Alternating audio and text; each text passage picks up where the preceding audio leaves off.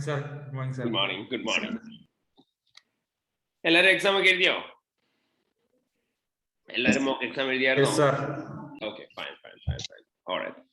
അപ്പം നമ്മുടെ ഒരു മേജർ റിവിഷനും കാര്യങ്ങൾക്കെല്ലാം ശേഷം നമ്മുടെ ഒരു mock exam കണ്ടക്ട് ചെയ്തത്. So I hope you have gone through the mock exam questions. അപ്പോൾ നമ്മൾ ഇന്നത്തെ സെഷൻ്റെ അകത്ത് എക്സ്ക്ലൂസീവ്ലി ചെയ്യാൻ പോകുന്നത് we are going to discuss the mock exam. അപ്പം നമ്മൾ ഇനി ഒരു നെക്സ്റ്റ് 2 അല്ലെങ്കിൽ 3 hours നമ്മൾ ചെയ്യാൻ പോകുന്ന നമ്മുടെ ടോട്ടൽ mock exam ആയിരിക്കും നമ്മൾ റെക്കോർഡ് ചെയ്യാം നമ്മൾ സ്റ്റാർട്ട് ചെയ്യാൻ പോകുന്നുണ്ടാവുക. Okay. So let's start with the area. I hope you are familiar with the questions. നമ്മൾ നേരത്തെ ചെയ്തിട്ടുള്ള മോഡൽ ഓഫ് ക്വസ്റ്റ്യൻസ് തന്നെയാണ്, കാരണം നമ്മൾ പാസ്റ്റ് ക്വസ്റ്റ്യൻ പേപ്പേഴ്സിൻ്റെ അകത്തുള്ളതും ചെയ്തു തന്നെയാണ്. So let's start one thing. Let's start with the areas. And നമുക്കറിയാം, നമുക്ക് ഈ ഒരു പെർട്ടിക്കുലർ മോക്ക് എക്സാമിൻ്റെ അകത്ത് ഉണ്ടായിരുന്ന എന്തൊക്കെയായിരുന്നു? We have got 3 questions from the area of MCQs. MCQസിന്റെ തന്നെ 3 questions നമുക്ക് ഉണ്ടായി. And MCQസിന്റെ ഏരിയക്ക് പുറമെ നമുക്ക് ഏതൊക്കെയാണ് ഉണ്ടായിരുന്നത്? We have got a question from the area of internal controls. Internal controls, risk, പിന്നെ ഏതൊക്കെയാണ്? Procedures, governance ഉണ്ട്, audit procedures ഉണ്ട്. അതുപോലെ തന്നെ റിപ്പോർട്ടിംഗ് പാർട്ടിന്റെ ക്വസ്റ്റ്യൻ ഇല്ല, ബട്ട് റിപ്പോർട്ടിംഗ് പാർട്ട് ഇംപ്ലിക്കേഷൻ മാത്രം നിങ്ങളോട് ചോദിച്ചിട്ടുണ്ടായിരുന്നു. അപ്പൊ ഇത്രയും കാര്യങ്ങളായിരുന്നു ഈ ഒരു പർട്ടിക്കുലർ ക്വസ്റ്റ്യൻ പേപ്പറിന്റെ അകത്ത് നമ്മുടെ അടുത്ത് ചോദിച്ചിരുന്നത്. And let's do one thing. Let's start with the area of the MCQs itself. അല്ലെങ്കിൽ MTQs വെച്ച് തന്നെ നമുക്ക് സ്റ്റാർട്ട് ചെയ്യാം. Okay. So നമ്മുടെ ഫസ്റ്റ് MTQ എന്ന് പറയുന്നത് it was a question ethical threats. Ethical threatനെ ബേസ് ചെയ്തിട്ടുള്ള ഒരു പർട്ടിക്കുലർ ക്വസ്റ്റ്യൻ ആയിരുന്നു ത്രെഡ്സിന്റെ ഫസ്റ്റ് വൺ നമ്മുടെ അടുത്ത് ചോദിച്ചിരുന്നത്. നമുക്ക് ആരും ഒരു കാര്യം ചെയ്യാം, ഈ എത്തിക്കൽ ത്രെറ്റിനെ ബേസ് ചെയ്തിട്ടുള്ള നമുക്ക് നോക്കാം. വെൽ, ഇതുപോലത്തെ ക്വസ്റ്റ്യൻസ് വരുന്ന സമയത്ത് നിങ്ങൾക്ക് 2 രീതിയിൽ വായിക്കാം. ഒന്നെങ്കിൽ നിങ്ങൾക്ക് റിക്വയർമെന്റ് വായിച്ചതിന് ശേഷം അതിനോട് കറസ്പോണ്ടിങ് ആയിട്ടുള്ള സിനാരിയോ വായിക്കാം. ഇപ്പം സിനാരിയോ ബ്രേക്ക് ഡൗൺ ചെയ്ത് തന്നേക്കുന്നുണ്ട്. അല്ലാന്നുണ്ടെങ്കിൽ ബെറ്റർ നമ്മൾ സാധാരണ ചെയ്യുന്ന പോലെ എന്ത് ചെയ്യുക, ക്വിക്ലി പെട്ടെന്നൊന്ന് സിനാരിയോ ത്രൂ വായിച്ചു പോവുക. ആസ് യൂഷ്വൽ ഞാൻ പറയാനുള്ള ഇൻഡെപ്ത് ആയിട്ട് വായിക്കാൻ പറയുന്നില്ല, പെട്ടെന്നൊന്ന് സിനാരിയോ ബേസ്ഡ് ആയിട്ട് വായിച്ചു പോവുക. എന്നിട്ട് നിങ്ങളുടെ MCQലെ റിക്വയർമെന്റ് നോക്കുക. എന്നിട്ട് എന്ത് ചെയ്യുക, വീണ്ടും തിരികെ വന്നിട്ട് ഈ ഏരിയ തന്നെ നോക്കുക. ആ ഒരു ബേസിസ് ചെയ്താൽ മതി. Okay, so let's start with it. അപ്പൊ നമ്മളോട് ഫസ്റ്റ് പറഞ്ഞേക്കുന്ന സിനാരിയോ എന്താ നോക്കി. You are the audit manager of Hoti and Company, and you are considering a number of ethical issues that have arisen from some of the long-standing clients. First of all, they're speaking about the tree company. Hoti and Company is planning its external audit of tree company. Yesterday, the audit partner, Charlie Trover, discovered that a significant fee for information security services, which were provided to tree company by Hoti and Company, is overdue. Charlie hopes to be able to resolve the dispute amicably and has confirmed that he will discuss the matter with the finance director P at the weekend. They are both attending a party to celebrate engagement of Charlie's daughter and Percy's son. ഇവിടെ നമ്മളോട് പറഞ്ഞ എന്താ, നമ്മൾ ഹോട്ടി and company എന്ന് പറയുന്ന കമ്പനിയാണ് tree കമ്പനിയുടെ auditor. എന്ന് നമ്മളോട് പറഞ്ഞു ഒരു പ്ലാനിങ് മീറ്റിംഗ് നമ്മൾ നടത്തിയിട്ടുണ്ടായി. അപ്പം ഓഡിറ്റ് പാർട്ണർ ചാർലി എന്ന് പറയുന്ന ആള് സിഗ്നിഫിക്കന്റ് ഫീസ് വാങ്ങിയിട്ടുണ്ട് ഒരു ഇൻഫർമേഷൻ സെക്യൂരിറ്റി സർവീസ് കൊടുത്തതിന് വേണ്ടിയിട്ട്. അത് ഓവർഡ്യൂ ആണെന്ന് പറഞ്ഞു. അതുപോലെ തന്നെ ചാർലി ഈ ഡിസ്പ്യൂട്ട് സോൾവ് ചെയ്യാനായിട്ട് റെഡിയാണ്. ആൻഡ് ഇത് സോൾവ് ചെയ്യാനായിട്ട് എളുപ്പമാണെന്ന് പറഞ്ഞു. കാരണം എന്താണ്, ഇവരെല്ലാവരും കൂടെ വീക്കെൻഡിന് ഒരു പാർട്ടിക്ക് പോകുന്നുണ്ട്. എൻഗേജ്മെന്റ് പാർട്ണറിന്റെ എൻഗേജ്മെന്റ് പാർട്ണറിന്റെ ഡോട്ടറിന്റെ ആണ്, ചാർലിയുടെ ആണ്. അതുപോലെ തന്നെ പേഴ്സീസ് സണ്ണിന്റെ ആണ് മാരേജ്. അപ്പൊ അതിന് വെച്ചിട്ട് അറ്റൻഡ് ചെയ്യുന്ന സമയത്ത് അവർ സോർട്ട് ഔട്ട് ചെയ്യാമെന്നാണ് പറഞ്ഞേക്കുന്നത്. ഓക്കെ, ഇനി next Bush company. Hoti and Company is an external auditor of Bush Company and also provides other non-audit services to the company. While performing the audit for the year ended 31st October 2018, audit engagement partner was taken ill and took an indefinite leave for absent from the firm. The ethics partner identified potential replacement and key that independence is maintained at the highest level. നമ്മളോട് പറഞ്ഞു ഹോട്ടി and company എന്ന് പറയുന്ന external auditor of Bush കമ്പനിയിലെ Bush കമ്പനിയുടെ external auditor ആണ്. And ഇവിടെ non audit services നമ്മൾ കൊടുക്കുന്നുണ്ട്. ആൻഡ് നമ്മൾ പറഞ്ഞു നമ്മുടെ ഒരു എൻഗേജ്മെന്റ് പാർട്ണർക്ക് വയ്യാണ്ട് ആൾ പോയി, ആൻഡ് ആൾ ഒരു ഇൻഡെഫിനിറ്റ് പീരീഡിലേക്കാണ് ലീവ് ഇപ്പോൾ എടുത്തേക്കുന്നത്. സോ അതിന് വേണ്ടിയുള്ള റീപ്ലേസ്മെന്റ് ഓപ്ഷൻസ് ആണ് നമുക്ക് താഴെ തന്നേക്കുന്നത്. Brian Smith, Monty, Casey and Petey. And അവർക്കുള്ള റിക്വയർമെന്റ്സ് അല്ലെങ്കിൽ അവർക്കുള്ള ഫീച്ചേഴ്സ് എന്തൊക്കെയാണ് കാര്യങ്ങളും പറഞ്ഞു. അപ്പൊ നമ്മളോട് പറഞ്ഞു ഈ ഫസ്റ്റ് പാർട്ണർ ബ്രയൻ എന്ന് പറയുന്ന ആള് ഇവിടെ തന്നെ ടാക്സ് കൺസൾട്ടേഷൻസ് കൊടുക്കുന്ന ആളാണ്. മോണ്ടി എന്ന് പറയുന്നത് ഇവിടെ 10 years ആയിട്ട് എൻഗേജ്മെന്റ് പാർട്ണർ ആണ്. കാസി എന്ന് പറയുന്നത് റീസെന്റ് ഫേമിൽ ജോയിൻ ചെയ്തേ ഉള്ളൂ, 5 years ആയതേ ഉള്ളൂ ജോയിൻ ചെയ്തിട്ട്. ആൻഡ് പീറ്റ് കമ്പനി എന്ന് പറയുന്ന ആ പർട്ടിക്കുലർ പേഴ്സൺ ആരാണ്, പുള്ളി പേറോൾ സർവീസസിന് ഇൻചാർജ് ആണെന്ന് പറഞ്ഞു. ദെൻ നെക്സ്റ്റ് പ്ലാൻ കമ്പനിയെ കുറിച്ചാണ് നമ്മുടെ അടുത്ത് പറഞ്ഞത്. പ്ലാൻ കമ്പനി എന്ന് പറയുന്നത് ലാർജ് പ്രൈവറ്റ് കമ്പനിയാണ്. അവിടെ ഫിനാൻഷ്യൽ ഇയർ എന്ന് പറയുന്നത് 30 ജൂൺ ആണ് ഇയറിന്റെ. ആൻഡ് ഓഡിറ്റ് ക്ലയന്റ് ഹോട്ടിയൻ കമ്പനിയാണ് സെവറൽ ഇയേഴ്സ് ആയിട്ട്. ദെൻ അലൻ മാർഷ്ലോ എന്ന് പറയുന്നതും ഹോട്ടിയൻ കമ്പനിയുടെ പാർട്ണറാണ്. എൻഗേജ്മെന്റ് ക്വാളിറ്റി കൺട്രോൾ റിവ്യൂറുമാണ് പുള്ളി. ആൻഡ് ലാസ്റ്റ് 2 ഓഡിറ്റ് ആണ് പുള്ളി ചെയ്തേക്കുന്നത്. At recent meeting he has advise us he can be no longer on the engagement quality control review on the engagement, as he is considered accepting appointment as a non-executive director and will sit on the audit committee of plan company. പുള്ളി നമ്മുടെ അടുത്ത് പറഞ്ഞേക്കുന്നത് എന്താണ്? പുള്ളി ഇനി engagement quality control reviewer ആയിട്ട് continue ചെയ്യുന്നുണ്ടാവില്ല, കാരണം ആള് നോൺ എക്സിക്യൂട്ടീവ് ഡയറക്ടർ ആയിട്ട് അപ്പോയിന്റഡ് ആവാൻ പോവാണെന്ന് പറഞ്ഞ് ക്ലയന്റിൽ തന്നെ. Then the board of directors has also asked Horty and company if they would be able to provide internal audit services to the company. അവർക്ക് internal audit services ചെയ്തു കൊടുക്കാവുന്നും ചോദിക്കുന്നുണ്ട്. Finally, Wheat company കുറിച്ച് പറഞ്ഞിട്ടുണ്ട്. It's a listed company and is one of the Horty and company's largest client. Last year the fee for audit services was 1.2 million and it's expected to be 1.3 for the year and represents 16.6% and 18.1% of Horty and company's total income. അപ്പോൾ ഇവരുടെ total ഇൻകത്തിന്റെ certain amount ആണ് ഇവിടുന്ന് fees ആയിട്ട് കിട്ടുന്നത് എന്ന് നമ്മുടെ അടുത്ത് പറഞ്ഞു. അപ്പൊ ഇത്ര മാത്രമാണ് നമ്മളോട് സിനാരിയോയ്ക്ക് അത് പറഞ്ഞേക്കുന്നത്. മെയിൻലി നമ്മളോട് tree company, Bush company, plan company and wheat company, ഈ 4 കമ്പനീസിനെ കുറിച്ചാണ് പറഞ്ഞേക്കുന്നത്. So now let's read the requirement. Which of the following statement correctly explains possible threat to Horty and company's independence and recommend an appropriate safeguard in relation to audit of tree company. ഈ tree കമ്പനിയുടെ ഓഡിറ്റുമായിട്ട് relate ചെയ്ത് ഇവിടെ നമ്മൾ പറഞ്ഞു tree company എന്ന് പറയുന്ന കമ്പനിയാണെന്ന് പറഞ്ഞു. അതിന്റെ ഓഡിറ്റുമായിട്ട് റിലേറ്റ് ചെയ്ത് എന്തൊക്കെ എത്തിക്കൽ ത്രെറ്റ് ഉണ്ടാവും എന്നാണ് നിങ്ങളോട് ചോദിച്ചേക്കുന്നത്. അതുപോലെ തന്നെ അതിന് എന്തൊക്കെ സേഫ് ഗാർഡ്സ് എടുക്കണമെന്ന്. It's A very simple question. പറഞ്ഞു മക്കളെ, ഇവിടെ എന്തൊക്കെയാണ് ത്രെഡ്സ് ഉള്ളത്? ഇവിടെ എന്തൊക്കെ ത്രെഡ്സ് ഉള്ളത്? ഇവിടെ നിങ്ങളോട് പറഞ്ഞേക്കുന്ന സ്റ്റോറിയിൽ എന്താ പറഞ്ഞത്?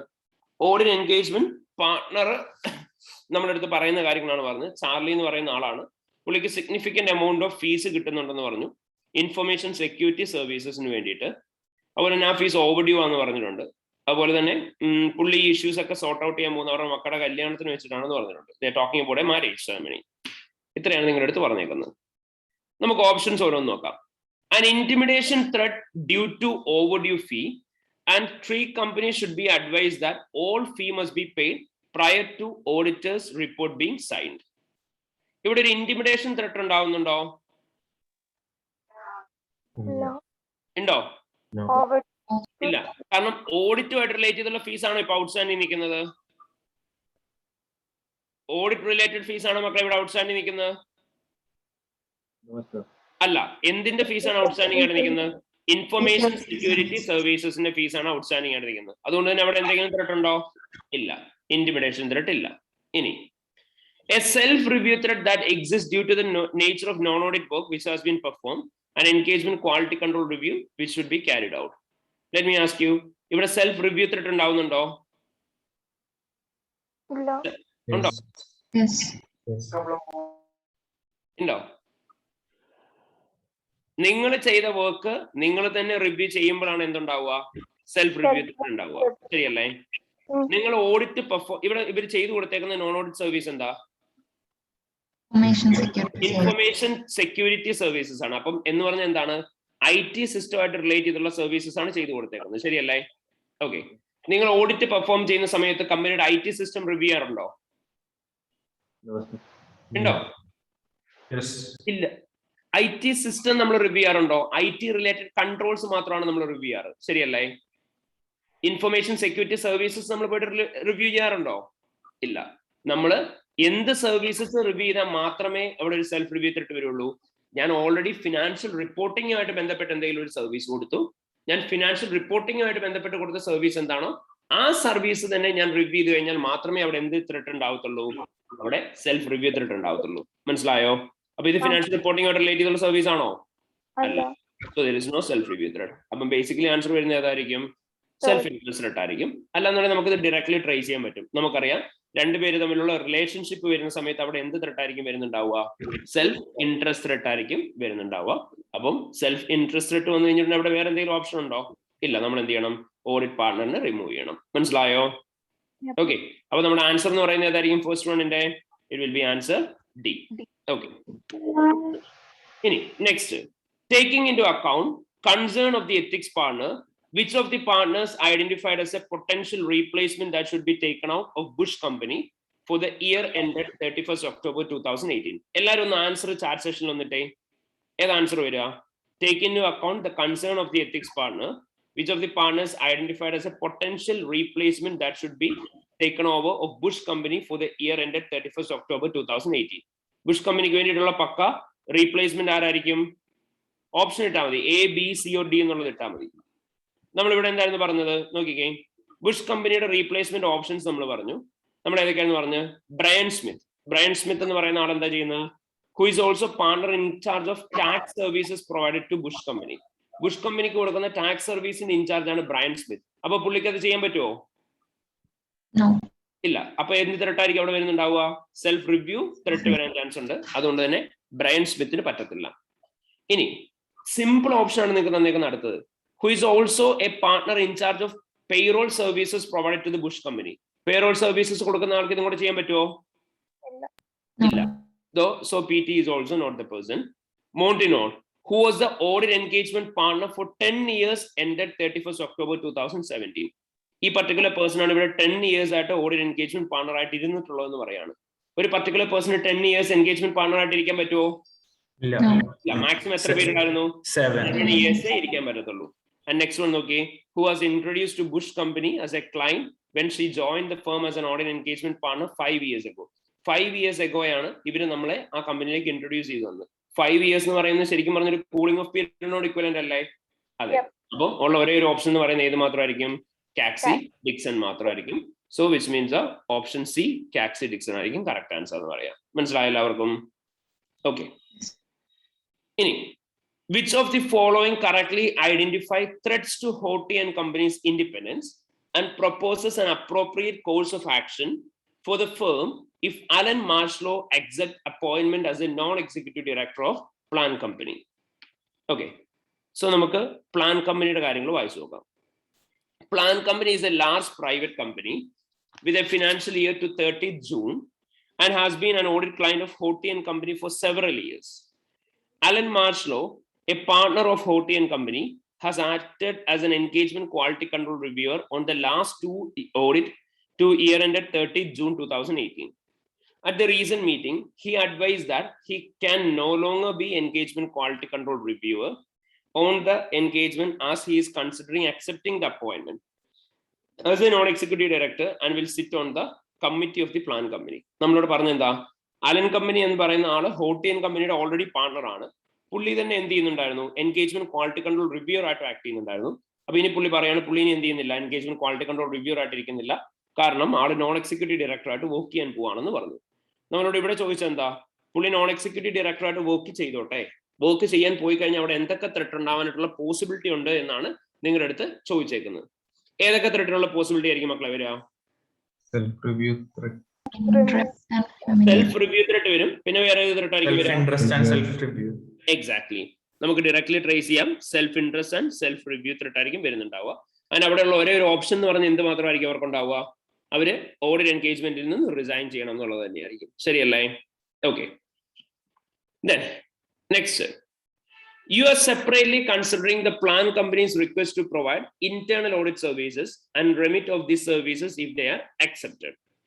Which of the following would result in Horty and Company assuming management's responsibility in relation to internal audit services? ഇതൊരു ഡയറക്റ്റ് സ്ട്രേറ്റ് ഫോർവേഡ് ക്വസ്റ്റൻ ആണ്. നിങ്ങളോട് ഇവിടെ എന്താ ചോദിച്ചേക്കുന്നത്? ഇതിന്റെ അകത്ത് ഏതൊക്കെയാണ് മാനേജ്മെന്റിന്റെ റെസ്പോൺസിബിലിറ്റി എന്നാണ് നിങ്ങളുടെ അടുത്ത് ചോദിച്ചേക്കുന്നത്. നോക്കി മക്കളെ, first one, taking responsibility for designing and maintaining internal control system. Internal control system design ചെയ്യുകയും മെയിൻറ്റെയിൻ ചെയ്യുകയും ചെയ്യാന്നുള്ള ആരുടെ റെസ്പോൺസിബിലിറ്റി ആണ്? മാനേജ്മെന്റിന്റെ റെസ്പോൺസിബിലിറ്റി ആണ്. Okay.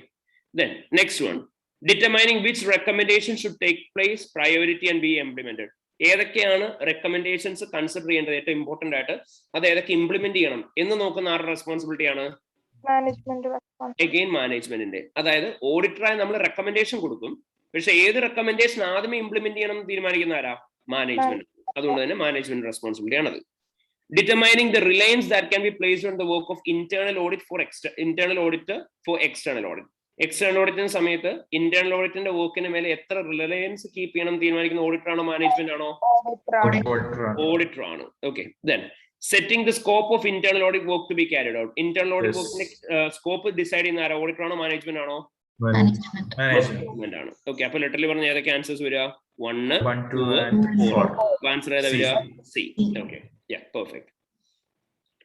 Next, which of the following should Horty and company take to maintain objectivity in relation to the level of fees income from wheat company? നമ്മളോട് ഇവിടെ ഫീ ഇൻകത്തിനെ കുറിച്ച് പറഞ്ഞിട്ടുണ്ടായിരുന്നു. ഫീ ഇൻകത്തിന്റെ പ്രത്യേകത എന്താ ഇവിടെ? 16.6%, 18.1% ആണ് past 2 years. What does it mean? 15% കൂടാൻ പാടില്ല. നമുക്കറിയാം 15% കൂടാൻ പാടില്ല എന്നൊന്നും റൂളില്ല കേട്ടോ. നമ്മൾ പറയുന്നത് എന്താ? 2 consecutive years ആയിട്ട് 15% മേലെയാണെങ്കിൽ നമ്മൾ അവരെ ഹൈ പെർസെന്റേജ് ക്ലയന്റ് ആയിട്ട് ട്രീറ്റ് ചെയ്യണം. അവിടെ ത്രെട്ടിനുള്ള പോസിബിലിറ്റി ഹൈ ആണെന്ന് നമ്മൾ കൺസിഡർ ചെയ്യണം. അത്രേ ഉള്ളൂ. 15% കൂടാൻ പാടില്ല എന്ന് എവിടെയും പറയുന്നില്ല കേട്ടോ. ഓക്കെ, കാരണം ഞാനൊരു എക്സാമ്പിൾ പറഞ്ഞു ഓർക്കുന്നുണ്ടോ? ഫസ്റ്റ് ഇയർ ആണ് എൻ്റെ ഇത്. കഴിഞ്ഞ വർഷമാണ് ഞാൻ ഓഡിറ്റ് ഫോം സ്റ്റാർട്ട് ചെയ്ത്. കഴിഞ്ഞ വർഷം എനിക്ക് ഒരു ക്ലയന്റേ ഉണ്ടായിരുന്നുള്ളൂ, ഈ വർഷം ഒരു ക്ലയന്റേ ഉള്ളൂ. അങ്ങനെയാണെങ്കിൽ 100% ഫീസും എനിക്ക് ആ ക്ലയന്റിന്റെ അടുത്ത് തന്നെയായിരിക്കും. ശരിയല്ലേ? So they will of course B an high percentage client. അപ്പൊ കൂടാൻ പാടില്ല എന്നൊന്നുമില്ല കേട്ടോ. ഓക്കെ, അപ്പൊ നിങ്ങളോട് ഇവിടെ ചോദിച്ചേക്കുന്നത് എന്താ?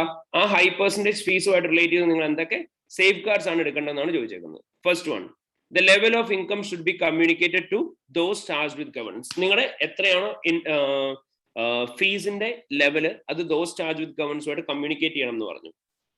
കറക്റ്റ് ആണോ? ഓക്കെ, നമുക്കത് ബഫർ ചെയ്തിടാം. അറിയില്ല എന്നുണ്ടെങ്കിൽ ബഫർ ചെയ്തിടാം. Wait. Separate team should be use for the audit and non audit work. ഇവിടെ നോൺ ഓഡിറ്റ് വർക്ക് കൊടുക്കുന്നതിനെ കുറിച്ച് പറഞ്ഞിട്ടുണ്ടോ നിങ്ങളുടെ അടുത്ത്? ഇല്ല. അപ്പം separate team should be use for audit and non audit work എന്ന് പറയുന്നത് ഈ സിറ്റുവേഷനിൽ അതൊരു സേഫ് ഗാർഡ് ആണോ? അല്ല. ഓക്കെ, ഇനി റിക്വസ്റ്റ് പേയ്മെന്റ് ഫോർ ദ, ഇനി വേറൊരു കാര്യം ചെയ്യാം കേട്ടോ. നിങ്ങൾക്ക് ഏറ്റവും സിമ്പിൾ ആയിട്ട് ഇനി ചെയ്യാൻ പറ്റുന്ന കാര്യം എന്തായിരിക്കും?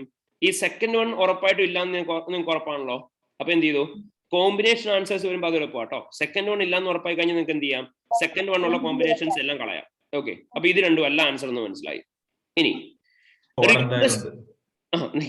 Request payment four current years audit fee in advance for any work being perform.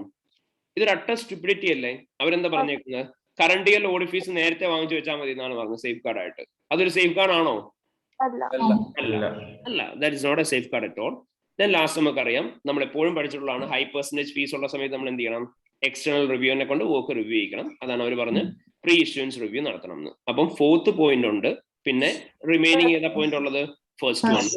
Okay, so literally means that level of income high ആണെന്നുണ്ടെങ്കിൽ നമുക്ക് എന്ത് ചെയ്യാം? നമുക്ക് those charged with governance communicate ചെയ്യാൻ നമ്മുടെ ഫീസ് ലെവൽ ഹൈ ആണ്. So എത്തിക്കൽ ത്രെഡ്സിനുള്ള possibility ഉണ്ട്. Threads നമ്മൾ എങ്ങനെ സേഫ് ഗാർഡ് ചെയ്തിട്ടുണ്ടെന്ന് നമുക്ക് പറയാം. ബെസ്റ്റ് എക്സാമ്പിൾ പറയുകയാണെങ്കിൽ നിങ്ങൾ ഓർത്ത് വെക്കാൻ മതി, ISA 260 നമ്മൾ പഠിച്ചു ഓർക്കുന്നുണ്ട്, communication with those charge with governance. അവിടെ നമ്മൾ ഇൻഡിപെൻഡൻസിനെ കുറിച്ച് കമ്മ്യൂണിക്കേറ്റ് ചെയ്യണം എന്ന് പറഞ്ഞു. അപ്പൊ അവിടെ നമ്മൾ എന്ത് പറയും? ഹൈ പെർസെന്റേജ് ഫീസ് ആണെന്ന് പറയും. എന്നിട്ട് അതിന് വേണ്ടിയിട്ട് പറ്റുന്ന സേഫ് ഗാർഡ്സ് പറയും. എന്നിട്ട് അക്സെപ്റ്റബിൾ ലോ ലെവലിലേക്ക് നമ്മൾ റെഡ്യൂസ് ചെയ്തെന്നും പറയും. മനസ്സിലായോ മക്കളെ? ഓക്കെ, അപ്പൊ ഇത്രയായിരിക്കും ഈ ഒരു പർട്ടിക്കുലർ ക്വസ്റ്റ്യൻ ഉണ്ടാവുക. എല്ലാം കറക്റ്റ് ആക്കിയോ എല്ലാവരും? Alright. Then next one, let's move on to the next question. അടുത്ത ക്വസ്റ്റ്യൻ എന്ന് പറയുന്നത് പ്യൂർലി എന്താ പറയാ, ഇതൊരു സബ്സ്റ്റാൻറ്റീവ് പ്രൊസീജിയേഴ്സിന്റെയും കുറച്ച് അക്കൗണ്ട്സിന്റെയും ഒക്കെ കൂടെ മിക്സ് ആയിട്ടുള്ള ഒരു ക്വസ്റ്റ്യൻ ആണ്.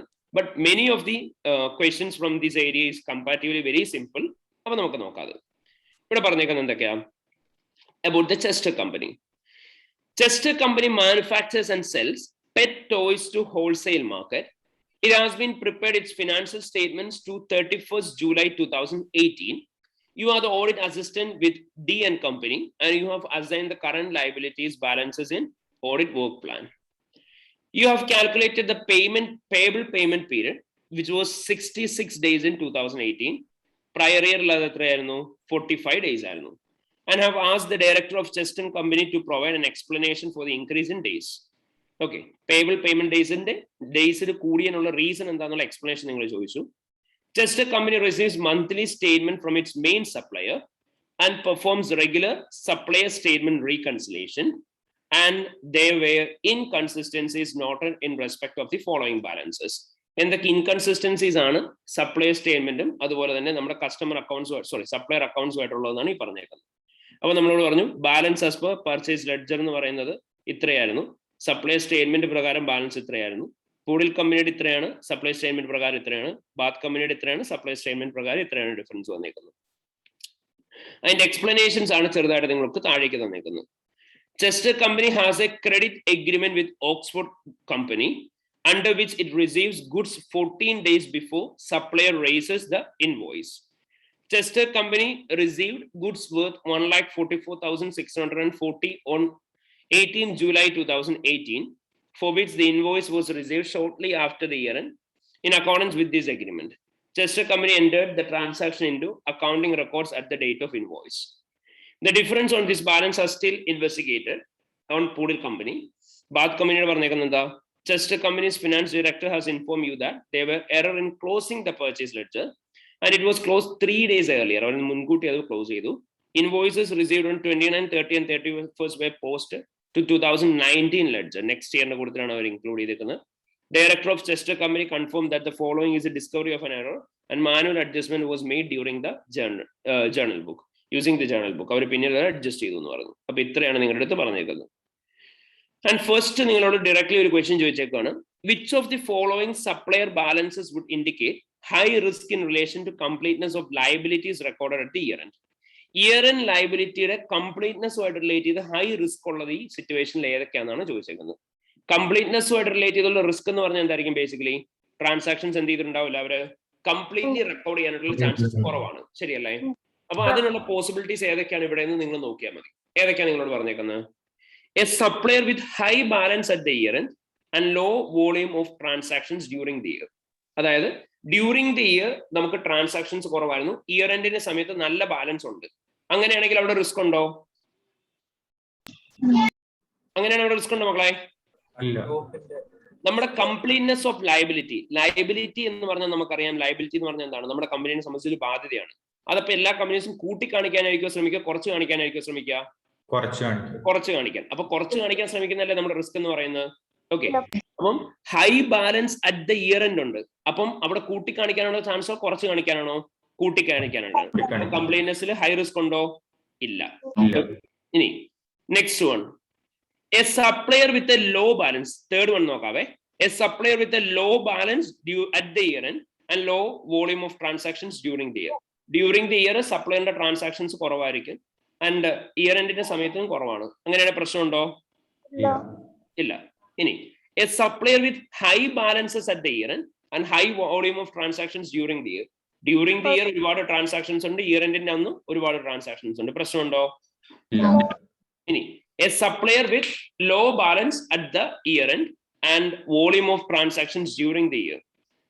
low balance at the year end and high volume of transactions during the year. During the year ഒരുപാട് ബാലൻസസ് ഉണ്ടായിരുന്നു, പക്ഷെ ഇയർ എൻഡ് ആയപ്പോൾ ബാലൻസസ് കുറവേ കിടപ്പുള്ളൂ. അങ്ങനെയാണെങ്കിൽ ഹൈ റിസ്ക് ആണോ അല്ലയോ? So answer is B. മനസ്സിലായോ എല്ലാവർക്കും? And next one is simple എന്ന് വെച്ചിട്ടുണ്ട്, അമ്മാതിരി സിമ്പിൾ ക്വസ്റ്റ്യൻ ആണ്. ചെറിയൊരു ലോജിക്ക് യൂസ് ചെയ്താൽ മതി നെക്സ്റ്റ് ക്വസ്റ്റ്യനിൽ. നോക്കി, which of the following would correctly explain why the payables payment period has increased from 45 days in 2017 to 66 days in 2018? നിങ്ങളോട് ചോദിച്ചേക്കുന്നത് എന്താ? 45 ഡേയ്സിൽ നിന്ന് 66 ഡേയ്സിലേക്ക് പേയബിൾസ് ഡേയ്സ് കൂടാൻ റീസൺ എന്താണെന്നാണ് നിങ്ങളോട് ചോദിച്ചേക്കുന്നത്. ആദ്യമേ ആലോചിച്ച് നോക്കാം, പേയബിൾസ് ഡേയ്സ് കൂടണം എന്നുണ്ടെങ്കിൽ എന്ത് കൂടണം? പേയബിൾസ് ഡേയ്സ് കൂടണമെങ്കിൽ പേയബിൾസിന്റെ എമൗണ്ട് കൂടണോ കുറയണോ? കൂടണം. അപ്പം പേയബിൾസ് ഡേയ്സ് കൂടണം എന്നുണ്ടെങ്കിൽ നമ്മൾ പറഞ്ഞു പേയബിൾസ് കൂടണം. അപ്പൊ ഇവിടെ പേയബിൾസ് കൂടാനായിട്ടുള്ള ലൊക്കേഷൻസ് നോക്കിയാൽ പോരെ? ഓക്കെ, നോക്കിയേ. Chester Company received a prompt payment discount from one of the supplier for the first time in 2018. അവർ കറക്റ്റ് ആയിട്ട് പേയ്മെന്റ് നടത്തിയ കാരണം കൊണ്ട് അവർക്ക് ഒരു ഹ്യൂജ് എമൗണ്ട് ഡിസ്കൗണ്ട് കിട്ടി എന്ന് പറഞ്ഞു.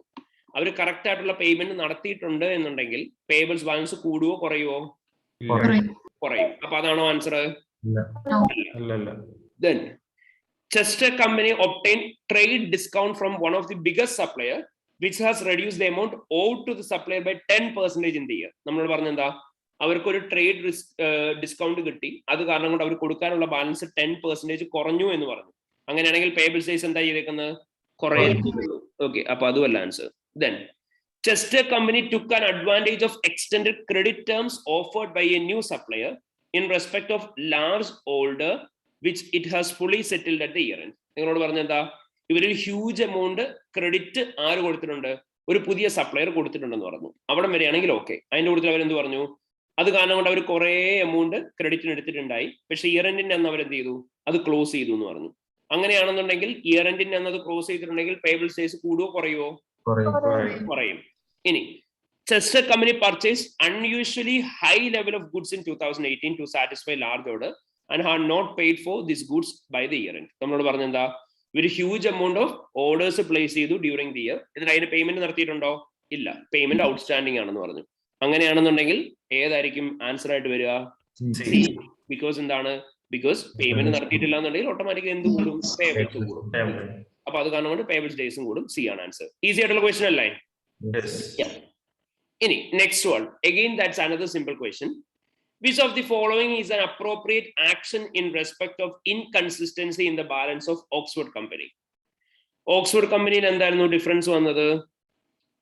നമ്മളോട് പറഞ്ഞു Chester company has a credit agreement with Oxford company under which it receives goods 14 days before the supplier raises the invoice. Okay.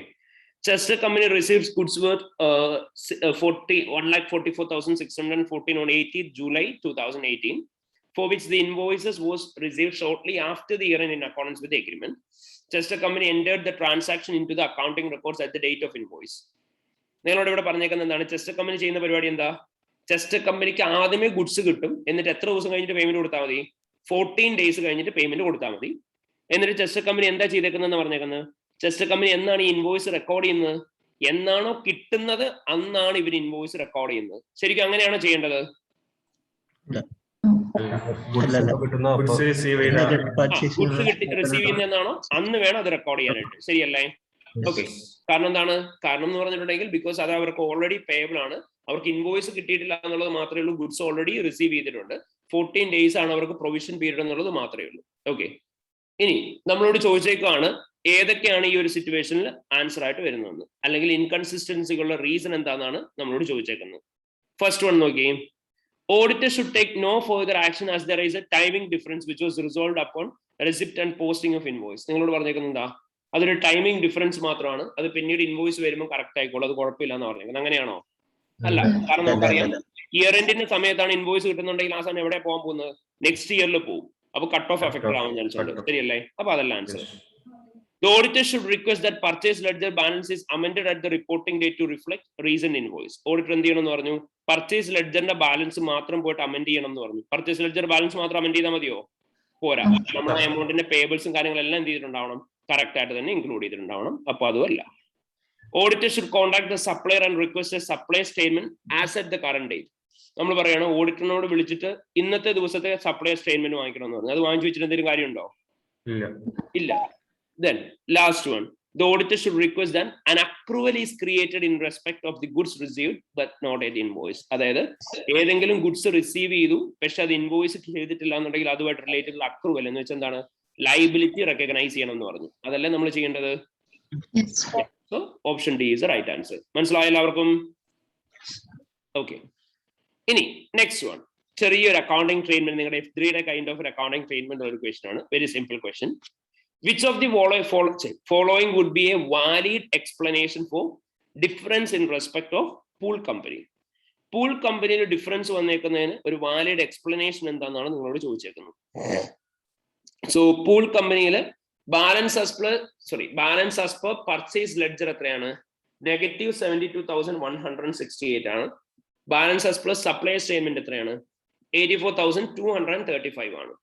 നിങ്ങൾക്ക് അതിനെക്കുറിച്ച് എന്തെങ്കിലും ഫർദർ ഡീറ്റെയിൽസ് തന്നിട്ടുണ്ടോ? ഇല്ല. ഇത് ഇൻവെസ്റ്റിഗേറ്റ് ചെയ്യണം എന്ന് മാത്രമേ നിങ്ങളുടെ അടുത്ത് പറഞ്ഞിട്ടുള്ളൂ. അപ്പൊ ഇത് രണ്ടും തമ്മിലുള്ള ഡിഫറൻസ് നോക്കി എല്ലാവരും. ഇത് രണ്ടും തമ്മിലുള്ള ഡിഫറൻസ് 156,403 ആണ് ഡിഫറൻസ് വന്നേക്കുന്നത് അല്ലേ? ഓക്കെ. അപ്പൊ നമുക്ക് ഓരോരോ ഓപ്ഷൻസ് നോക്കാം, ബാക്കി നോക്കാം. First, an invoice for 1,56,403 has been received and processed prior to receipt of goods. നമ്മളോട് പറയാണ് an invoice of 1,56,403 അവർക്ക് എന്ത് ചെയ്തിട്ടുണ്ട്? അവർക്ക് ആ എമൗണ്ടിന്റെ ഒരു ഇൻവോയ്സ് കിട്ടിയിട്ടുണ്ട്. എന്നിട്ട് ഗുഡ്സ് റിസീവ് ആവുന്നതിന് മുന്നേ തന്നെ ആ എമൗണ്ട് പ്രോസസ് ചെയ്തിട്ടുണ്ടെന്ന് പറഞ്ഞു. അങ്ങനെയാണെന്നുണ്ടെങ്കിൽ ആ എമൗണ്ട് ഓൾറെഡി പ്രോസസ്ഡ് ആണെങ്കിൽ അത് എവിടെ നിന്നും കുറഞ്ഞിട്ടുണ്ടാവും? സപ്ലയർ സ്റ്റേറ്റ്മെന്റിൽ നിന്നും കുറഞ്ഞിട്ടുണ്ടാവും. ശരിയല്ലേ? ഇവിടെ സപ്ലൈ സ്റ്റേറ്റ്മെന്റ് അത് എമൗണ്ട് കുറഞ്ഞിട്ടുണ്ടോ? ഇല്ല. സപ്ലൈ സ്റ്റേറ്റ്മെന്റ് ഒരു 84,000 എന്ന് പറയുന്ന ഫിഗർ ആണ്. ഇവർ പറയുന്ന 1,56,000 അല്ല, അതുകൊണ്ട് തന്നെ അതല്ല ആൻസർ വരിക.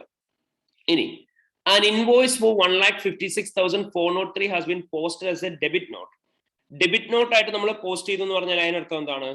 നമ്മൾ ഗുഡ്സ് റിട്ടേൺ ചെയ്തു എന്നാണ്, ശരിയല്ലേ? ഗുഡ്സ് റിട്ടേൺ ചെയ്ത് കഴിഞ്ഞിട്ടുണ്ടെങ്കിൽ ഇവിടെ നെഗറ്റീവ് ബാലൻസ് വരുമോ? ഇല്ല. നമ്മൾ മേ ബി ആ എമൗണ്ട് ഓൾറെഡി റൈറ്റ് ഓഫ് ചെയ്തിട്ടുണ്ടാവും, അല്ലെങ്കിൽ അത് റിസീവൽസ് ആയിട്ടായിരിക്കും വന്നിട്ടുണ്ടാവുക. ഇനി ഒരേ ഒരു ഓപ്ഷൻ എന്ന് പറയുന്നത് ഇവിടെ പെൻഡിങ് വരുന്ന എന്ത് മാത്രമായിരിക്കും? an invoice for 1,56,403 has been paid twice. അതിന്റെ അർത്ഥം എങ്ങനെ നമുക്ക് മനസ്സിലായത്? കാരണം നിങ്ങൾ ഇങ്ങനെ നോക്കിയാൽ മതി, നോക്കിക്കേ, 1,56,403 ആണ് ഡിഫറൻസ് വന്നേക്കുന്നത് അല്ലേ?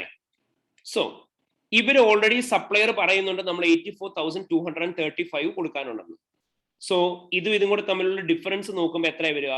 1,56,403 തന്നെയാണ് ഡിഫറൻസ് വരുന്നത്. അപ്പൊ അതിനർത്ഥം എന്തായിരിക്കും? ഇവർ പറയുന്ന സെയിം എമൗണ്ട് തന്നെ നമ്മൾ കൊടുക്കാനുണ്ട്, അത് നമ്മൾ അതുപോലെ തന്നെ റെക്കോർഡ് ചെയ്തിട്ടുണ്ട്. പക്ഷെ ഒന്ന് പേ ചെയ്ത ഇൻവോയ്സ് നമ്മൾ വീണ്ടും പേ ചെയ്തതായിട്ട് കാണിച്ചു. അപ്പോഴാണ് നമ്മൾ നെഗറ്റീവ് ബാലൻസിലേക്ക് സെയിം എമൗണ്ടിൽ പോയത്. മനസ്സിലായോ? ക്ലിയർ ആയോ മക്കളെ? ഓക്കെ. നമ്മുടെ ഇവിടുത്തെ പോയിന്റ് എന്ന് പറയുന്നത്, നമ്മുടെ ഇവിടുത്തെ ബാലൻസ് എന്ന് പറയുന്നത് 0-യിലാണോ നമ്മൾ നിൽക്കുന്നത്? അല്ല, 84,235 ആണ് നമ്മൾ കൊടുക്കാനുള്ള ബാലൻസ്. ആ കൊടുക്കാനുള്ള ബാലൻസിന് ഈ സെയിം ഫിഗർ ആണ് കുറഞ്ഞേക്കുന്നത്. അപ്പൊ നമുക്ക് എന്ത് മനസ്സിലായി? ഒന്ന് കൊടുക്കാനുള്ളതായിരിക്കും, അത് കൊടുത്തു കഴിയുമ്പോഴാണ് 84,235 വന്നിരിക്കുന്നത്. വീണ്ടും ഒന്നും കൂടെ കൊടുത്തു കഴിയുമ്പോഴാണ് നമ്മൾ എന്ത് ചെയ്യുക? ആ സെയിം എമൗണ്ട് തന്നെ ബാക്കിലേക്ക് പോവുക, ശരിയല്ലേ? അതായത് അതൊരു സ്റ്റാർട്ടിംഗ് പോയിന്റ് ആയിട്ട് വന്നിട്ട്. സോ ദെയർഫോർ അതിന്റെ ആൻസർ എന്ന് പറയുന്നത് ഏതായിരിക്കും? ഇറ്റ് വിൽ ബി ആൻസർ, ഏതാണ് answer? Answer A. 9th one answer എന്ന് പറയുന്നത് ഏതായിരിക്കും? എ ആയിരിക്കും വരുന്നുണ്ടാവുക. മനസ്സിലായോ എല്ലാവർക്കും? ഓക്കെ. ഇനി the very last one, another very simple question. If you use a very simple logic, okay, which of the following would not provide? നിങ്ങളോട് ചോദിച്ചേക്കുന്നതാണ് would provide എന്നാണോ ചോദിച്ചേക്കുന്നത്? അല്ല, would not provide sufficient appropriate audit evidence over completeness of the purchase ledger balance in respect of bath company. Baat കമ്പനിയുടെ purchase ledger ബാലൻസുമായിട്ട് relate ചെയ്ത് ഇതിൽ ഏതാണ് നിങ്ങൾക്ക് കംപ്ലീറ്റ്നെസിന്റെ information തരൂല്ലാത്തതെന്നാണ് ചോദിച്ചേക്കുന്നത്.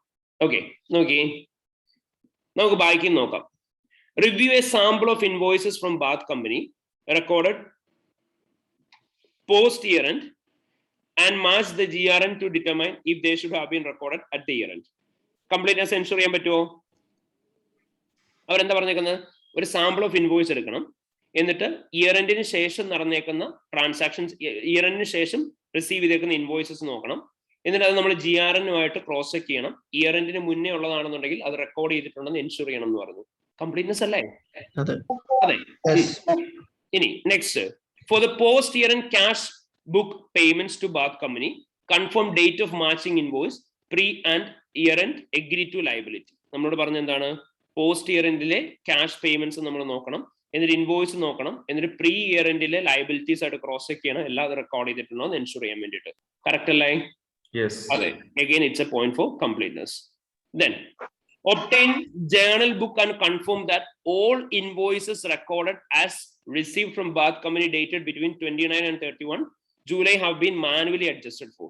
ഇവരൊരു difference വന്നിട്ടുണ്ടെന്ന് പറഞ്ഞാൽ അവർ മാനുവലി അഡ്ജസ്റ്റ് ചെയ്യാൻ പോകാന്ന് പറഞ്ഞിട്ടുണ്ട്. അത് അവർ അഡ്ജസ്റ്റ് ചെയ്തിട്ടുണ്ടെന്നാണ് നമ്മളോട് പറഞ്ഞേക്കുന്നത് ബാത്ത് കമ്പനിയുടെ. അങ്ങനെയാണെന്നുണ്ടെങ്കിൽ അത് കംപ്ലീറ്റ്നെസിന്റെ പോയിന്റ് തന്നെയാണോ? അതെ. Next, review the accruals listing to ensure goods received from bath company post year end for which invoice has not yet been received have recorded in the correct period. Accruals listing എടുത്ത് നോക്കി കഴിഞ്ഞാൽ purchase ലെഡ്ജറിന്റെ balance confirm ചെയ്യാൻ പറ്റുമോ?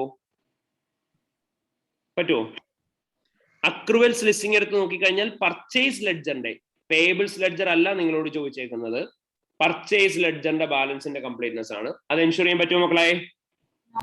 പറ്റത്തില്ല. കാരണം എന്താണ്? അക്രൂവൽസ് എന്ന് പറയുന്ന എമൗണ്ട് പർച്ചേസസിന്റെ അകത്ത് വരുന്നതാണോ? അല്ല, it comes along with payables balance.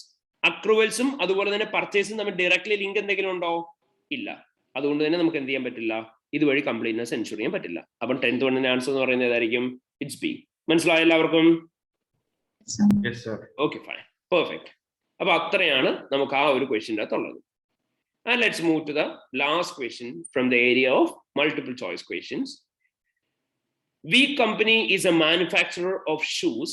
You are an audit manager in Sullivan Company and you are performing an overall review of financial statements for the year ended 30th September 2018 prior to the issue of auditor's report.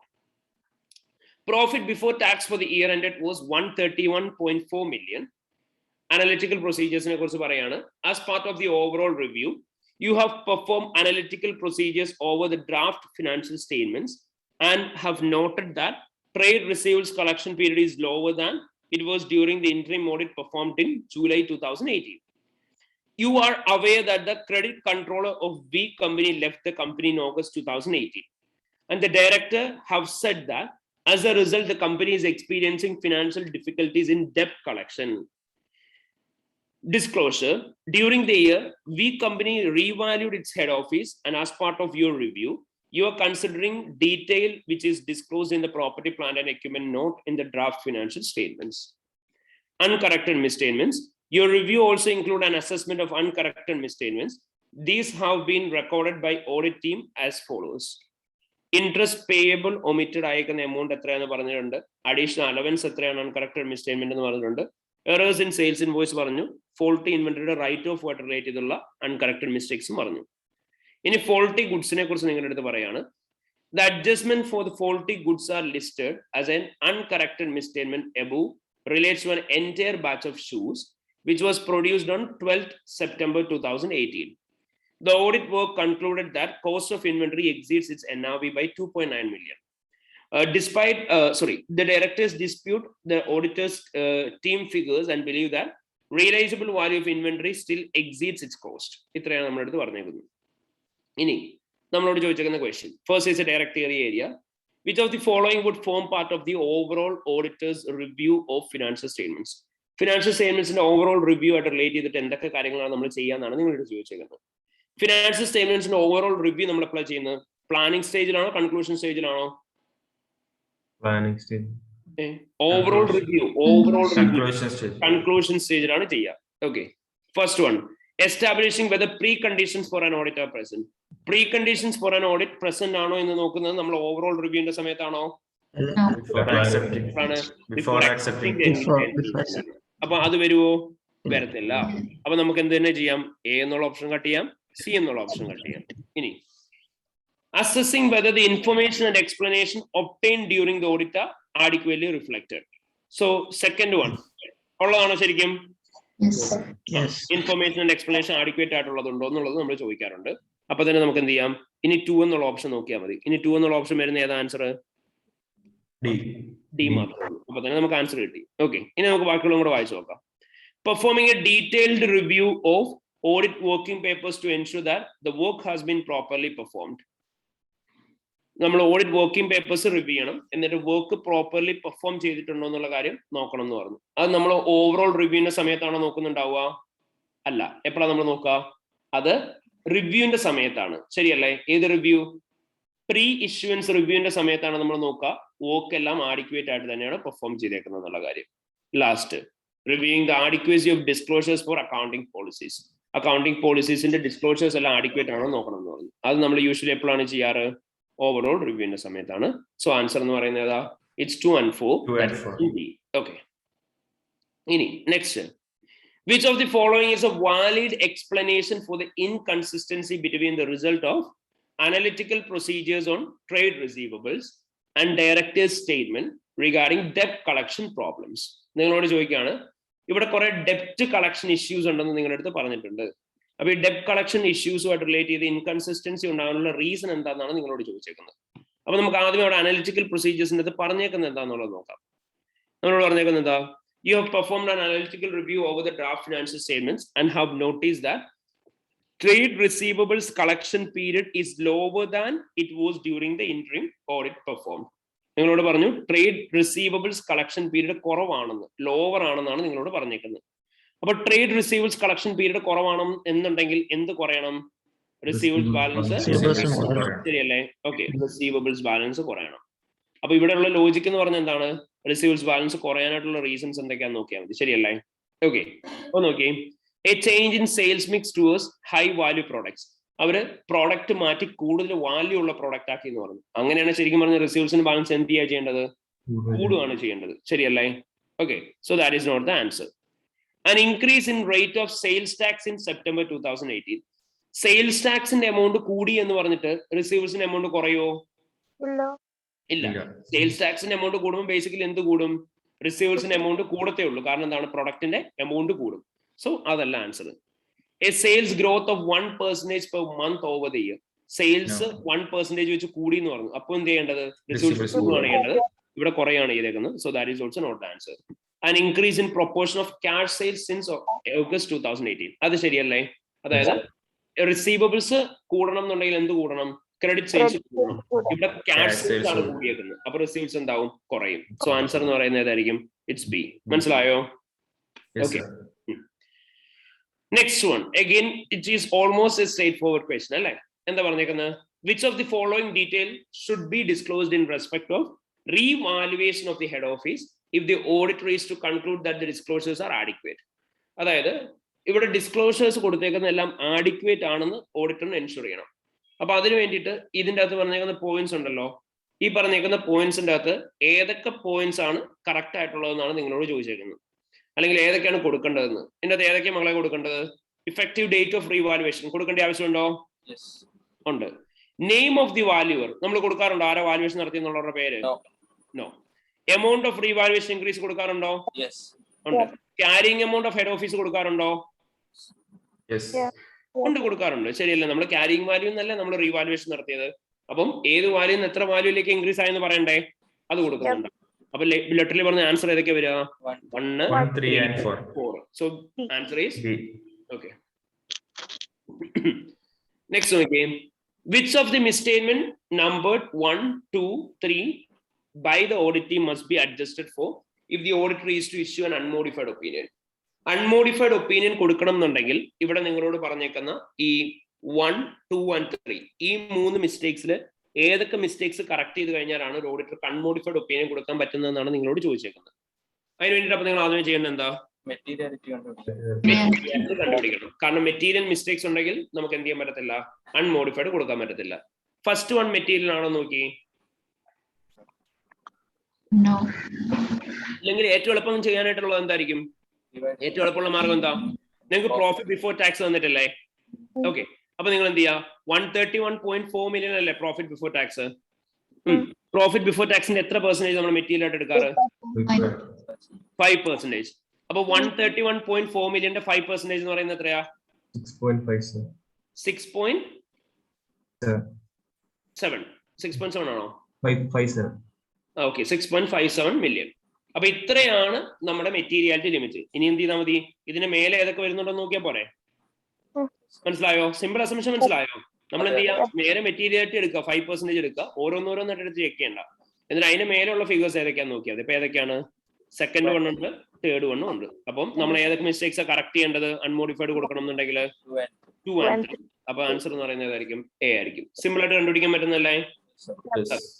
Last one. All adjustments required by the auditor have been made to financial statements with the exception of adjustment 4 relating to faulty inventory. Which of the following describes the effect of this misstatement on the auditor's report? നിങ്ങളോട് പറഞ്ഞു അവരെല്ലാ അഡ്ജസ്റ്റ്മെന്റ്സും correct ചെയ്തു, എന്നിട്ട് ഒരെണ്ണം മാത്രമാണ് വിട്ടേക്കുന്നത്. ഏതാണ്? Fourth one. Faulty inventory മാത്രം അവർ right of ചെയ്തിട്ടില്ല. അതിന്റെ 2.9 million ഉണ്ട്. അത് കറക്റ്റ് ചെയ്തിട്ടില്ല എന്നുണ്ടെങ്കിൽ ഓഡിറ്ററിന്റെ ഒപ്പീനിയൻ എന്താവണം എന്നാണ് ചോദിച്ചേക്കുന്നത്. അവിടെ നിങ്ങൾ നോക്കേണ്ടത് എന്താ? ആദ്യമേ നോക്കണം മെറ്റീരിയാലിറ്റി ആണ്. ഞാൻ നിങ്ങളോട് പറഞ്ഞു മെറ്റീരിയൽ ആണെങ്കിൽ മാത്രം എന്ത് നോക്കിയാൽ മതി? പെർവേസീവ് ആണോ നോക്കിയാൽ മതി.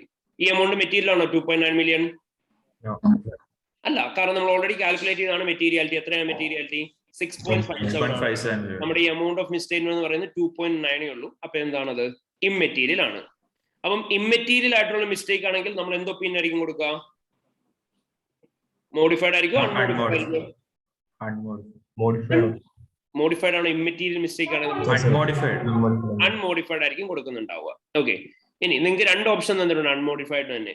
Unmodified with no further disclosure തന്നിട്ടുണ്ട്. Unmodified with disclosure in the emphasis of matter paragraph തന്നിട്ടുണ്ട്. നിങ്ങളോട് ആ മിസ്റ്റേറ്റ്മെന്റിനെ കുറിച്ച് എംഫസിസ് ഓഫ് മാറ്റർ പാരഗ്രാഫിന്റെ അകത്ത് ഡിസ്ക്ലോസ് ചെയ്താൽ മതി എന്നാണ് പറഞ്ഞേക്കുന്നത്. എംഫസിസ് ഓഫ് മാറ്റർ പാരഗ്രാഫിന്റെ പർപ്പസ് എന്തായിരുന്നു?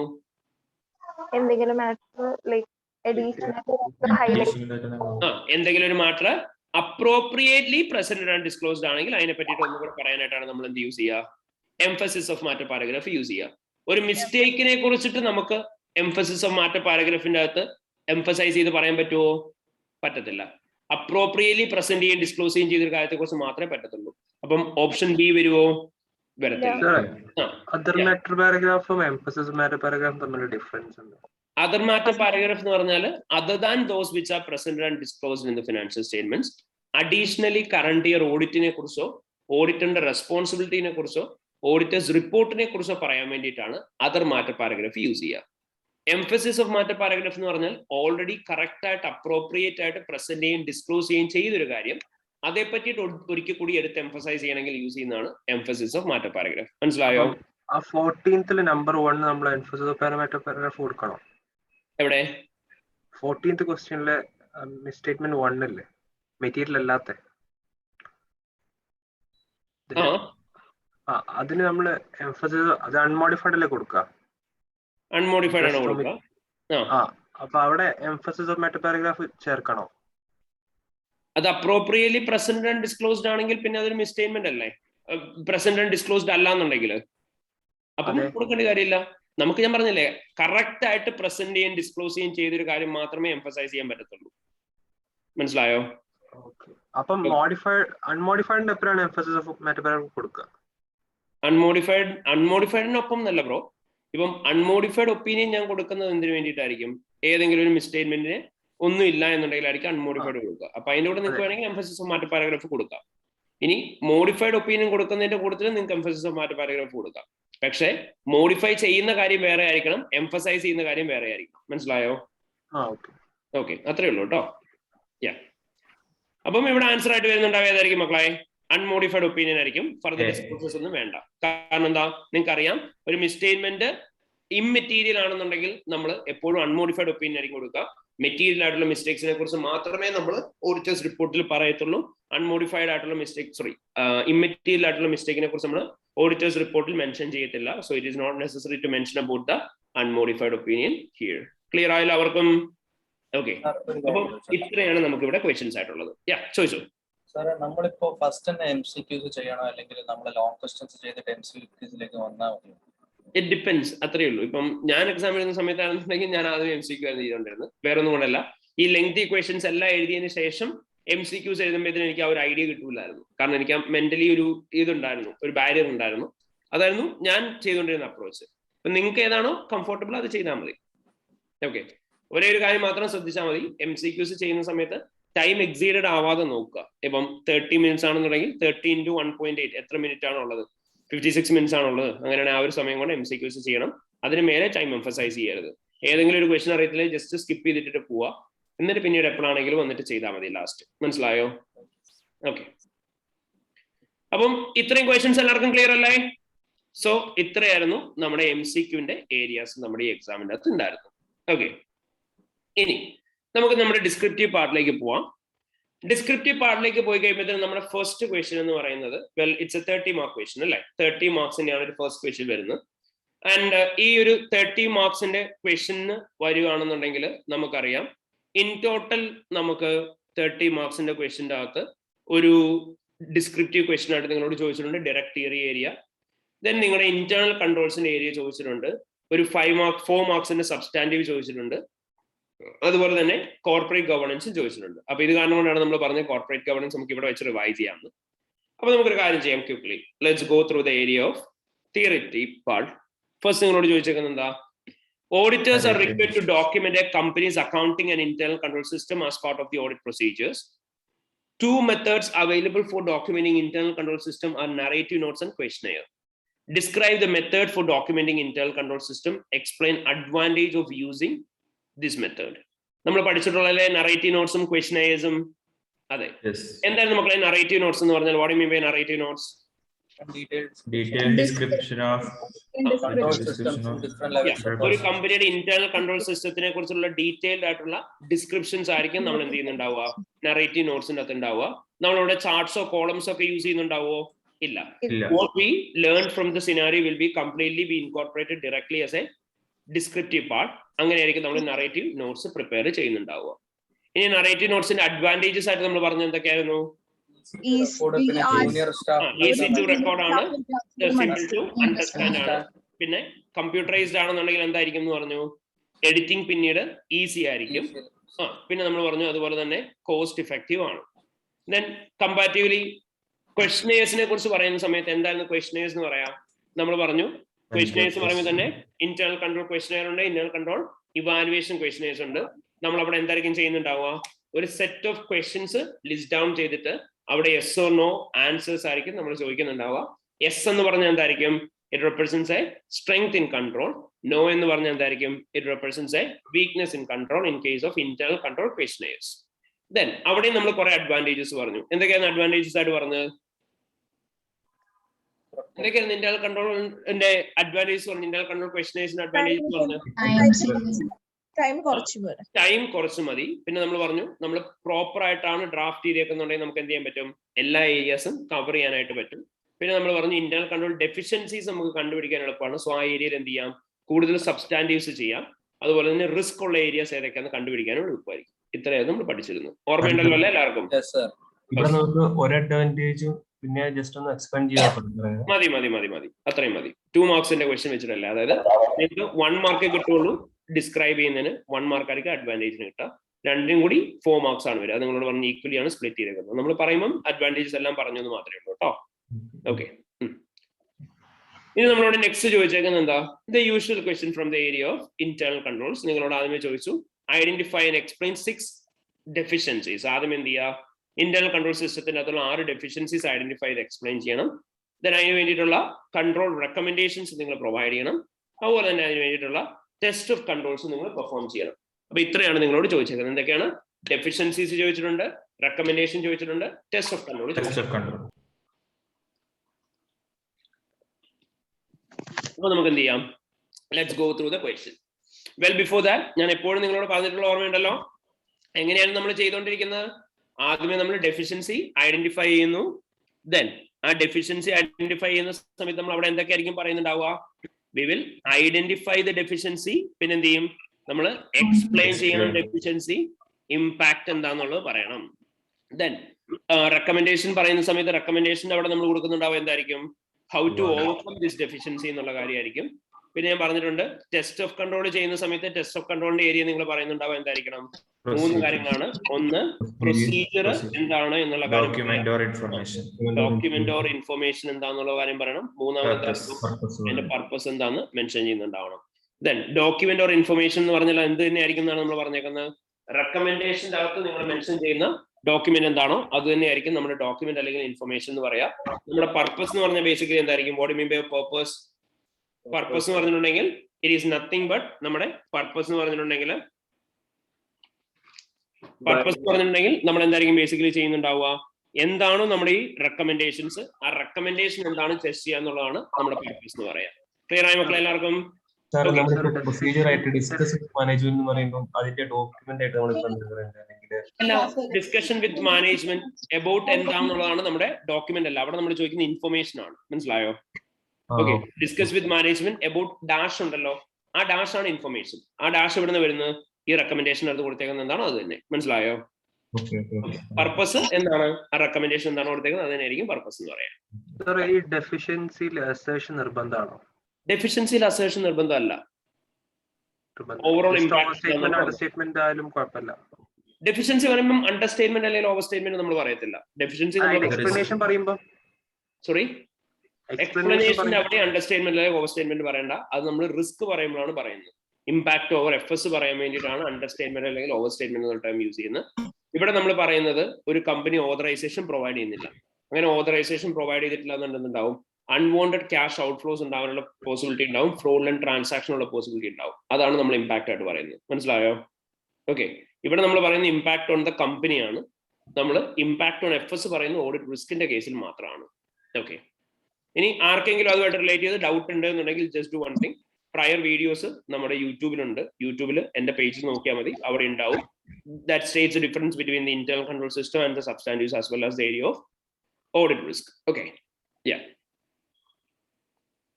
ഇനി നോക്കി എല്ലാവരും. Freesia company is listed on stock exchange. It manufactures furniture which is supplied to a wide range of retailers across the region. The company has an internal audit department and the company's year end is 30th June 2019. You are audit supervisor with Zinnia and company preparing the draft audit program and reviewing extract from the internal control documentation in preparation for the interim audit. Nothing special. Pre-sale company generates revenue through visit by its sales staff to customer premises.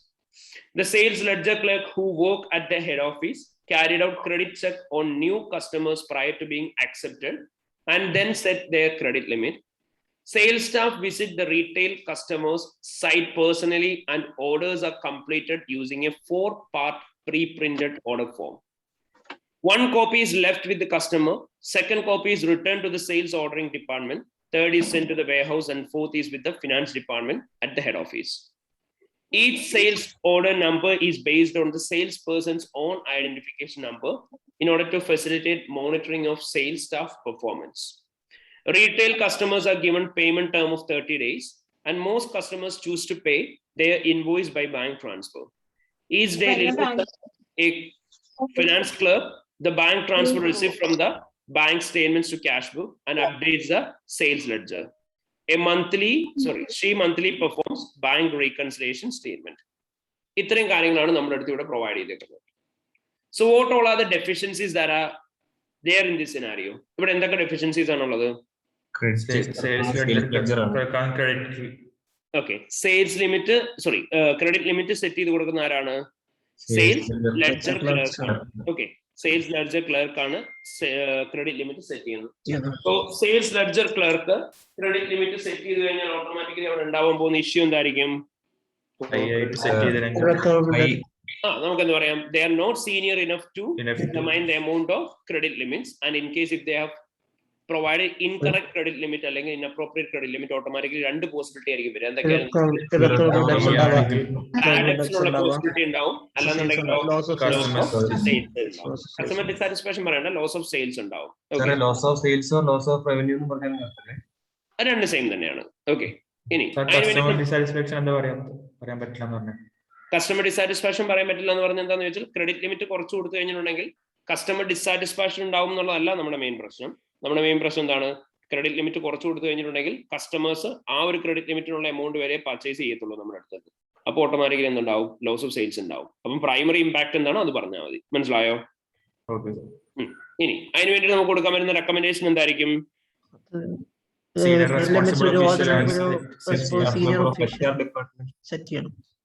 നമുക്ക് എന്ത് പറയാം, നമ്മൾ ഒരു small senior ഒഫീഷ്യലിനെ കൊണ്ട്, അല്ലെങ്കിൽ എന്ത് പറയാ, the credit limit should be approved by a person with appropriate level of authority, and the sales ledger clerk should not be involved in the process of setting new credit limit for the new customers എന്നുള്ളത് പറയാം. ഇനി അതിന് വേണ്ടി നമുക്ക് കൊടുക്കാൻ പറ്റുന്ന test of control എന്തായിരിക്കും? discuss with the sales ledger clerk that the job നമുക്ക് എന്ത് ചെയ്യാം, സെയിൽസ് ലെഡ്ജർ ക്ലർക്കുമായിട്ട് ഡിസ്കസ് ചെയ്യാൻ പറയാം whether he is involved in the process of fixing credit limits for the new customers. അല്ലാന്നുണ്ടെങ്കിൽ നമുക്ക് എന്താ ചെയ്യാൻ പറ്റുന്നത്? വേറെ എന്തായിരിക്കും ലോജിക്കൽ ഒന്ന് ആലോചിച്ചിട്ട് പറഞ്ഞേ. Inquire of the senior management whether they are involved in setting credit limits. Okay, ഡിസ്കഷന്റെ കാര്യം വിട്. അല്ലാണ്ട് വേറെ എന്തെങ്കിലും ഡോക്യുമെന്റ് വെച്ച് ക്രോസ് ചെക്ക് ചെയ്യാനായിട്ട് പറ്റുമോ? അതെ, ഡിസ്കഷൻ പോയിന്റ് വാലിഡ് തന്നെയാണ്. ഓക്കെ, ജോബ് ഡിസ്ക്രിപ്ഷൻ വായിച്ചു നോക്കാം.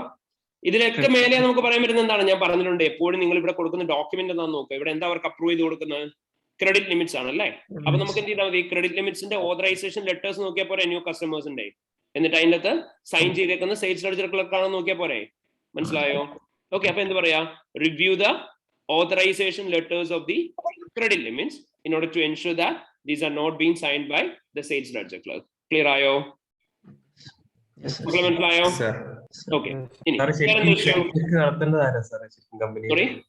ഈ ക്രെഡിറ്റ് ചെക്ക് നടത്തേണ്ട ആളാരാ ശരിക്കും? നമ്മുടെ ഒരു പേര് പറയുകയാണെങ്കിൽ ക്രെഡിറ്റ് മാനേജേഴ്സ്. Then വേറെ എന്താ ഇവിടെയുള്ള ഇഷ്യൂ? വേറെ എന്താ issue? Master file data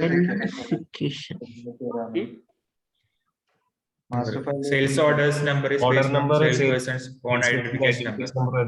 sales order number എന്ന് പറയുന്നത് ആരുടെ ബേസിസിലാണ് ഇട്ടേക്കുന്നതെന്ന് പറഞ്ഞു?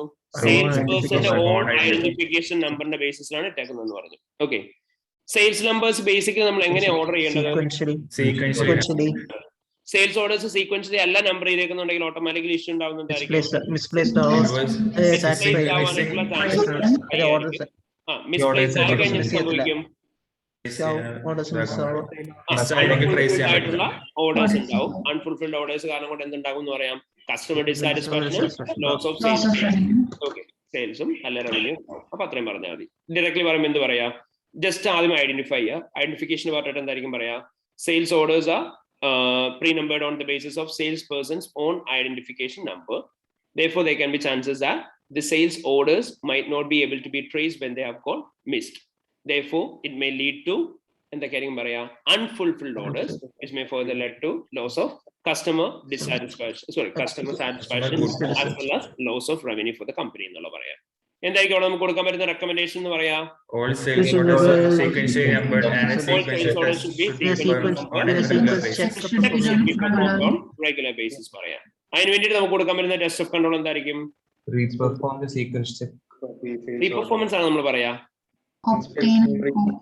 obtain a sample of എന്ത് പറയാ? sales orders. എന്തിനു വേണ്ടിയിട്ടാ?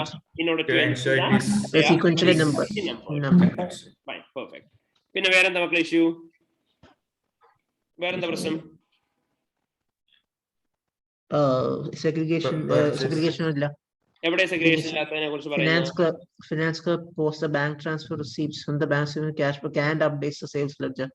Okay, fine. ലിലീഷ എന്ന് പറയുന്ന ഫിനാൻസ് ക്ലർക്ക് ആണ് എന്ത് ചെയ്തേക്കുന്നത്? ബാങ്ക് ട്രാൻസ്ഫർ റെസിപ്റ്റ്സ് പോസ്റ്റ് ചെയ്യുന്നത്.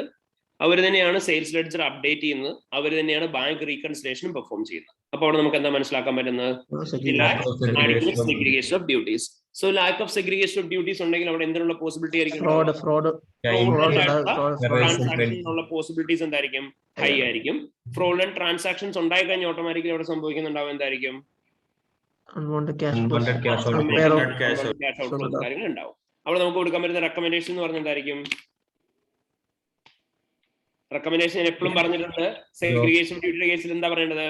There must be clear segregation of duty between the person who posts the bank transfer receipt, updates the sales ledger, and who performs the bank reconciliation. And this should not be done by Lilisha. എന്നുള്ളത് പറയാം. Okay, all of this should not be done by Lilisha എന്നുള്ളത് പറയാം. അതിനുവേണ്ടി നമുക്ക് കൊടുക്കാൻ പറ്റുന്ന recommendation എന്തായിരിക്കും? Observe whether segregation of duties. Segregation of duties നമുക്ക് ഒബ്സർവ് ചെയ്യാൻ പറ്റുമോ? Discuss with the finance clerk about the work assigned to her. Okay, finance clerk ആയിട്ട് ഡിസ്കസ് ചെയ്യാൻ പറയാം എന്തൊക്കെ വർക്ക് ആണ് അസൈൻ ചെയ്തേക്കുന്നത്. എന്നിട്ട് അവിടെ ക്ലിയർ സെഗ്രിഗേഷൻ ഉണ്ടെന്നുള്ള കാര്യം എൻഷുർ ചെയ്യാം. ഫൈൻ. വേറെ എന്തെങ്കിലും ഉണ്ടോ? റിവിഷൻ ക്ലാസ്സിന് സമയത്ത് ഞാൻ നിങ്ങൾ ഒരു സാമ്പിൾ ഫയൽ കാണിച്ചു തന്നെ ഓർമ്മയുണ്ടോ? അവിടെ എന്താ ചെയ്യാൻ പറ്റുന്നത്? നിങ്ങൾക്ക് എന്തൊക്കെ റിവ്യൂ ചെയ്യാം? അതായത് ബാങ്ക് ട്രാൻസ്ഫർ റെസിപ്റ്റ് അതുപോലെ തന്നെ ബാങ്ക് റീകൺസിലേഷനും റിവ്യൂ ചെയ്യുക. എന്നിട്ട് എന്ത് എൻഷുർ ചെയ്യണം? signatures of the person who have performed these transactions are not same and these are done by proper segregation of duties എന്നുള്ളത് പറയാം. മനസ്സിലായോ? Okay. Review the bank reconciliation, confirm about the appropriateness എന്ന് പറഞ്ഞു കഴിഞ്ഞാൽ ശരിയാവത്തില്ല. അവിടെ എന്തിന്റെ അപ്രോപ്രിയേറ്റ്നെസ് ആ പറയുന്നത്? ബാലൻസിന്റെ അപ്രോപ്രിയേറ്റ്നെസ്. അത് അവർക്ക് മനസ്സിലാവണ്ടേ? എക്സാമിനർക്ക് മനസ്സിലായോ? അല്ലെങ്കിൽ അത് വേഗ് പ്രൊസീജിയർ എന്ന് പറഞ്ഞിട്ട് അതിന് മാർക്ക് കിട്ടത്തില്ല. എന്താണ് നിങ്ങൾ കൺവേ ചെയ്യാൻ ശ്രമിക്കുന്നത് കറക്റ്റ് ആയിട്ട് തന്നെ പറയണം. ബാങ്ക് റീകൺസിലേഷൻ സ്റ്റേറ്റ്മെന്റ് റിവ്യൂ ചെയ്യാൻ പറഞ്ഞു. അങ്ങനെയാണ് എന്തിനു വേണ്ടിയിട്ടാണ്? അതിൻ്റെ അത് സൈൻ ചെയ്തേക്കുന്ന ഫിനാൻസ് ക്ലർക്ക് അല്ലെന്ന് എൻഷുർ ചെയ്യാൻ വേണ്ടിയിട്ട്. അപ്പൊ അത് തന്നെ പറയാം. മനസ്സിലായോ? ഓക്കെ. അതായത് നിങ്ങൾ പറയുന്ന സമയത്ത് ഒരു കാര്യം ശ്രദ്ധിച്ചാൽ മതി. നിങ്ങൾ പറയുമ്പോൾ മാരകമായ വാക്കുകളൊന്നും അതിനകത്ത് കുത്തിക്കയറ്റാൻ ശ്രമിക്കണ്ട. നിങ്ങൾ എന്ത് ചെയ്താൽ മതി? നിങ്ങൾ നോർമലി പറയാറുള്ള പോലെ തന്നെ പറഞ്ഞാൽ മതി. പക്ഷെ എന്താണ് നിങ്ങൾ പറയുന്നത് അല്ലെങ്കിൽ കൺവേ ചെയ്യുന്നത് എന്നുള്ള കാര്യം എക്സാമിനർക്ക് ക്ലിയർ ആവണം. അപ്പൊ ആ പർപ്പസ് എന്താണ് എന്നുള്ളത് പ്രോപ്പർലി സ്റ്റേറ്റ് ചെയ്ത് കഴിഞ്ഞിട്ടുണ്ടെങ്കിൽ മാത്രമേ നിങ്ങൾക്ക് മാർക്ക് കിട്ടത്തുള്ളൂ. അല്ലെങ്കിൽ ഹാഫ് മാർക്ക് മാത്രമേ പ്രൊസീജിയറിന് വേണ്ടിയിട്ട് കിട്ടത്തുള്ളൂ. മനസ്സിലായോ? ഓക്കെ. ഇനി the receipt of raw materials and goods from suppliers are processed by warehouse team at head office, who agree the delivery to the purchase order, check the quality and quantity of the goods, and complete a sequentially numbered GRN. The GRN are sent to the finance department daily. On receipt of purchase invoice from the supplier, Camilla Brown, the purchase ledger clerk, matches it to goods received note. An order and 3 documents are sent for authorization by appropriate individual. Once authorized, purchase invoices are logged into the purchase ledger by Camilla, who utilizes document count controls to ensure correct number of invoices has been input. The company values its inventory using standard cost, both management reporting and for the inclusion in the year-end financial statements. The basis of standard cost was reviewed approximately 18 months ago. Okay. ഇനി നമുക്ക് അവിടെ പറയാൻ പറ്റുന്നത് എന്തൊക്കെയാണ്? GRN finance department മാത്രമേ transfer ചെയ്യുന്നുള്ളൂ, send ചെയ്യുന്നുള്ളൂ. GRN അവർ ആർക്ക് മാത്രമേ അയക്കുന്നുള്ളൂ? ഫിനാൻസ് ഡിപ്പാർട്ട്മെന്റിന് മാത്രമേ അയക്കുന്നുള്ളൂ. നമ്മൾ അറിഞ്ഞ് പഠിച്ചിട്ടുള്ളതാണ്. GRNന്റെ കോപ്പി നമ്മൾ ആർക്കൊക്കെയാ ബേസിക്കലി അയക്കേണ്ടത്? GRNന്റെ copy Sales department, finance department. GRN goods received അവിടെ സെയിൽസ് ഡിപ്പാർട്ട്മെന്റ് അയക്കണം, പർച്ചേസ് ഡിപ്പാർട്ട്മെന്റ് പിന്നെ ഫിനാൻസ് ഫിനാൻസ് ഡിപ്പാർട്ട്മെന്റ് അയക്കണം. പിന്നെ വേറെ ആർക്ക് അയക്കേണ്ടത്? വെയർ ഹൗസിൽ തന്നെ റീടൈൻ ചെയ്യണം അല്ലെ? വെയർ ഹൗസിൽ തന്നെ സപ്ലയറിന് എന്തിനാണ് നമ്മൾ അയക്കുന്നത്? സപ്ലയറിൽ നമുക്ക് പ്രോഡക്റ്റ് അയച്ചു തന്നു, പിന്നെ നമ്മൾ GRN കോപ്പി എടുത്ത് വീണ്ടും സപ്ലയറിന് അയക്കണോ? വേണ്ട. GDN 4 GRN 3 അല്ല അങ്ങനെയാണ്? അതെ അതെ, GRN 3 GDN ആണ് നമ്മൾ 4 അയക്കുന്നത്. ഓക്കെ, GRNന്റെ 4 എന്ന് പറയുമ്പോൾ ഒരു അഡീഷണൽ കോപ്പി എങ്ങോട്ടാ പോകുന്നത്? ഒരു അഡീഷണൽ കോപ്പി കസ്റ്റമറിനും കൂടി പോകും. ഓക്കെ, ഇനി ഇവിടെ നമുക്ക് പറയാൻ പറ്റുന്നത് എന്താ? GRN നമുക്ക് ഇവിടെ പറയുന്നത് എന്താ? പർച്ചേസ് ഡിപ്പാർട്ട്മെന്റിന് GRNന്റെ കോപ്പി പോയിട്ടില്ല. GRNന്റെ കോപ്പി പർച്ചേസ് ഡിപ്പാർട്ട്മെന്റിന് പോയിട്ടില്ല എന്നുണ്ടെങ്കിൽ അവിടെ ഓട്ടോമാറ്റിക്കലി സംഭവിക്കുന്നത് എന്തായിരിക്കും? ഇൻവെന്ററി അപ്ഡേറ്റ് ചെയ്യാൻ പറ്റില്ല. അതായത് നമ്മൾ അവിടെ ഒരു ടേം പറയാറുണ്ട്, എന്താ നമുക്ക് അവിടെ മനസ്സിലാക്കാൻ പറ്റാത്തത്? ഓർഡർ സ്റ്റാറ്റസ് അൺഫുൾഫിൽഡ് ഓർഡേഴ്സ് എന്തെങ്കിലും ഉണ്ടോ എന്നുള്ള കാര്യം നമുക്ക് എന്ത് ചെയ്യാൻ പറ്റത്തില്ല, മനസ്സിലാക്കാൻ പറ്റത്തില്ല. സോ അൺഫുൾഫിൽഡ് ഓർഡേഴ്സ് ഉണ്ടോ എന്നുള്ള കാര്യം മനസ്സിലായിട്ടില്ല എന്നുണ്ടെങ്കിൽ ഓട്ടോമാറ്റിക്കലി എന്ത് സംഭവിക്കും? സംഭവിക്കാം സ്റ്റോക്ക് ഔട്ട് ഉണ്ടാവും. സ്റ്റോക്ക് ഔട്ട് ഉണ്ടായത് കഴിഞ്ഞാൽ സംഭവിക്കും? കസ്റ്റമർ ഡിമാൻഡ്സ് മീറ്റ് ചെയ്യാനായിട്ട് പറ്റത്തില്ല. ഓക്കെ, ലോസ് ഓഫ് സെയിൽസ് ഉണ്ടാവും. അതിനുവേണ്ടി നമുക്ക് കൊടുക്കാൻ പറ്റുന്ന റെക്കമെൻഡേഷൻ എന്തായിരിക്കണം? Simple. Copy of purchase department. നിങ്ങൾ എന്താ പറയാ? The GRN should be prepared as 3-part order form. Sorry, the GRN should be prepared in 3-part and 1 copy should be retained with the warehouse department. 1 copy should be provided to the finance and other copy should be provided to the purchase ordering department എന്നുള്ള പറയാ. Recommendation നമ്മൾ പറഞ്ഞു. ഇനി അതിന് വേണ്ടി നമുക്ക് ചെയ്യാൻ പറ്റുന്ന ടെസ്റ്റ് ഓഫ് കൺട്രോൾ എന്തായിരിക്കും? എന്തായിരിക്കും വേണ്ടി നമുക്ക് ചെയ്യാൻ പറ്റുന്ന test of control?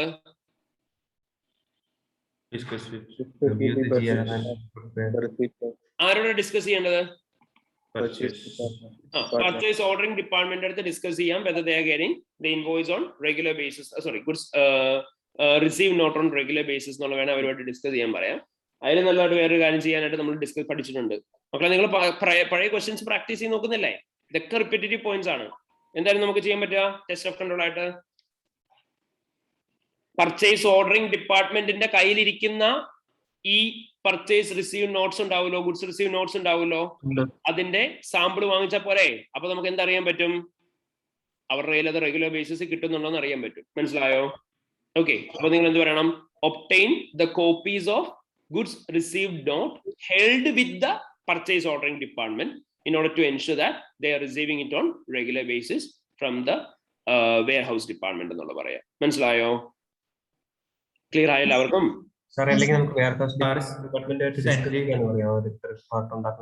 Warehouse ഡിപ്പാർട്ട്മെന്റുമായിട്ട് discuss ചെയ്യാൻ പറയാൻ പറ്റില്ല, കാരണം അവരാണ് അത് അയക്കേണ്ടത്.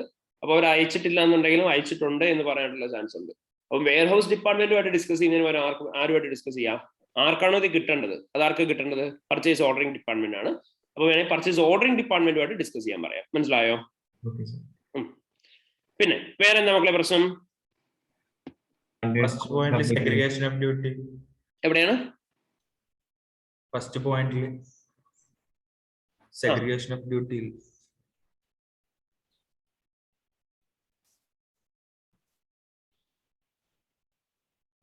ഇല്ല, അവിടെ പ്രശ്നമില്ല. അത് ഒറ്റ പ്രോസസ് അല്ലേ? അത് നോക്കിയേ, അവര് ഗുഡ്സ് റിസീവ് ചെയ്തതിനു ശേഷം ഗുഡ്സിന്റെ ക്വാളിറ്റിയും ക്വാണ്ടിറ്റിയും ചെക്ക് ചെയ്യും, എന്നിട്ട് GRN ഉണ്ടാക്കും. അതൊരാൾ തന്നെയല്ലേ ചെയ്യേണ്ടത്? അവിടെ പ്രശ്നമൊന്നുമില്ല.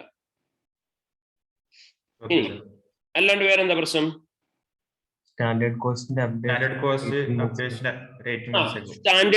അപ്ഡേഷൻ അവർ 18 months കൂടുമ്പോഴാണ് ചെയ്യുന്നത്. 18 months എന്ന് പറഞ്ഞാൽ എത്ര പീരീഡാ വരിക? 1.5 years കൂടുമ്പോഴാണ് ചെയ്യുന്നത്. അതും നോർമൽ ഒരു കമ്പനീനെ പോലെ അല്ല. ഇവർക്ക് വേറെ ഒരു പ്രശ്നമുണ്ട്. ഇവരുടെ ഇൻവെന്ററി വാല്യൂ ചെയ്യുന്നത് തന്നെ എങ്ങനെയാണ്? സ്റ്റാൻഡേർഡ് കോസ്റ്റിലാണ്. ഓക്കെ, അപ്പം ഇവർ ഇൻവെന്ററി വാല്യൂ ചെയ്യുന്ന സ്റ്റാൻഡേർഡ് കോസ്റ്റിലാണ്. എന്നിട്ട് ഇവർ എന്ത് ചെയ്തിട്ടില്ല? ഇൻവെന്ററിയുടെ വാല്യൂ അപ്ഡേറ്റ് ചെയ്തിട്ടില്ല. ഇൻവെന്ററി സ്റ്റാൻഡേർഡ് കോസ്റ്റിംഗ് മെഷർ ചെയ്യുന്ന ഒരാള് ഇൻവെന്ററിയുടെ വാല്യൂ അപ്ഡേറ്റ് ചെയ്തിട്ടില്ല എന്നുണ്ടെങ്കിൽ അവിടെ ഓട്ടോമാറ്റിക്കലി സംഭവിക്കുന്ന പ്രശ്നം എന്തായിരിക്കും? ഇൻവെന്ററിയുടെ വാല്യൂ അല്ലെ റോ മെറ്റീരിയലിന്റെ വാല്യൂ ഇതെന്തായിരിക്കും? അണ്ടർസ്റ്റേറ്റഡ് അല്ലെന്നുണ്ടെങ്കിൽ എമൗണ്ട് എന്തായിരിക്കും? ഓവർസ്റ്റേറ്റഡ് ആയിരിക്കും. അപ്പൊ നമ്മൾ സെയിൽസ് നടത്തുന്ന സമയത്ത് നമ്മൾ കറക്റ്റ് ആയിട്ട് അക്കൗണ്ട് ചെയ്യുന്നുണ്ടാവില്ല.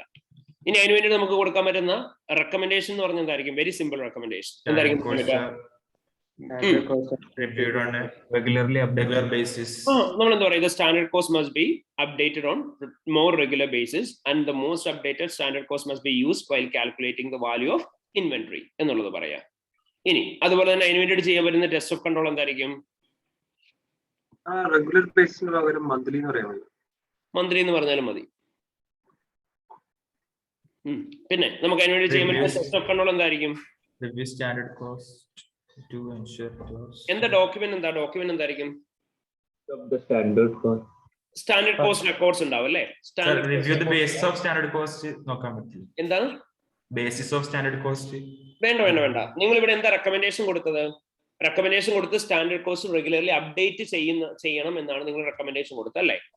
അപ്പൊ നിങ്ങൾക്ക് അവിടെ എന്താ ടെസ്റ്റ് ചെയ്യേണ്ടത്?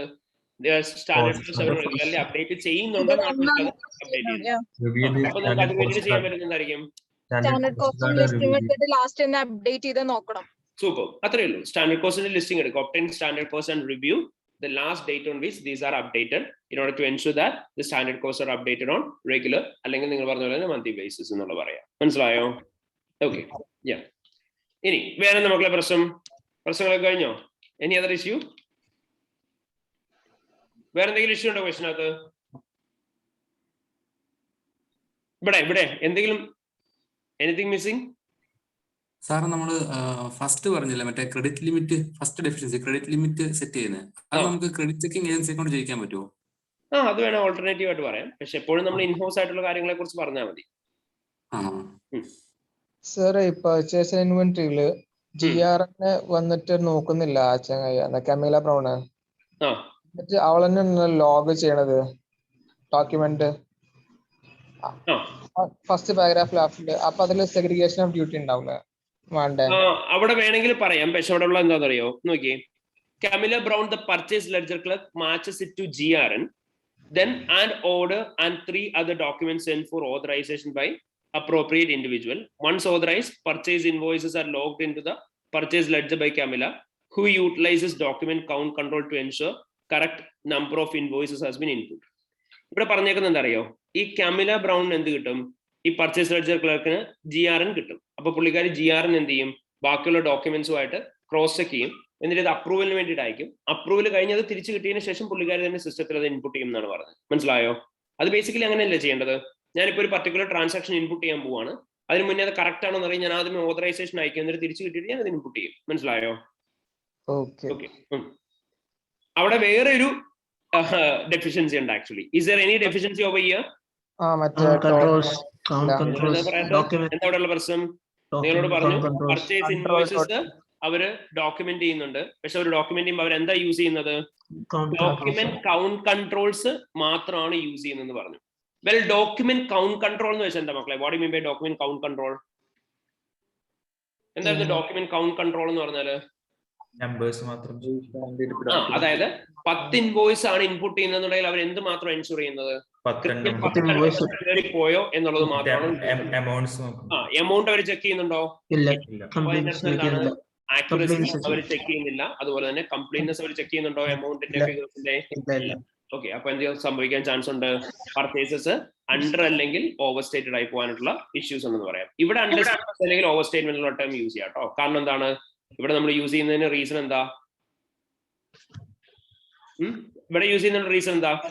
ഡയറക്ട്ലി റിലേറ്റഡ് ടു അക്കൗണ്ടിങ് ആണ്. അതുകൊണ്ടാണ്. മനസ്സിലായോ? ഇനി അതിനെ കൂട്ടിയിട്ടുള്ള ഇമ്പാക്ട് പറയണേ. ഇമ്പാക്ട് എന്താ നമുക്ക് ഇവിടെ പറയാൻ പറ്റുക? പർച്ചേസ് ഇൻവോയ്സ് കറക്റ്റ് ആയിട്ട് ഇൻപുട്ടഡ് ആയിട്ടില്ല എന്നുണ്ടെങ്കിൽ എന്തായിരിക്കും സംഭവിക്കുക? സപ്ലൈസിന് എന്ത് ചെയ്യത്തില്ല? ഒന്നെങ്കിൽ ഓൺ ടൈം പേയ്മെന്റ് പോകത്തില്ല, അല്ലെങ്കിലോ സപ്ലൈസിന് ഇൻകറക്റ്റ് ആയിട്ടുള്ള പേയ്മെന്റ് ആയിരിക്കും പോകുന്നുണ്ടാവുക. സപ്ലൈസിന് ഇൻകറക്റ്റ് ആയിട്ടുള്ള പേയ്മെന്റ് പോയി കഴിഞ്ഞാൽ സപ്ലൈസ് എന്താവും? ഡിസാറ്റിസ്ഫൈഡ് ആവും. സപ്ലൈസ് ഡിസാറ്റിസ്ഫൈഡ് ആവും. ഓക്കെ, ഇനി അതിന് വേണ്ടി നമുക്ക് കൊടുക്കാൻ പറ്റുന്നുണ്ടാവും റെക്കമെൻഡേഷൻ എന്തായിരിക്കും? സോറി, റെക്കമെൻഡേഷൻ എന്തായിരിക്കും എന്ന് മക്കളെ റെക്കമെൻഡേഷൻ ആയിട്ട് കൊടുക്കാൻ പറ്റുക? പർച്ചേസ് ലെഡ്ജർ ക്ലർക്ക് എന്തായാലും യൂസ് ചെയ്യേണ്ടത്? നിങ്ങൾ എന്താ പറയാ? The purchase ledger clerk should also consider the accuracy of the amounts as well as the figures that have been included with each of the invoices in order to ensure and ensure that the completeness and accuracy of the purchase invoices inputted into the system. Test of control ആയിട്ട് നമുക്ക് എന്താ പറയാൻ പറ്റുക? Test of control ആയിട്ട് എന്താ ചെയ്യാം? എന്തായിരിക്കും simple ആയിട്ട് ടെസ്റ്റ് ഓഫ് കൺട്രോൾ ആയിട്ട് ചെയ്യാൻ പറ്റുന്ന ഈ ഒരു ഏരിയയില്? നിങ്ങളോട് പറഞ്ഞു ഇവിടെ പർച്ചേസ് കൗണ്ട് കൺട്രോൾസ് അവർ ഫോളോ ചെയ്യുന്നില്ല, സോറി അത് മാത്രമേ ഫോളോ ചെയ്യുന്നുള്ളൂ, ബാക്കിയൊന്നും ചെയ്യുന്നില്ല എന്ന് പറഞ്ഞു. നിങ്ങൾ പറഞ്ഞു ബാക്കിയുള്ളതും ഫോളോ ചെയ്യണം എന്ന് പറഞ്ഞു. എങ്ങനെ നിങ്ങൾക്ക് അത് ടെസ്റ്റ് ചെയ്യാൻ പറ്റുക? എന്തായിരിക്കും? ഒബ്സർവ് ചെയ്യാൻ പറയാ, ശരിയല്ലേ? അതായത് ഇതൊരു കണ്ടിന്യൂസ് പ്രോസസ് അല്ലേ മക്കളെ? പർച്ചേസ് ഇൻവോയ്സസ് ഇൻപുട്ട് ചെയ്യാന്ന് പറയുന്ന ഒരു കമ്പനിയിൽ കണ്ടിന്യൂസ്ലി നടന്നുകൊണ്ടിരിക്കുന്ന ഒരു കാര്യമായിരിക്കില്ലേ? അപ്പൊ നിങ്ങൾക്ക് എന്ത് ചെയ്യാം? അത് നിങ്ങൾക്ക് ഒബ്സർവ് ചെയ്യാം. Observe the process of inputting the purchase invoices into the system. Ensure that they are following both the count controls and also they are verifying the accuracy and completeness of the inputted purchase invoices എന്ന് പറയാം. മനസ്സിലായോ? Okay. ഇനി നോക്കിയേ, Freeze company employs a mixture of factory staff who worked a standard shift of 8 hours a day and administration and sales staff who are salaried. All staff are paid monthly by bank transfer. Occasionally, overtime is required for factory staff.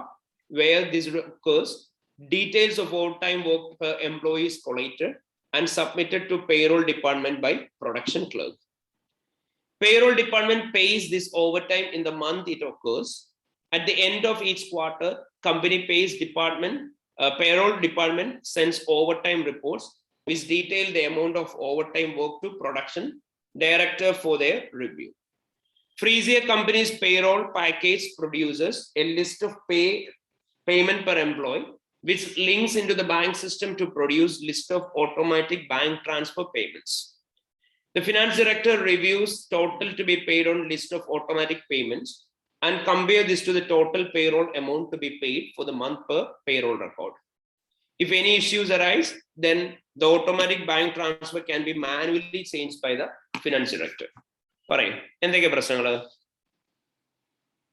What are the issues? Monthly payments. Authorize ചെയ്യുന്നില്ല before being. Perfect. Monthly അവർ എന്ത് ചെയ്യുന്നുണ്ട്? Over time payments കൊടുക്കുന്നുണ്ട്. പക്ഷെ ഈ over time payment monthly കൊടുക്കുന്നുണ്ടെന്നുണ്ടെങ്കിൽ അതിന്റെ authorisation എപ്പോഴാണ് നടക്കുന്നത്? ക്വാർട്ടറിന്റെ എൻഡിൽ മാത്രമാണ് നടക്കുന്നത്.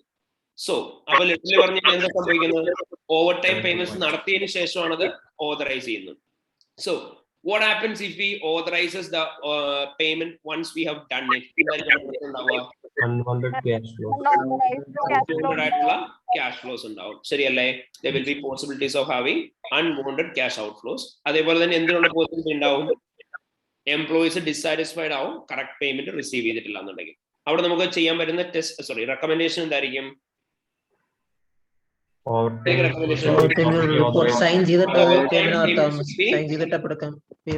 Provided for authorization on monthly basis and the payment should be made only once authorized. Overtime reports are authorized എന്നുള്ള പറയാം. ഏറ്റവും സിമ്പിൾ ആയിട്ട് നമുക്ക് ചെയ്യാൻ പറ്റുന്ന ടെസ്റ്റ് ഓഫ് കൺട്രോൾ എന്തായിരിക്കും? Discuss with employees. എന്തായിരിക്കും ചെയ്യാൻ പറ്റുക? ഡിസ്കസ് ചെയ്യുന്നതിനേക്കാൾ ഏറ്റവും obtain the sample of obtain a copy of monthly authorization reports. അതായത് ഏതിന്റെ റിപ്പോർട്ട്സ് ആണ്? overtime reports. എന്തിനു വേണ്ടിയിട്ടാ? in order to ensure that becoming authorized by a senior official before the payments are made. Clear ആയോ? Okay. ഇനി വേറെ നമുക്ക് issue. Finance director total of payment, total of transfers payroll records check ചെയ്യാം. Finance എന്ത് മാത്രമാണ് review ചെയ്യുന്നത്? Total of payment list മാത്രമാണ് finance director authorise ചെയ്യുന്നത്. ടോട്ടൽ ഓഫ് പേയ്മെന്റ് ലിസ്റ്റ് മാത്രമാണ് ഫിനാൻസ് ഡയറക്ടർ ഓതറൈസ് ചെയ്യുന്നുണ്ടെങ്കിൽ എന്ത് സംഭവിക്കാൻ ചാൻസ് ഉണ്ട്? ഫിക്ടീഷ്യസ് എംപ്ലോയീസിനുള്ള പോസിബിലിറ്റി ഉണ്ടാവും. അതുപോലെ തന്നെ ഇൻഡിവിജ്വൽ എംപ്ലോയീസിന് ഇൻകറക്റ്റ് ആയിട്ടുള്ള എമൗണ്ട്സ് പേ ചെയ്യാനായിട്ടുള്ള ചാൻസസ് ഉണ്ട്, ശരിയല്ലേ? സോ അവിടെ ഉണ്ടാവുന്ന ഇഷ്യൂ എന്തായിരിക്കും? എംപ്ലോയീസ് എന്താവും? ഡിസാറ്റിസ്ഫൈഡ് ആവും, അല്ലെങ്കിൽ കമ്പനിക്ക് എന്തുണ്ടാവും? Loss of unwanted cash flows ഉണ്ടാവും. ഓക്കെ. ഇനി അവിടെ നമുക്ക് കൊടുക്കാൻ വരുന്ന റെക്കമെൻഡേഷൻ എന്തായിരിക്കും? the finance director should review the finance director should review the breakdown of the total payroll amount in order to ensure that there are no presence of fictitious employees as well as എന്തിനു വേണ്ടിയിട്ടാണ് Incorrect amounts are not. the amount that are transferred to the employees are accurate. And അതിനു വേണ്ടി നമുക്ക് ചെയ്യാൻ പറ്റുന്ന recommendation test of control എന്തായിരിക്കും ഏറ്റവും simple ആയിട്ടുള്ളത്? Review for evidence of authorization. നമ്മൾ എന്താ പറയാ റിവ്യൂ. ഇവിടുത്തെ ഡോക്യുമെന്റ് ഏതാ? ഇവിടുത്തെ ഡോക്യുമെന്റ് ഏതാ മക്കളെ? പേയ്മെന്റ് ലിസ്റ്റ് ആണ് അല്ലേ? അപ്പൊ നമുക്ക് എന്താ പറയാം review the payment in order to ensure that the finance director has authorized each of the individual amounts എന്നുള്ളത് പറയാം. ഇനി വേറെ എന്തെങ്കിലും ഇഷ്യൂ ഉണ്ടോ ഇവിടെ? Any other issues? വേറെ എന്തെങ്കിലും ഇഷ്യൂ ഉണ്ടോ ഈ ക്വസ്റ്റ്യൻ ആയിട്ട് റിലേറ്റ് ചെയ്ത്?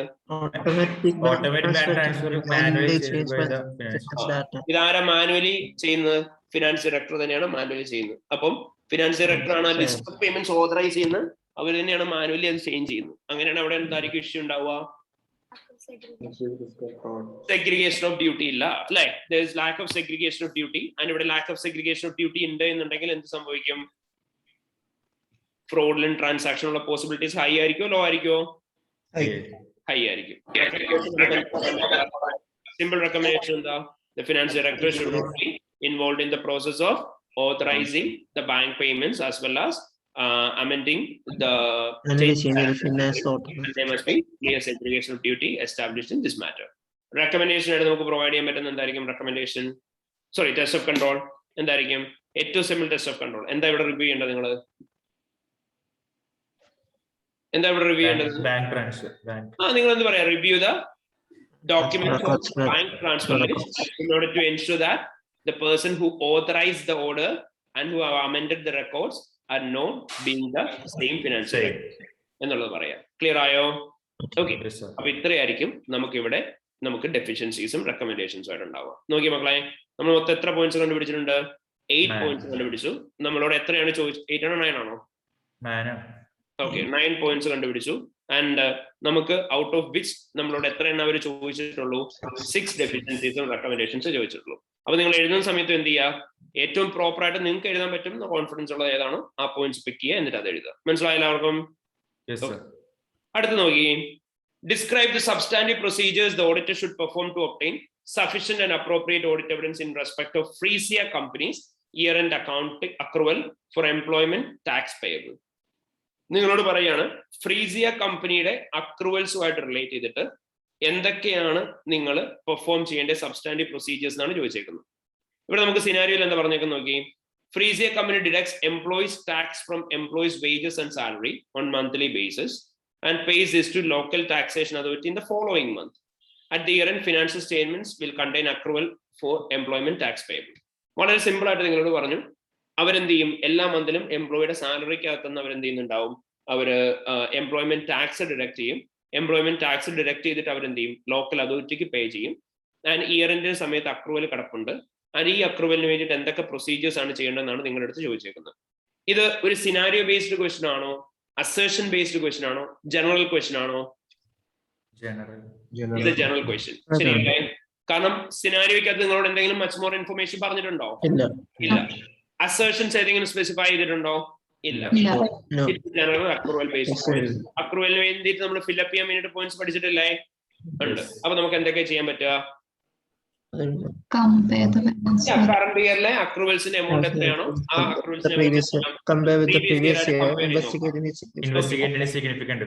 എക്സാക്ട്ലി അതാണ് ഞാൻ പറയാൻ വന്നത്. എപ്പോഴും ഓർത്തോണം, ഞാൻ നിങ്ങളുടെ അടുത്ത് എപ്പോഴും പറഞ്ഞിട്ടുള്ള കാര്യമാണ്. നിങ്ങളോട് പ്രൊസീജിയേഴ്സ് ചോദിക്കുന്ന സമയത്ത് എപ്പോഴും എൻഷുർ ചെയ്യേണ്ട ഏറ്റവും വലിയ കാര്യമാണ് എന്താണ്? പ്രൊസീജിയർ എഴുതുന്ന സമയത്ത് പ്രൊസീജിയർ എഴുതിയിട്ടുണ്ടെന്ന് എൻഷുർ ചെയ്യുക, പ്ലസ് ഡോക്യുമെന്റ് അല്ലെങ്കിൽ ഇൻഫർമേഷൻ പറഞ്ഞിട്ടുണ്ടെന്ന് എൻഷുർ ചെയ്യുക. ഇതിനേക്കാളും എല്ലാത്തിനും ഉപരി ഏറ്റവും നോക്കേണ്ടത് എന്താണ്? പർപ്പസ് പറഞ്ഞിട്ടുണ്ടോ എന്നുള്ള കാര്യം നോക്കണം. പർപ്പസ് പറഞ്ഞിട്ടില്ല എന്നുണ്ടെങ്കിൽ മാർക്ക് പോവും. അപ്പൊ ഈ സിറ്റുവേഷൻ ആണെങ്കിൽ നിങ്ങൾ എന്ത് പറഞ്ഞു? Compare the current year accruals with previous current year. ഏതിന്റെ അക്രൂവൽ ആയിരുന്നു? Employment tax payable accrual with previous year accruals. എന്നിട്ട് എന്ത് പറയണം? എന്തിനു വേണ്ടിയിട്ടാണ് ചെയ്യുന്നത്? In order to investigate significant differences. പിന്നെ വേറെന്താ പറയാൻ പറ്റുന്നത്? Reperform the calculation of accrual എന്ന് മാത്രമായിട്ട് പറയല്ലേ. എന്ത് പറയാം? Reperform the calculation of accrual for employment tax of the employment accrual. Accuracy and discussing unexpected variances with management. Okay, fine. പിന്നെ വേറെ എന്താ പറയാൻ പറ്റുന്നത്? Subsequent payment, agree subsequent payment. Subsequent payment, post cash book and bank statements ഒക്കെ complete check ചെയ്യാൻ പറയാം. Completeness confirm ചെയ്യാൻ വേണ്ടിയിട്ട്. ഗുഡ്. പിന്നെ വേറെ എന്താ ചെയ്യാൻ പറ്റുക? ഡിസ്ക്ലോഷർ നോക്കുന്ന സമയത്ത് നിങ്ങൾ എന്ത് പറയണം? ഡിസ്ക്ലോഷേഴ്സ് ഫോർ എന്താണ്? എംപ്ലോയ്മെന്റ് ടാക്സ് അക്രൂവൽ നോക്കണം. എന്തിനു വേണ്ടിയിട്ടാ? These are in accordance to accounting standards and local standards. പിന്നെ വേറെ എന്താ പറയാൻ പറ്റുക? ഇത്രയും മതി, ഓൾറെഡി പോയിന്റ്സ് ആയി. എങ്ങനെ വേറെ എന്താ പറയാൻ പറ്റുക? കറസ്പോണ്ടൻസ് ഒബ്റ്റെയിൻ ചെയ്യാനല്ലേ? കറസ്പോണ്ടൻസ് റിവ്യൂ ചെയ്യാൻ പറയാം. ആരൊക്കെ തമ്മിലുള്ള കറസ്പോണ്ടൻസ് ആയിരിക്കും ഇവിടെ റിവ്യൂ ചെയ്യേണ്ടി വരിക? കമ്പനിയും ടാക്സേഷൻ അതോറിറ്റി. അത് ലോജിക്കലി ആലോചിച്ച് നോക്കട്ടെ. ഇവിടെ ടാക്സേഷന്റെ അല്ല പറയുന്നത്. അവ ടാക്സേഷൻ അതോറിറ്റി തമ്മിലുള്ള റിവ്യൂ ചെയ്യാൻ പറയാം. പിന്നെ ഏറ്റവും സിമ്പിൾ ആയിട്ട് ഒരെണ്ണം കൂടെ പറയാൻ വിട്ടുപോയിട്ടുണ്ട്. ഏതാണ്? നമ്മുടെ എംപ്ലോയ്മെന്റ് ടാക്സ് അക്രൂവലിന്റെ എമൗണ്ട് എന്തുമായിട്ട് പറയാം? പേറോൾ റെക്കോർഡ്സുമായിട്ട് എഗ്രി ചെയ്യാൻ പറയാം അല്ലേ? കംപ്ലീറ്റ് ആയിട്ട് തന്നെയാണ് കാണിച്ചേക്കുന്നത് എൻഷുർ ചെയ്യാൻ. ഓക്കെ, മൊത്തം എത്ര പോയിന്റ്സ് പറഞ്ഞാൽ മതി? 4 പോയിന്റ്സ്. സിമ്പിൾ ആയിട്ടുള്ള ക്വസ്റ്റൻ അല്ലായിരുന്നു അത്? യെസ്. അടുത്തത് നമ്മൾ ഇന്ന് ഇപ്പോൾ ഒരുമിച്ച് റിവൈസ് ചെയ്യാന്ന് പറഞ്ഞ ഏരിയ ആണ്. Describe 2 corporate governance weakness faced by Freesia and company. Provide a recommendation to address each of the deficiencies. നമ്മളുടെ കോർപ്പറേറ്റ് ഗവർണൻസ് വീക്ക്നെസ് ആണ് ചോദിച്ചേക്കുന്നത്. നമ്മൾ പഠിച്ചിട്ടുള്ള കാര്യമാണ്. കോർപ്പറേറ്റ് ഗവർണൻസ് വീക്ക്നെസ്സും അതേപോലെ തന്നെ നമ്മുടെ ബേസിക്കലി നമ്മുടെ അടുത്ത് ചോദിക്കാറുള്ള ഇതും തമ്മിൽ എന്തെങ്കിലും വ്യത്യാസം വരാറുണ്ടോ? ഇന്റർണൽ കൺട്രോളും തമ്മിൽ ഇല്ല. കോർപ്പറേറ്റ് ഗവർണൻസിന്റെ പ്രൊവിഷൻസ് നമ്മൾ പഠിച്ചിരുന്നു. നമ്മൾ എന്തൊക്കെ ബേസിക്കലി പഠിച്ചിരുന്നത്? അതായത് സിഇഒ ആൻഡ് ഇവര് chairman should not be the same person. അവിടെ equal number of executives and non executives ആയിരിക്കണം ഉണ്ടാവുന്നത്. ആരാണോ റെമ്യൂണറേഷൻ ഫിക്സ് ചെയ്യുന്നത് അവര് NEDs ആയിരിക്കണം. എക്സിക്യൂട്ടീവ് ഡയറക്ടേഴ്സ് ഇൻവോൾവ് ആവാൻ പാടില്ല. ടോട്ടൽ ബോർഡിന് റെസ്പോൺസിബിലിറ്റിയാണ് കമ്മ്യൂണിക്കേഷൻസ് നടത്തുക എന്നുള്ളത്. ബോർഡിലെ ആവശ്യങ്ങൾക്ക് വേണ്ടിയിട്ട് എല്ലാവരും സഫീഷ്യന്റ് ടൈം ഡിവോട്ട് ചെയ്യുന്നുണ്ടാവണം. അതുപോലെ തന്നെ ബോർഡിൽ ആഡിക്വേറ്റ് എമൗണ്ട് ഓഫ് ആളുകൾ ഉണ്ടാവണം with sufficient balance of skills, experience, knowledge and competence. ഇതുപോലത്തെ കാര്യങ്ങളൊക്കെയാണ് നമ്മൾ പഠിച്ചത്. അപ്പൊ നിങ്ങളോട് ഇവിടെ പ്യൂർ ആയിട്ട് ചോദിച്ചേക്കുന്നത് ഏതെങ്കിലും 2 കോർപ്പറേറ്റ് ഗവർണൻസ് വീക്ക്നെസ് ഐഡന്റിഫൈ ചെയ്യാനും ആ വീക്ക്നെസ്സിന് വേണ്ടിയിട്ട് റെക്കമെൻഡേഷൻ കൊടുക്കാനും വേണ്ടിയിട്ടാണ്. So let's go through the scenario. നോക്കി എല്ലാവരും. The listing rules of stock exchange require compliance with corporate governance principles, and the directors of the Freesia company are confident that they are following best practice in relation to this. However, the chairman recently received correspondence from a shareholder who is concerned that company is not fully compliant. The company's finance director has therefore requested a review of the company's compliance with corporate governance principles. ഇത്ര എന്തായിരുന്നു? ഒരു introduction ആയിരുന്നു അല്ലെ? This was just an intro. ഇനി ഇങ്ങോട്ട് പറഞ്ഞേക്ക് നോക്കാം. Freesia company has been listed for over 8 years and its board comprises 4 executive and 4 independent non-executive, excluding the chairman. Perfect. An audit committee comprised of NEDs and the finance director meets quarterly to review company's internal control. The director's remuneration is set by finance director. NEDs are paid a fixed fee for their service, and executive director are paid an annual salary as well as significant bonus based on Freesia company's profit. The company's chairman does not have an executive role, so she has sole responsibility for liaising with the shareholder and answering for any of their questions. ഇഷ്ടം പോലെ points ഉണ്ട് പിക്ക് ചെയ്യാൻ. Out of which ഏതെങ്കിലും 2 എഴുതിയാൽ മതി. പറഞ്ഞ മക്കളെ എന്തൊക്കെ ഇവിടെ പ്രശ്നങ്ങളുള്ളത്? ഡയറക്ടേഴ്സിന്റെ റെമ്യൂണറേഷൻ സെറ്റ് ചെയ്യുന്ന ഫിനാൻസ് ഡയറക്ടർ ആണ്. ഓക്കെ, ഡയറക്ടേഴ്സിന്റെ റെമ്യൂണറേഷൻ ഫിക്സ് ചെയ്യുന്ന ഫിനാൻസ് ഡയറക്ടർ ആണെന്നുണ്ടെങ്കിൽ അവിടെ എന്താ പ്രശ്നമുള്ളത്? എക്സസീവ് ആയിട്ടുള്ള നമ്മൾ കോർപ്പറേറ്റ് ഗവർണൻസ് റൂൾ പ്രകാരം പഠിച്ച കാര്യം എന്തായിരുന്നു? None of the directors should be involved in fixing their own remuneration. Remuneration ആരായിരിക്കണം ഫിക്സ് ചെയ്യുന്നുണ്ടാവുക? Remuneration committee comprises of independent non-executive directors ആണ്. അപ്പോൾ നിങ്ങൾ ഇവിടെ എന്ത് പറയണം?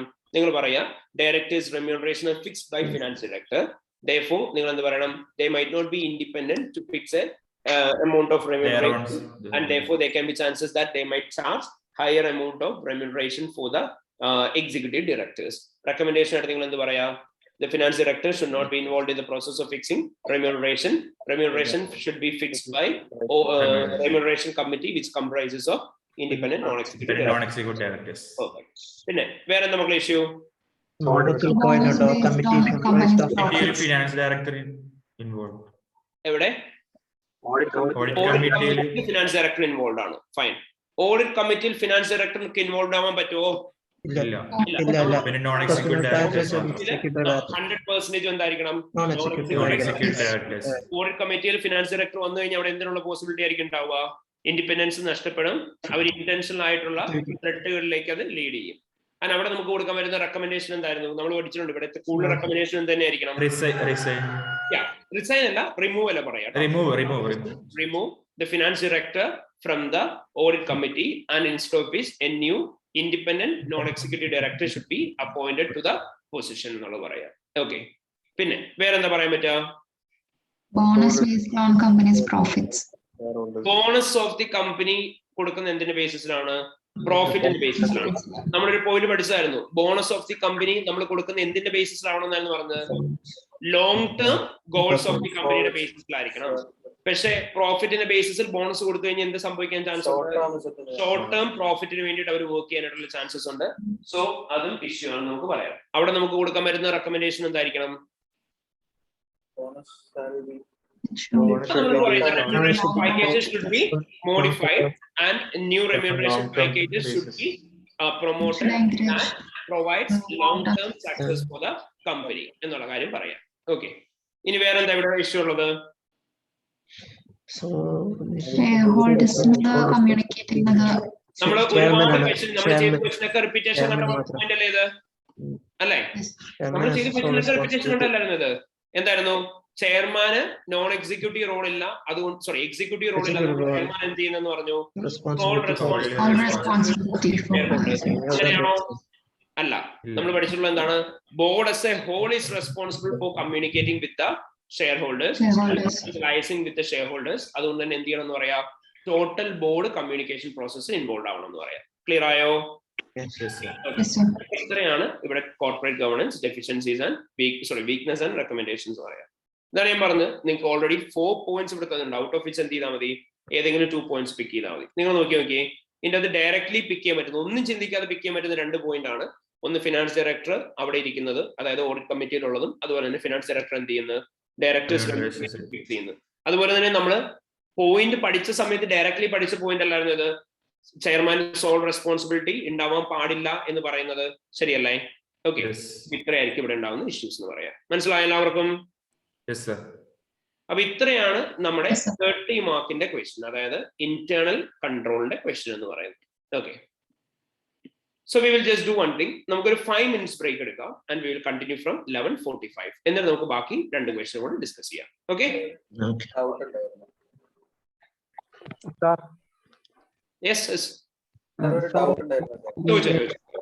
എക്സാമിന് നമ്മള് ബ്രേക്ക് എടുക്കണമെങ്കിൽ അത് നമ്മൾ അവിടെ ടൈപ്പ് ചെയ്ത് കൊടുത്ത റിമോട്ട് എക്സാമിന് ടൈപ്പ് ചെയ്ത് കൊടുത്ത അവരുടെ റിപ്ലൈക്ക് കാത്തിരിക്കണോ? കാത്തിരിക്കണം. അവര് അലോ ചെയ്ത് കഴിഞ്ഞിട്ട് മാത്രമേ ബ്രേക്ക് എടുക്കാൻ പാടുള്ളൂ. അലോ ചെയ്ത് അത് കഴിഞ്ഞ് തിരിച്ചു വരുമ്പോഴും നമ്മള് റിപ്പോർട്ട് ചെയ്യണ്ടേ? ചെയ്യണം. അപ്പോഴോ അവര് റിപ്ലൈ തന്നോ? അവര് യൂഷ്വലി എന്താണ് റിപ്ലൈ തരുന്നുണ്ടാവും. ഓക്കെ. പിന്നെ അത് ഇൻസ്ട്രക്ഷൻസിന്റെ അകത്ത് അവർ ആദ്യമേ തന്നെ പറയുകയും ചെയ്യും കേട്ടോ. ഒരു ഡൗട്ട് ചോദിച്ചോട്ടെ? വേഗം ചോദിച്ചു. സാർ, നമ്മള് ഡൗട്ട് അല്ല, എനിക്കൊരു ഏരിയ ചെറിയൊരു കുറച്ച് ക്ലിയർ ആവാനുണ്ടായിരുന്നു. നമ്മുടെ ഫെമിലിയാരിറ്റി ത്രെഡ് അവോയ്ഡ് ചെയ്യാൻ നമ്മൾ എൻഗേജ്മെന്റ് പാർട്ട്നേഴ്സിനെയും കീ ഓഡിറ്റ് പാർട്ട്നേഴ്സിനെയൊക്കെ റീപ്ലേസ് ചെയ്യില്ല. ഇയേഴ്സിന്റെ കണക്കറിയില്ല, ലൈക്ക് അത് എങ്ങനെയാണ്? എല്ലാവർക്കും സെയിം ഇയേഴ്സ് തന്നെയാണ് വരിക. 7 years തന്നെയാണ് എല്ലാവർക്കും. മാക്സിമം സെർവ് ചെയ്യാൻ പറ്റുന്ന പീരീഡ് എന്ന് പറഞ്ഞാൽ എപ്പോഴും 7 years തന്നെയായിരിക്കും വരിക. പിന്നെ ഡിഫറൻസ് വരുന്ന എവിടെയാന്ന് ചോദിച്ചാൽ അവർക്കുള്ള കൂളിംഗ് ഓഫ് പീരീഡ്. അതായത് എൻഗേജ്മെന്റ് പാർട്ണർക്കാണെങ്കിൽ കൂളിംഗ് ഓഫ് പീരീഡ് എന്ന് പറയുന്നത് എത്രയായിരിക്കും? 5 years ആയിരിക്കും. ദെൻ എൻഗേജ്മെന്റ് ക്വാളിറ്റി കൺട്രോൾ റിവ്യൂവിനാണെങ്കിൽ 3 years ആയിരിക്കും. കീ ഓഡിറ്റ് പാർട്ണർക്കാണെങ്കിൽ 2 years ആയിരിക്കും. കൂളിംഗ് ഓഫ് പീരീഡിൽ മാത്രമാണ് ഡിഫറൻസ് വരിക. പീരീഡ് സെർവ് ചെയ്യുന്ന എല്ലാവർക്കും മാൻഡേറ്ററി ആയിട്ടും 7 years ആയിരിക്കും മാക്സിമം സെർവ് ചെയ്യാൻ പറ്റുന്ന പീരീഡ് എന്ന് പറയും. മനസ്സിലായോ? നമ്മൾ MCQ ചെയ്തപ്പോൾ ഒരു ക്വസ്റ്റ്യൻ കണ്ടിട്ടുണ്ടായിരുന്നു 10 years അങ്ങനെ. ഇപ്പൊ ചെയ്ത ക്വസ്റ്റ്യൻ ആണോ? അതുകൊണ്ട് നമ്മൾ ഓപ്ഷൻ ചൂസ് ചെയ്യാഞ്ഞത്. അത് തെറ്റല്ലായിരുന്നോ? നമ്മൾ MCQ അത് ചെയ്തപ്പോ അവിടെ പറഞ്ഞതായിരുന്നു, അവര് പറഞ്ഞ് ഇതല്ലേ, ആ ഓഡിറ്റ് പാർട്ണർ 10 years ആയിട്ട് അവിടെ കണ്ടിന്യൂ ചെയ്തു എന്നാണ് പറഞ്ഞത്. അപ്പൊ നമ്മളിവിടെ പറയുന്നത് എന്താ? 7 years കണ്ടിന്യൂ ചെയ്യാൻ പറ്റത്തുള്ളൂ. 10 years കണ്ടിന്യൂ ചെയ്തിട്ടുണ്ടെന്നുണ്ടെങ്കിൽ അവിടെ ത്രെട്ട് ഉണ്ട്. അതുകൊണ്ട് തന്നെ അവർക്ക് അവിടെ കണ്ടിന്യൂ ചെയ്യാൻ പറ്റത്തില്ല. മനസ്സിലായോ? ഓക്കെ. സാറേ കവറിംഗ് ലെറ്റർ ഫ്രീക്വന്റ് ആയിട്ട് കാണാറുള്ളതാണോ? ക്വസ്റ്റ്യൻ ചോദിക്കാറുണ്ടോ? അതെ അതെ അതെ, കവറിംഗ് ലെറ്റർ കാണാറുള്ളതാണ്. കവറിംഗ് ലെറ്റർ ഏതെങ്കിലും ഒരു പർട്ടിക്കുലർ ആൻസർ എടുത്തിട്ട് ഒറ്റ പ്രാവശ്യം വായിച്ച് നോക്കിയാൽ മതി കേട്ടോ. കവറിംഗ് ലെറ്റർ സ്പെസിഫിക്കലി കണ്ടന്റ് ഒന്നുമില്ല. നോർമൽ ഒരു ലെറ്റർ പോലെ തന്നെ ഡ്രാഫ്റ്റ് ചെയ്തിട്ട് തൊട്ട് താഴെ നമ്മൾ എന്ത് മാത്രം പറയുന്നേ ഉള്ളൂ, all the details of been provided in the annexure എന്ന് പറഞ്ഞിട്ട്, ജസ്റ്റ് അനക്സർ എന്ന് പറഞ്ഞിട്ട് നമ്മൾ സാധാരണ ചെയ്യാറുള്ള ക്വസ്റ്റൻ എങ്ങനെയാണ് അതുപോലെ തന്നെ എഴുതിയാൽ മതി. ഓക്കെ, അപ്പം ബ്രേക്ക് എടുത്തോ, 11:50 വരെ എടുത്തോളൂ കേട്ടോ. 11:50.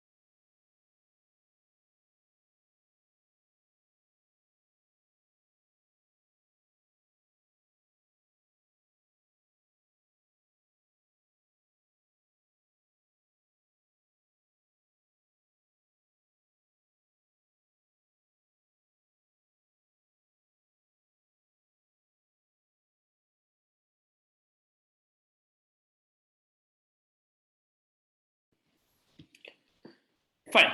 Continue നമുക്ക്. Okay. Yes, sir.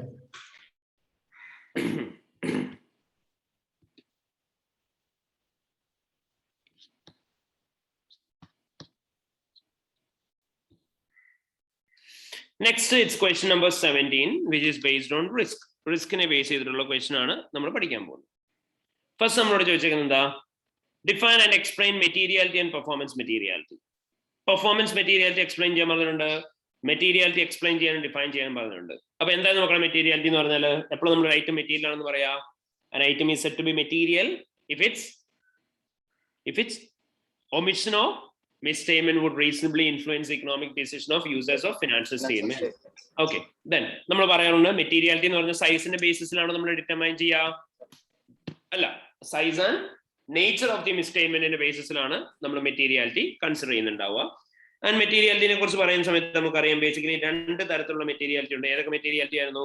Planning materiality, performance materiality. മെറ്റീരിയാലിറ്റിയുടെ ബെഞ്ച് മാർക്ക് പറയാ, എന്നിട്ട് പ്ലാനിംഗ് ആൻഡ് പെർഫോമൻസ് മെറ്റീരിയാലിറ്റി എന്താന്ന് പറയാം. എന്തായിരുന്നു പെർഫോമൻസ് മെറ്റീരിയൽ എന്ന് പറഞ്ഞാൽ? പ്ലാനിംഗ് മെറ്റീരിയാലിറ്റി എന്ന് പറഞ്ഞാൽ it's a materiality which has been determined for the financial statements as a whole.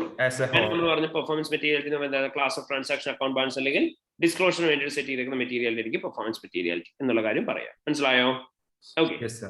ഇനി നിങ്ങളോട് ചോദിച്ചേക്കുന്നത് 16 മാർക്സിന് ചോദിച്ചേക്കുന്നത് എന്താണ്?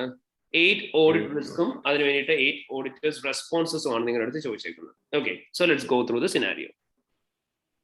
You are an audit supervisor of Daffodil and Company and are planning the audit of Peony Company for the year ending 31st May 2019. The company is a food retailer with a large network of stores across the country and 4 warehouses. The company has been a client of your firm for several years, and the forecast profit before tax is 28.9 million. The audit manager has attended a planning meeting with the finance director and has provided you with the following notes of the meeting. Planning meeting in the notes ആണ് താഴേക്ക് പറഞ്ഞേക്കുന്നത്. Peony Company has an internal audit department which undertakes control testing across network of stores. Each store is visited with at least once every 18 months. Audit manager has discussed with the finance director that the external audit team may rely on the control testing which is undertaken by internal audit department. During the meeting, the finance director provided some of the forecast information. Revenue for the year is expected to be increased by 3% as compared with the prior year. GP margin is expected to increase by 56 to 80%, and operating margin is predicted to decrease from 21% to 18%. Peony Company values the inventory at the in line with industry practice, which uses the selling price as average profit margin, and director considers this to be a close approximation to the cost. Parayya, എന്തൊക്കെ പ്രശ്നങ്ങളുള്ളത്? Relying the work of internal auditors. They are going to relay the work on internal audit. Internal audit ന്റെ വർക്കിന് മേലെ relay ചെയ്യാൻ പോവാന്ന് പറഞ്ഞു. അങ്ങനെയാണ് അവിടെ എന്തായിരിക്കും പ്രശ്നം ഉണ്ടാവുക? അവര് സഫിഷ്യന്റ് അപ്രോപ്രിയേറ്റ് ടെസ്റ്റിംഗ്സ് ഒന്നും നടത്തിയിട്ടുണ്ടാവില്ല. എങ്ങനെയായിരിക്കും സാറേ ഇന്റേണൽ ഓഡിറ്റേഴ്സ് വർക്ക് ചെയ്തത്? അവര് ടെസ്റ്റിംഗ് ഒന്നും പ്രോപ്പറായിട്ട് നടത്തിയിട്ടില്ലെങ്കിൽ നമ്മള് കൊടുക്കുന്ന കൺക്ലൂഷന് റോങ് ആയിരിക്കും. ലൈക്ക് എക്സ്റ്റേണൽ ഓഡിറ്റർ കൊടുക്കുന്ന കൺക്ലൂഷൻ തെറ്റാവാൻ ചാൻസ് ഉണ്ട്. അപ്പൊ അവിടെ എന്ത് റിസ്ക് ആയിരിക്കും ബേസിക്കലി ഉണ്ടാവുക? ഡിറ്റക്ഷൻ റിസ്ക് ഉള്ള പോസിബിലിറ്റി ആയിരിക്കും ഉണ്ടാവുക. അതിനുവേണ്ടി നമുക്ക് കൊടുക്കാൻ പറ്റുന്ന റെക്കമെൻഡേഷൻ എന്തായിരിക്കണം? Before you take work of the internal auditor എന്തൊക്കെ കാര്യങ്ങളായിരിക്കണം നമ്മൾ കൺസിഡർ ചെയ്യേണ്ടത്? ഇന്റേണൽ ഓഡിറ്ററിന്റെ വർക്ക് നമ്മൾ റിവ്യൂ ചെയ്യണം. ഓഡിറ്റിന്റെ എഫിഷ്യൻസി ഇന്റേണൽ ഓഡിറ്ററിന്റെ വർക്ക് നമ്മൾ റിവ്യൂ ചെയ്യുന്നുണ്ടാവണം. Quality and experience of the auditor നമ്മൾ കൺസിഡർ ചെയ്യണം. ആഡിക്വറ്റ്ലി സഫീഷ്യന്റ് ആയിട്ട് തോന്നിയ കഴിഞ്ഞാൽ മാത്രം എന്ത് ചെയ്യാൻ പാടുള്ളൂ എന്ന് പറയാം?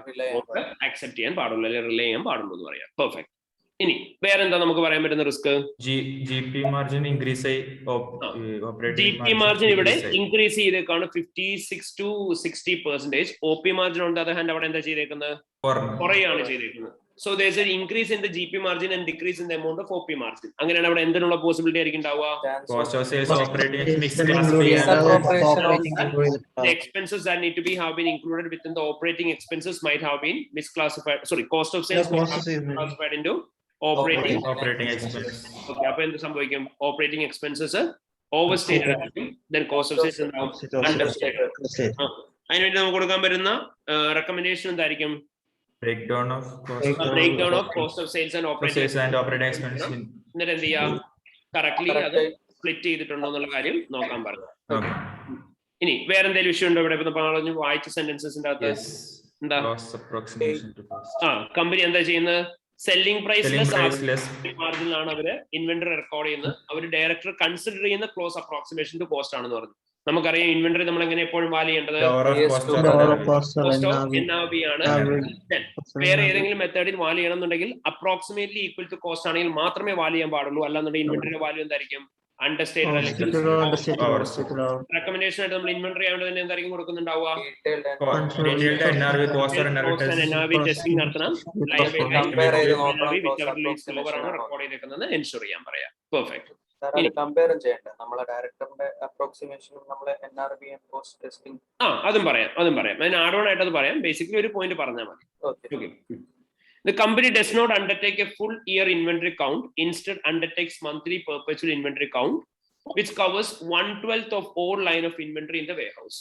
As part of the interim audit, which was completed in Jan, Audit Junior attended a perpetual inventory count at one of the warehouse.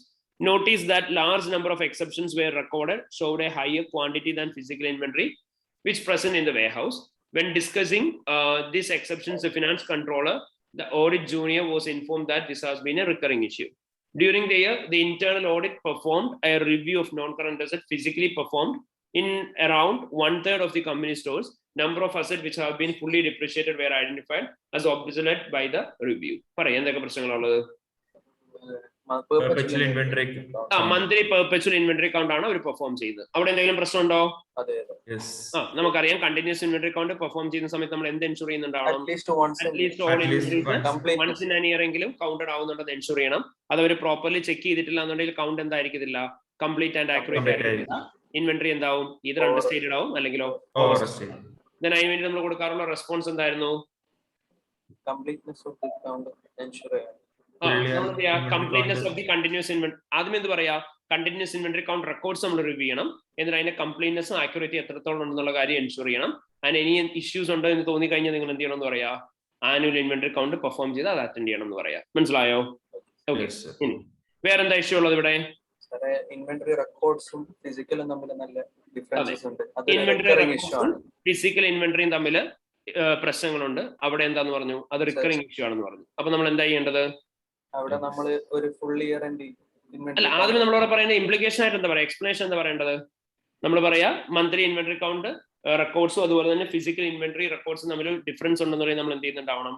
Difference timely ബേസിസിൽ adjust ചെയ്യണം. അഡ്ജസ്റ്റ് ചെയ്തിട്ടില്ല എന്നുണ്ടെങ്കിൽ എന്ത് സംഭവിക്കും? ഇൻവെന്ററിയുടെ വാല്യൂ അണ്ടർ അല്ലെങ്കിൽ ഓവർ സ്റ്റേറ്റഡ് ആവും. Response ആയിട്ട് പറയുമ്പോൾ എന്ത് പറയാ?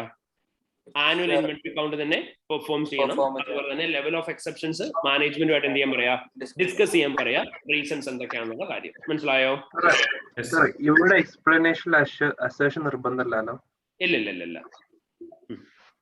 ഇനി നെക്സ്റ്റ് ഇവിടെ ഇമ്പാക്ട് ഓവർ ദ FS എന്താന്നുള്ളത് പറഞ്ഞാൽ മതി കേട്ടോ. ഇനി വേറെ എന്താ നമുക്ക് ഇഷ്യൂ ഉള്ളത്? ഡിപ്രിസിയേഷൻ എന്താ അവിടെ പറയാൻ പറ്റുക? നിങ്ങളോട് പറഞ്ഞ എന്താണ്? ഫുള്ളി ഡിപ്രിഷിയേറ്റഡ് ആവാത്ത അസറ്റ് ഒക്കെ പെട്ടെന്ന് എന്താവുന്നു? ഒബ്സലറ്റ് ആവുന്നു. ഫുള്ളി ഡിപ്രിഷിയേറ്റഡ് ആവാത്ത അസറ്റ് പെട്ടെന്ന് ഒരു മൊമെന്റിൽ ഒബ്സലറ്റ് ആയി കഴിഞ്ഞാൽ അതിനർത്ഥം എന്തായിരിക്കും? 3 വർഷത്തേക്ക് ഡിപ്രിഷിയേറ്റ് ചെയ്യേണ്ടത് 5 വർഷത്തേക്ക് കൊണ്ട് ഡിപ്രിഷിയേറ്റ് ചെയ്യുമ്പോഴാണ് ഇൻവെസ്റ്റ്മെന്റ് 3ാമത്തെ വർഷത്തിൽ എന്താവുന്നത്? ഒബ്സലറ്റ് ആവുന്നു. അപ്പൊ അതിനകത്ത് എന്താണ്? കമ്പനിയുടെ പോളിസീസ് എന്തായിരിക്കത്തില്ല? അപ്രോപ്രിയേറ്റ്. അപ്പൊ ഡിപ്രിസിയേഷൻ പോളിസി അപ്രോപ്രിയേറ്റ് അല്ലാന്നുണ്ടെങ്കിൽ ഓട്ടോമാറ്റിക്കലി എന്ത് സംഭവിക്കും? ഡിപ്രിസിയേഷൻ എക്സ്പെൻസസ് അണ്ടർസ്റ്റേറ്റഡ് ആയിരിക്കും. വാല്യൂ ഓഫ് അസറ്റ് എന്തായിരിക്കും? ഓവർ സ്റ്റേറ്റഡ് ആയിരിക്കും. ഇവിടെ എനിക്കൊരു ഡൗട്ട് ഉണ്ടായിരുന്നു. ചോദിച്ചോ. ഇവിടെ എങ്ങനെയാണ് നമ്മുടെ ഡിപ്രിസിയേഷൻ അണ്ടർസ്റ്റേറ്റഡ് ആണ്? അതായത് 10 വർഷത്തേക്കായിരുന്നു ഞാനൊരു അസറ്റ് ഡിപ്രിഷിയേറ്റ് ചെയ്തുകൊണ്ടിരുന്നത്. Over A period of 10 years ആയിരുന്നു ഞാനൊരു അസറ്റ് ഡിപ്രിഷിയേറ്റ് ചെയ്തുകൊണ്ടിരുന്നത്. പക്ഷേ ഈ അസറ്റിന്റെ ആക്ച്വൽ യൂസ്ഫുൾ ലൈഫ് എന്ന് പറയുന്നത് 4 years മാത്രമേ ഉണ്ടായിരുന്നു. അപ്പം 4th year വന്നു കഴിയുമ്പോഴത്തേന് ഈ അസറ്റ് എന്തായി മാറും? ശരിക്കും യൂസ്ലെസ് ആയി മാറും. പക്ഷെ വീണ്ടും നമ്മൾ നോക്കുമ്പോൾ 6 years ഡിപ്രിഷിയേറ്റ് ചെയ്യാൻ കിടക്കുക. അപ്പൊ അതെന്തുകൊണ്ടാണ് സംഭവിച്ചേക്കുന്നത്? ഇൻകറക്റ്റ് ആയിട്ടുള്ള ഡിപ്രിസിയേഷൻ പോളിസി എടുത്തുകൊണ്ടാണ്. ശരിയല്ലേ? ഓക്കെ. അപ്പൊ നമ്മൾ ഇയറിൽ ചാർജ് ചെയ്തുകൊണ്ടിരുന്ന ഡിപ്രിസിയേഷൻ കുറവല്ലേ? കാരണം 10 yearsലേക്കല്ലേ നമ്മൾ ഡിപ്രിഷിയേറ്റ് ചെയ്തുകൊണ്ടിരുന്നത്. അപ്പൊ ആനുവൽ ഡിപ്രിസിയേഷൻ ചാർജ് കുറവായിരുന്നു. അപ്പൊ ഡിപ്രിസിയേഷൻ എന്തായിരിക്കും? അണ്ടർസ്റ്റേറ്റഡ് ആയിരിക്കും. പ്രോഫിറ്റ് എന്തായിരിക്കും? ഓവർ സ്റ്റേറ്റഡ് ആയിരിക്കും. അസറ്റിന്റെ വാല്യൂ ഓവർ സ്റ്റേറ്റഡ് ആവും. മനസ്സിലായോ? അതിനുവേണ്ടി നമുക്ക് എടുക്കാൻ പറ്റുന്ന റെക്കമെൻഡേഷൻ എന്തായിരിക്കും ഇവിടെ ഏറ്റവും best? Discuss with the management the rationale on the basis of useful. Yeah, exactly. Discuss with the management the rationale on the basis of which they have determined the amount of depreciation. Consider it's reasonable. And consider whether it was reasonable. Okay. The company launched a significant television advertising campaign in Jan 2019 in order to increase revenue. The directors have indicated that at the year end, current asset of 0.7 million will be recognized, as they believe that advertisement will boost the further sales for next 12 months. The last advertisement will be shown on TV in May 2019. അവരെന്താ പറഞ്ഞേക്കുന്നത്? അവർ television advertisement നടത്തിയിട്ടുണ്ട്, അടുത്ത ഒരു വർഷത്തേക്ക് അതിന്റെ benefit കിട്ടും, അതുകൊണ്ട് അവർ current asset ആയിട്ട് കാണിച്ചു എന്നാണ് പറഞ്ഞേക്കുന്നത്. Any issues with that? Yes sir, it's an operating expense. Yeah, simple as that. അല്ലെ, അഡ്വർടൈസ്മെന്റ് എന്ന് പറയുന്നത് യൂഷ്വലി എന്താണ്? അതൊരു ഓപ്പറേറ്റിംഗ് എക്സ്പെൻസ് ആണ്. അഡ്വർടൈസ്മെന്റിന് നമുക്ക് ഒരു കറണ്ട് അസറ്റ് ആയിട്ട് കാണിക്കാനായിട്ട് പറ്റുമോ? പറ്റത്തില്ല. അഡ്വർടൈസ്മെന്റ് എന്ന് പറയുന്നത് ഓപ്പറേറ്റിംഗ് എക്സ്പെൻസ് ആയിട്ടാണ് നമ്മൾ കാണിക്കേണ്ടത്. അപ്പൊ ഇവിടെ എന്താ സംഭവിച്ചേക്കുന്നത്? അഡ്വർടൈസ്മെന്റ് എക്സ്പെൻസസ് അണ്ടർസ്റ്റേറ്റഡ് ആണ്, കറണ്ട് അസറ്റ്സ് എന്താണ്? ഓവർസ്റ്റേറ്റഡ് ആണ്. അതിനുവേണ്ടി നമുക്ക് കൊടുക്കാൻ പറ്റുന്ന റെക്കമെൻഡേഷൻ എന്തായിരിക്കും? It should be like current assets remove ചെയ്യണം. കറണ്ട് അസറ്റ്സ് റിമൂവ് ചെയ്യണം. സാർ അത് ഒന്നുകൂടി പറയോ ഈ പോയിന്റ്? റിസ്ക് ആണ് പറയുന്നത്. റിസ്ക് ബ്രോ, ഇത്രയേ ഉള്ളൂ. അവരെന്താ ചെയ്ത്, അവര് ഒരു 0.7 million അഡ്വർടൈസ്മെന്റിന് വേണ്ടിയിട്ട് സ്പെൻഡ് ചെയ്തു. എന്നിട്ട് അവർ അതിന് കൊണ്ടുപോയിട്ട് എന്തായിട്ട് കാണിച്ചു? കറണ്ട് അസറ്റ് ആയിട്ട് എഴുതി വെച്ചു. അഡ്വർടൈസ്മെന്റ് എക്സ്പെൻസസ് എന്ന് പറയുന്നത് എന്താണ്? ഒരു ഓപ്പറേറ്റിംഗ് എക്സ്പെൻസ് അല്ലേ, കറണ്ട് അസറ്റ് അല്ലല്ലോ. അതാണ് നമ്മൾ പറഞ്ഞത്. കറണ്ട് അസറ്റ് ഇപ്പൊ ഇവിടെ എന്താണ്? ഓവർസ്റ്റേറ്റഡ് ആണ്, എക്സ്പെൻസസ് അണ്ടർസ്റ്റേറ്റഡ് ആണ്. മനസ്സിലായോ?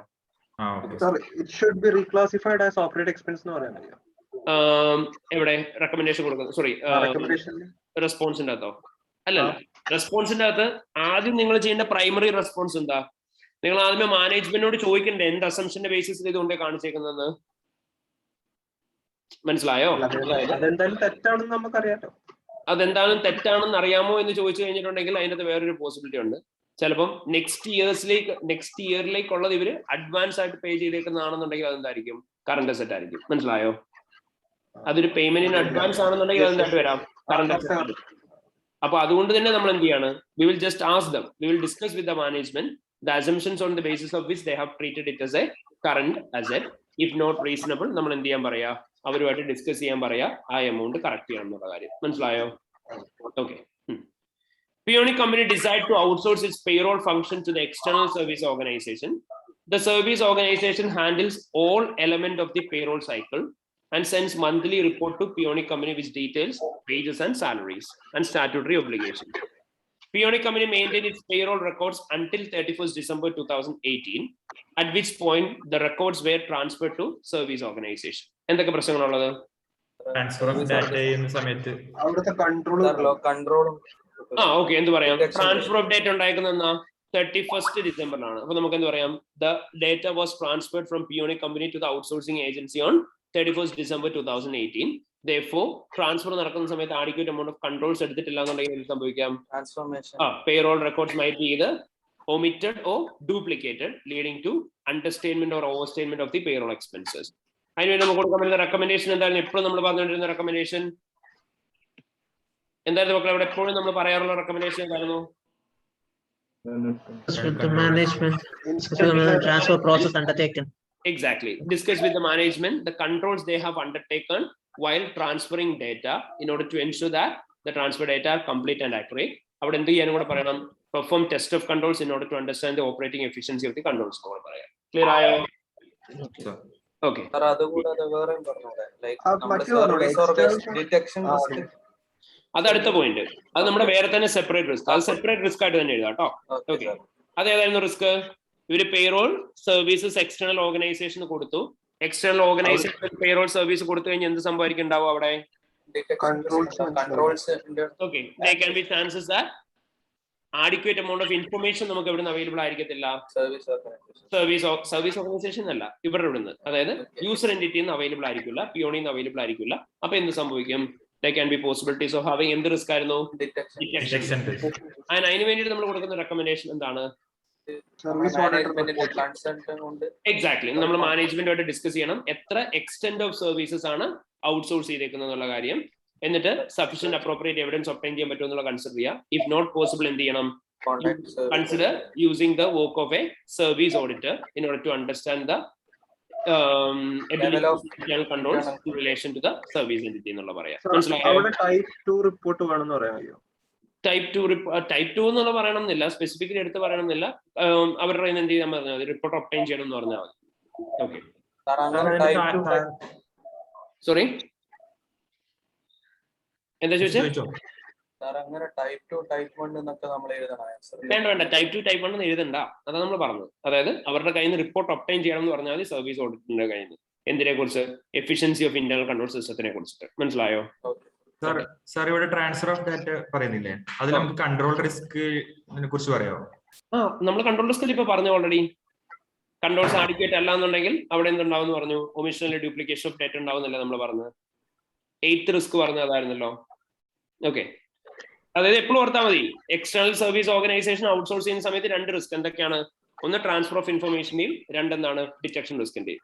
ഓക്കെ, ഇനി Peonic company is planning to expand the company by opening 3 new stores during July 2019. And in order to finance this in March 2019, the company obtained a 3 million bank loan. This is repayable in arrear over 5 years in quarterly installment. In preparation for the expansion, the company is looking to streamline operation in the warehouse and is planning to make approximately 60 employees redundant after the year end. No decision has been made as to whether this has been announced, but it is likely to be in May 2019. എന്താ പ്രശ്നം ഉണ്ടായിരിക്കുന്നത്? Loan എടുത്തിട്ടുണ്ട്, company എന്ത് ചെയ്തിട്ടുണ്ട്? Company ഒരു bank loan എടുത്തിട്ടുണ്ട് 3 million. Company 3 million bank loan എടുക്കുന്ന സമയത്ത് അവിടെ ഓട്ടോമാറ്റിക്കലി ഉണ്ടാവുന്ന ഇഷ്യൂ എന്തായിരിക്കും?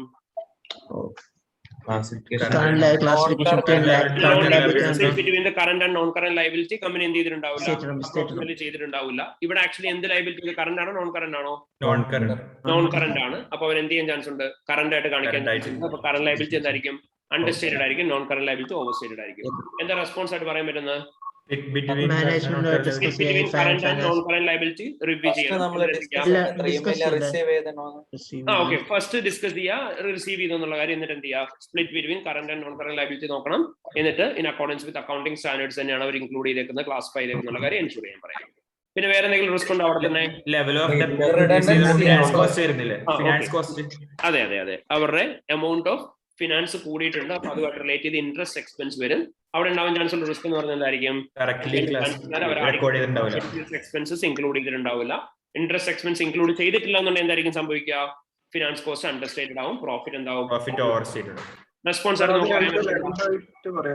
സോറി, അത് രണ്ടായിട്ട് തന്നെ പറയാൻ പറ്റും. ഓക്കെ സാർ, നമ്മൾ ഈ ബാങ്ക് ലോൺ എടുക്കുമ്പോൾ നമ്മൾ രണ്ടായിട്ട് ക്ലാസിഫൈ ചെയ്ത് കളിക്കില്ല, കറന്റ് ലൈബിലിറ്റിയും നോൺ കറന്റ് ലൈബിലിറ്റി ആയിട്ട് കളിക്കില്ലേ? നെക്സ്റ്റ് ഇയറിൽ കൊടുക്കാനുള്ള കറന്റ് ലൈബിലിറ്റി ക്ലാരിഫൈ ചെയ്യാൻ വേണ്ടിയായിരുന്നു. അതെ, പറയണം കേട്ടോ, പറയണം. ഓക്കെ, ഇനി നെക്സ്റ്റ് വൺ, അതിന്റെ റെക്കമെൻഡേഷൻ നമ്മൾ പറയേണ്ടത് ഇൻട്രസ്റ്റ് എക്സ്പെൻസ് ഇൻക്ലൂഡ് ചെയ്തിട്ടില്ല എന്നുള്ളതിന് ഫിനാൻസ് കോസ്റ്റ് എന്ത് ചെയ്യാൻ പറയാം? റീകാൽക്കുലേറ്റ് ചെയ്യാൻ പറയാം. അതെന്തുമായിട്ട് മാച്ച് ചെയ്ത് നോക്കാൻ പറയണം? ലോൺ ഡോക്യുമെന്റ്സുമായിട്ട് ക്രോസ് ചെക്ക് ചെയ്യാൻ പറയാം. എന്നിട്ട് അത് ഇയർ എൻഡ് സമയത്ത് പേയബിൾ ആയിട്ട് കാണിച്ചിട്ടുണ്ടെന്നുള്ള കാര്യം എൻഷുർ ചെയ്യാൻ പറയാം. ഓക്കെ, ഇനി വേറെന്ത് ഇഷ്യൂ ഉള്ളത്? Redundancy provision. കമ്പനി 60 എംപ്ലോയീസിനെ റിഡൻഡന്റ് ആക്കിയിട്ടുണ്ട് ഇയർ എൻഡിന് ശേഷം, അല്ലെ ഇയർ എൻഡിന്റെ ആഫ്റ്റർ ദി ഇയർ എൻഡ്. അപ്പം റിഡൻഡൻസി ആയിട്ട് റിലേറ്റ് ചെയ്ത് നമുക്ക് എന്താ പറയാൻ പറ്റുന്നത്? ഈ റിഡൻഡൻസി എന്ന് പറയുന്നത് പ്രോബബിൾ ആണെന്നുണ്ടെങ്കിൽ പ്രൊവിഷൻ ക്രിയേറ്റ് ചെയ്ത്. അതെ, അപ്പൊ ഇവിടെ ഉണ്ടാവാൻ ചാൻസ് ഉള്ള റിസ്ക് എന്ന് പറഞ്ഞാൽ എന്തായിരിക്കും? adequate amount of provision ഉണ്ടാവില്ല. അങ്ങനെയാണെങ്കിൽ നമ്മുടെ കമ്പനിയുടെ പ്രൊവിഷൻ എന്തായിരിക്കും? അണ്ടർസ്റ്റേറ്റഡ് ആയിരിക്കും, ഓവർസ്റ്റേറ്റഡ് ആയിരിക്കും. ഇവിടെ നമുക്ക് എന്താ ചെയ്യാൻ പറ്റുക? റെസ്പോൺസ് ആയിട്ട് ഇവിടെ റിഡൻഡൻസി പ്രൊവിഷൻ ക്രിയേറ്റ് ചെയ്തിട്ടുണ്ടോ ഇല്ലയോ എന്ന് നമുക്ക് അറിയില്ല. അപ്പൊ നമ്മൾ എന്ത് ചെയ്യണം? We need to discuss with the management whether they have recognized provision in relation to redundancy, and if so, എന്ത് ചെയ്യണം എന്ന് പറയാ? എന്ത് ചെയ്യണം എന്ന് പറയേണ്ടത്? Consider the rationale on the basis of which they have determined it in order to ensure the reasonableness of provision reasonable ആണെന്ന് ensure ചെയ്യാൻ. ഈ ഞാൻ എഴുതി തന്നല്ലേ റിവിഷൻ ക്ലാസ് സമയത്തും സെയിം തന്നെയാണ് റെസ്പോൺസ് ചെയ്തത്. ഇത്രയാണ് നമുക്ക് sorry inspect board minutes regarding redundancy provision. Inspect board minutes regarding redundancy provision എന്നുള്ളത് പറയാം. പക്ഷെ ഇവിടെ നിങ്ങൾ അതിലും എക്സ്റ്റെൻഡിലേക്ക് പോകുന്നുണ്ട്. നിങ്ങളിവിടെ പറയുന്നത് എന്താണ്? പ്രോബബിൾ ആണെന്നുണ്ടെങ്കിൽ പ്രൊവിഷൻ ക്രിയേറ്റ് ചെയ്യണമായിരുന്നു എന്നുള്ള കാര്യം പറയുന്നുണ്ട്. മനസ്സിലായോ? ഓക്കെ, അപ്പൊ അതുകൊണ്ട് തന്നെ കൂടുതൽ എന്തിൽ എംഫസൈസ് ചെയ്താൽ മതി? പ്രൊവിഷൻ ക്രിയേറ്റ് ചെയ്തിട്ടുണ്ടോ എന്നുള്ള കാര്യത്തിൽ എംഫസൈസ് ചെയ്താൽ മതി. മനസ്സിലായോ? ഓക്കെ, ഇനി ഒരു ക്വസ്റ്റ്യൻ നോക്കി മക്കളെ, ജസ്റ്റ് എ മൊമെന്റ്. ചോദിച്ചോ. ഓഡിറ്റേഴ്സിനോടൊക്കെ അല്ലെങ്കിൽ ലീഗൽ അഡ്വൈസേഴ്സിനോടൊക്കെ ചോദിക്കാൻ പറ്റുമോ പ്രോബബിൾ ആണോ? പറ്റത്തില്ല. കാരണം എന്താണ്, ഇത് റിഡൻഡൻസി പ്രൊവിഷൻ ആണ്. ലീഗൽ അഡ്വൈസേഴ്സിനോട് ചോദിക്കാൻ പറ്റും പ്രോബബിൾ ആണോ. അത് ഏത് സിറ്റുവേഷൻ ആയിരിക്കും? കമ്പനിക്ക് ക്ലെയിംസ് ഒക്കെ ഉള്ള സമയത്തായിരിക്കും ലീഗൽ അഡ്വൈസേഴ്സിനോട് ചോദിക്കുന്നുണ്ടാവും. മനസ്സിലായോ? ഇത്രയാണ് ഇവിടെയുള്ള സിറ്റുവേഷൻ എന്ന് പറയാം. സോ നോക്കിക്കേ, നമ്മളവിടെ എത്ര റിസ്ക് ആയിരുന്നു ചോദിച്ചിരുന്നത്? അവർ വെറും 8 റിസ്ക് ചോദിച്ചിട്ടുള്ളായിരുന്നു. നമ്മൾ എത്ര റിസ്ക് കണ്ടുപിടിച്ചിട്ടുണ്ട്? ഇൻ ടോട്ടൽ 12 റിസ്ക് കണ്ടുപിടിച്ചിട്ടുണ്ട്. അപ്പൊ എന്ത് ചെയ്താൽ മതി? 8 ഔട്ട് ഓഫ് 12 എഴുതിയാൽ മതി. അതായത് എത്ര എണ്ണമാണ് നിങ്ങൾ കണ്ടുപിടിച്ച് 12 എണ്ണത്തിനകത്ത് നിന്ന് ഏതൊക്കെയാണ് നിങ്ങൾക്ക് അറിയാവുന്ന 8 എണ്ണം അത് എഴുതിയാൽ മതി. ആൻഡ് ഏറ്റവും അറിയാവുന്നത് ആദ്യമേ കണ്ടുപിടിച്ചിട്ട് എഴുതുക. അതുകൊണ്ടാണ് ഞാൻ പറഞ്ഞത് എപ്പോഴും ഓർത്തോണം, whenever you read the questions full ആയിട്ട് കംപ്ലീറ്റ് ആയിട്ട് വായിക്കാം. ക്വസ്റ്റ്യൻസ് കംപ്ലീറ്റ് ആയിട്ട് വായിച്ചതിന് ശേഷം മാത്രമേ ക്വസ്റ്റ്യൻസ് എഴുതി തുടങ്ങാവുള്ളൂ. ഇല്ലെങ്കിൽ we will be in trouble. കാരണം എന്താണ്, ചിലപ്പോൾ നമ്മൾ ആദ്യമേ വായിക്കുന്ന സമയത്ത് നമുക്ക് അറിയാവുന്ന പോയിന്റ്സ് ഉണ്ടാവില്ല. അപ്പൊ അൺനെസസറി നമ്മളവിടെ ടൈം വേസ്റ്റ് ചെയ്യും. പിന്നീട് അങ്ങോട്ട് വായിച്ചു വരുമ്പോൾ എളുപ്പമുള്ള പോയിന്റ്സ് ഉണ്ടാവും, അതൊട്ട് എഴുതാൻ ടൈമും കിട്ടത്തില്ലാണ്ട് വരും. അപ്പൊ ആദ്യം എന്ത് ചെയ്യുക, ഫുൾ ക്വസ്റ്റ്യൻ വായിക്കുക. ഫുൾ ക്വസ്റ്റ്യൻ വായിച്ച് ഫുൾ ക്വസ്റ്റിനെ കുറിച്ച് ഒരു ഐഡിയ ക്രിയേറ്റ് ചെയ്തതിനു ശേഷം മാത്രം അറിയാവുന്ന പോയിന്റ്സ് ആദ്യമേ പിക്ക് ചെയ്ത് എഴുതി പോവാം. Okay, alright. ഇനി let's move to the very last question, which is a question based on the substantives. അപ്പോ ഫസ്റ്റ് ക്വസ്റ്റ്യൻ നമ്മുടെ അടുത്ത് ചോദിച്ചേക്കാണ്, describe the substantive procedure the auditor should perform in order to obtain sufficient and appropriate audit evidence in relation to valuation of Hyzin company's inventory. ഇത് primary ആയിട്ട് നമ്മളിപ്പോ നോക്കുന്ന സമയത്ത് assertion specific ആണോ അല്ലയോ? അതെ. നിങ്ങളോട് ഏത് അസേഷന്റെ ചോദിച്ചേക്കുന്നത്? വാല്യുവേഷൻ ആണ് ചോദിച്ചേക്കുന്നത്. രണ്ടാമതായിട്ട് നോക്കുക, എത്ര മാർക്കിനാണ്? 6 മാർക്സിനാണ്. അപ്പൊ നമുക്ക് എത്ര പോയിന്റ്സ് വേണം? 6 പോയിന്റ്സ് വേണം. ഓക്കെ, നമുക്കപ്പോ ഒരു കാര്യം ചെയ്യാം, സിനാരിയോയിൽ എന്താണ് ഇതിനെ കുറിച്ച് പറഞ്ഞേക്കുന്നത് നോക്കാം. Okay, so Hyzin company develops and manufactures computer components and its year end was 31st December 2018. The company has a large factory and 2 warehouses, one of which is off-site. You are an audit supervisor of Tulip and Company, and the final audit is due to commence shortly. The draft financial statement showed total assets of 23.2 million, profit before tax of 6.4 million. The following 3 matters have been brought for attention. Inventory valuation kuറിച്ച് first പറഞ്ഞേക്കാണ്. Your firm attended the year-end inventory count for Hyzin Company and confirmed that the controls and process for recording work in progress and finished goods were acceptable. Work in progress are both material to financial statements, and the audit team was able to confirm both the quality and stage of completion of work in progress. Before the goods are dispatched, they are inspected by the company's quality control department. Just prior to the inventory count, it was noted that the batch of product Crocs which had been produced to meet a customer specification technical requirement did not meet the quality and technical standard. The inventory had been produced at a cost of 4,50,000. Upon discussion with the production supervisor, finance director believes that inventory can still be sold to alternative customers at a discount price of 90,000. അപ്പോൾ നിങ്ങളോട് കുറച്ച് കാര്യങ്ങൾ scenario specific ആയിട്ട് പറഞ്ഞിട്ടുണ്ട്. എന്തൊക്കെ കാര്യങ്ങളാണ് പറഞ്ഞേക്കുന്നത്? ആ ക്രോക്സ് എന്ന് പറയുന്ന ഒരു പ്രോഡക്റ്റ് ഉണ്ടെന്നുള്ള കാര്യം പറഞ്ഞു. ആ പ്രോഡക്റ്റ് കസ്റ്റമർ സ്പെസിഫിക്കേഷൻ മീറ്റ് ചെയ്തിട്ടില്ല. 4,50,000 ആണ് അവരെ പ്രോഡക്റ്റ് ഉണ്ടാക്കിയത്. പക്ഷെ അവർ ഇനി സെല് ചെയ്യാൻ പോകുന്ന എത്രയ്ക്കാന്ന് പറഞ്ഞു? They are going to sell it for an amount of 90,000. ഇത്രയും ഡീറ്റെയിൽസ് ആണ് അവർ നിങ്ങളുടെ അടുത്ത് പറഞ്ഞത്. ശരിയല്ലേ? ഓക്കെ, അപ്പം ലിറ്ററലി പറഞ്ഞാൽ ഇതൊരു അസേഷൻ സ്പെസിഫിക് ക്വസ്റ്റ്യൻ മാത്രമാണോ? അല്ല, അസേഷൻ പ്ലസ് എന്താണ് സിനാരിയോ. അപ്പം അസേഷനിൽ തന്നെ നിങ്ങൾ നിൽക്കണം, പക്ഷെ എന്തിലേക്കും കൂടി പോകണം? സിനാരിയോയിലേക്കും കൂടി പോകണം. ഇവിടെ മെയിൻ ആയിട്ട് നിങ്ങളുടെ അടുത്ത് സിനാരിയോയ്ക്കകത്ത് വേറെ എന്തെങ്കിലും കാര്യങ്ങൾ പറഞ്ഞിട്ടുണ്ടോ? ഇല്ല. പ്രധാനമായിട്ടും നിങ്ങളോട് പറയുന്നത് ആ ഒരു പ്രോഡക്റ്റിന്റെ കാര്യത്തെ കുറിച്ച് മാത്രമാണ്. So well you need to consider regarding the product as well. അപ്പൊ ഒന്ന് പറഞ്ഞേ, എന്തൊക്കെയാ നമ്മൾ ഇവിടെ ചെയ്യേണ്ട പ്രൊസീജിയേഴ്സ്? എന്തൊക്കെയാ ചെയ്യേണ്ട പ്രൊസീജിയേഴ്സ്?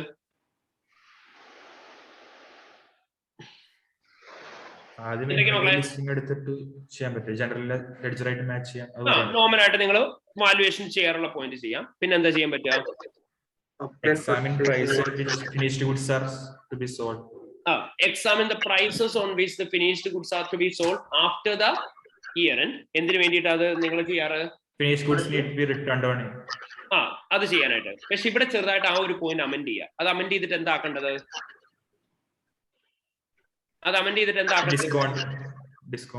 ഇവര് പറഞ്ഞിട്ടില്ലേ ഡിസ്കൗണ്ടഡ് പ്രൈസ് ഓഫ് 90,000 ആണ് സെല് ചെയ്യാൻ പോകുന്നതെന്ന്.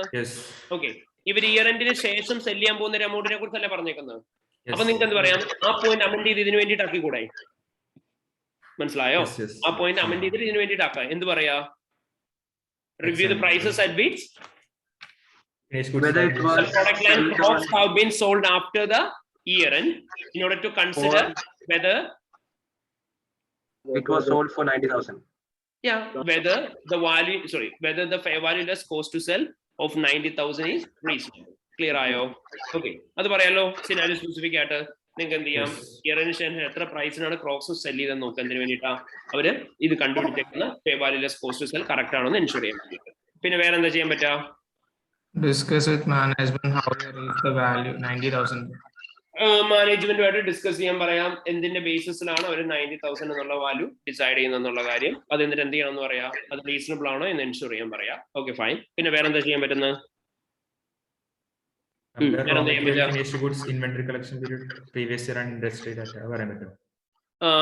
ഏതാണ് ഒന്നുകൂടെ പറയോ? Raw material, finished goods, inventory collection period compare ചെയ്യാൻ. എന്തിനു വേണ്ടിയിട്ടാ? പ്രീവിയസ് ഇയർ ആയിട്ട്. എന്നിട്ട് industry average, significant difference. Okay, fine. Alright, പറയാം. നോർമൽ ജനറൽ പോയിന്റ് ആയിട്ട് പറയാം. പിന്നെ അത് സ്പെസിഫിക്കലി സിനാരിയോ ആയിട്ട് ബേസ് ചെയ്ത് എന്തൊക്കെയാ പറയാൻ പറ്റുന്നത്? ഇങ്ങനത്തെ ക്വസ്റ്റ്യൻ വരുമ്പോ സിനാരിയോ സ്പെസിഫിക് ആയിട്ട് ഇത്ര പോയിന്റ്സ്, ജനറൽ ആയിട്ട് ഇത്ര പോയിന്റ്സ് അങ്ങനെ ഉണ്ടോ? അല്ലെങ്കിൽ ഇല്ല. സിനാരിയോ സ്പെസിഫിക് പറയാനുള്ള പറയാം. പിന്നെ ജനറൽ ഉദ്ദേശിക്കുന്നത് എന്താണ്? With regard to valuation self പറയാൻ പറ്റും. അപ്പൊ വാല്യുവേഷൻ ഏത് പോയിന്റ് ചെയ്താലും മാർക്ക് കിട്ടൂലേ? ആ, പിന്നെ വേറെന്താ പറയാൻ പറ്റുന്നത്? വിത്ത് റിഗാർഡിംഗ് ടു സിനാരിയോ ആണേ.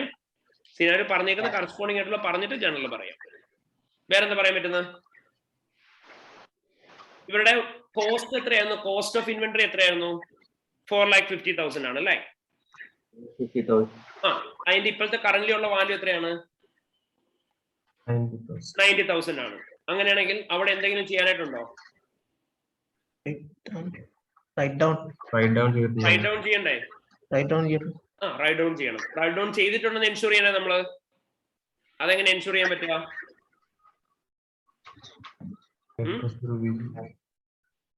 റൈറ്റ് ഡൗൺ ചെയ്തിട്ടുണ്ടെന്ന് എങ്ങനെ എൻഷുർ ചെയ്യാൻ പറ്റുക? നമ്മൾ എന്ത് പറയാ? നമ്മൾ പറയാം ഡാമേജ് പ്രോഡക്റ്റിന്റെ അഡ്ജസ്റ്റ്മെന്റ് എങ്ങനെയാണ് നടത്തിയെന്നുള്ളത് മാനേജ്മെന്റുമായിട്ട് ഡിസ്കസ് ചെയ്യാൻ പറയാം. എന്തിനു വേണ്ടിയിട്ടാ? in order to ensure that the value of the damaged inventory has been written down to the lower of cost and NRV. മനസ്സിലായോ?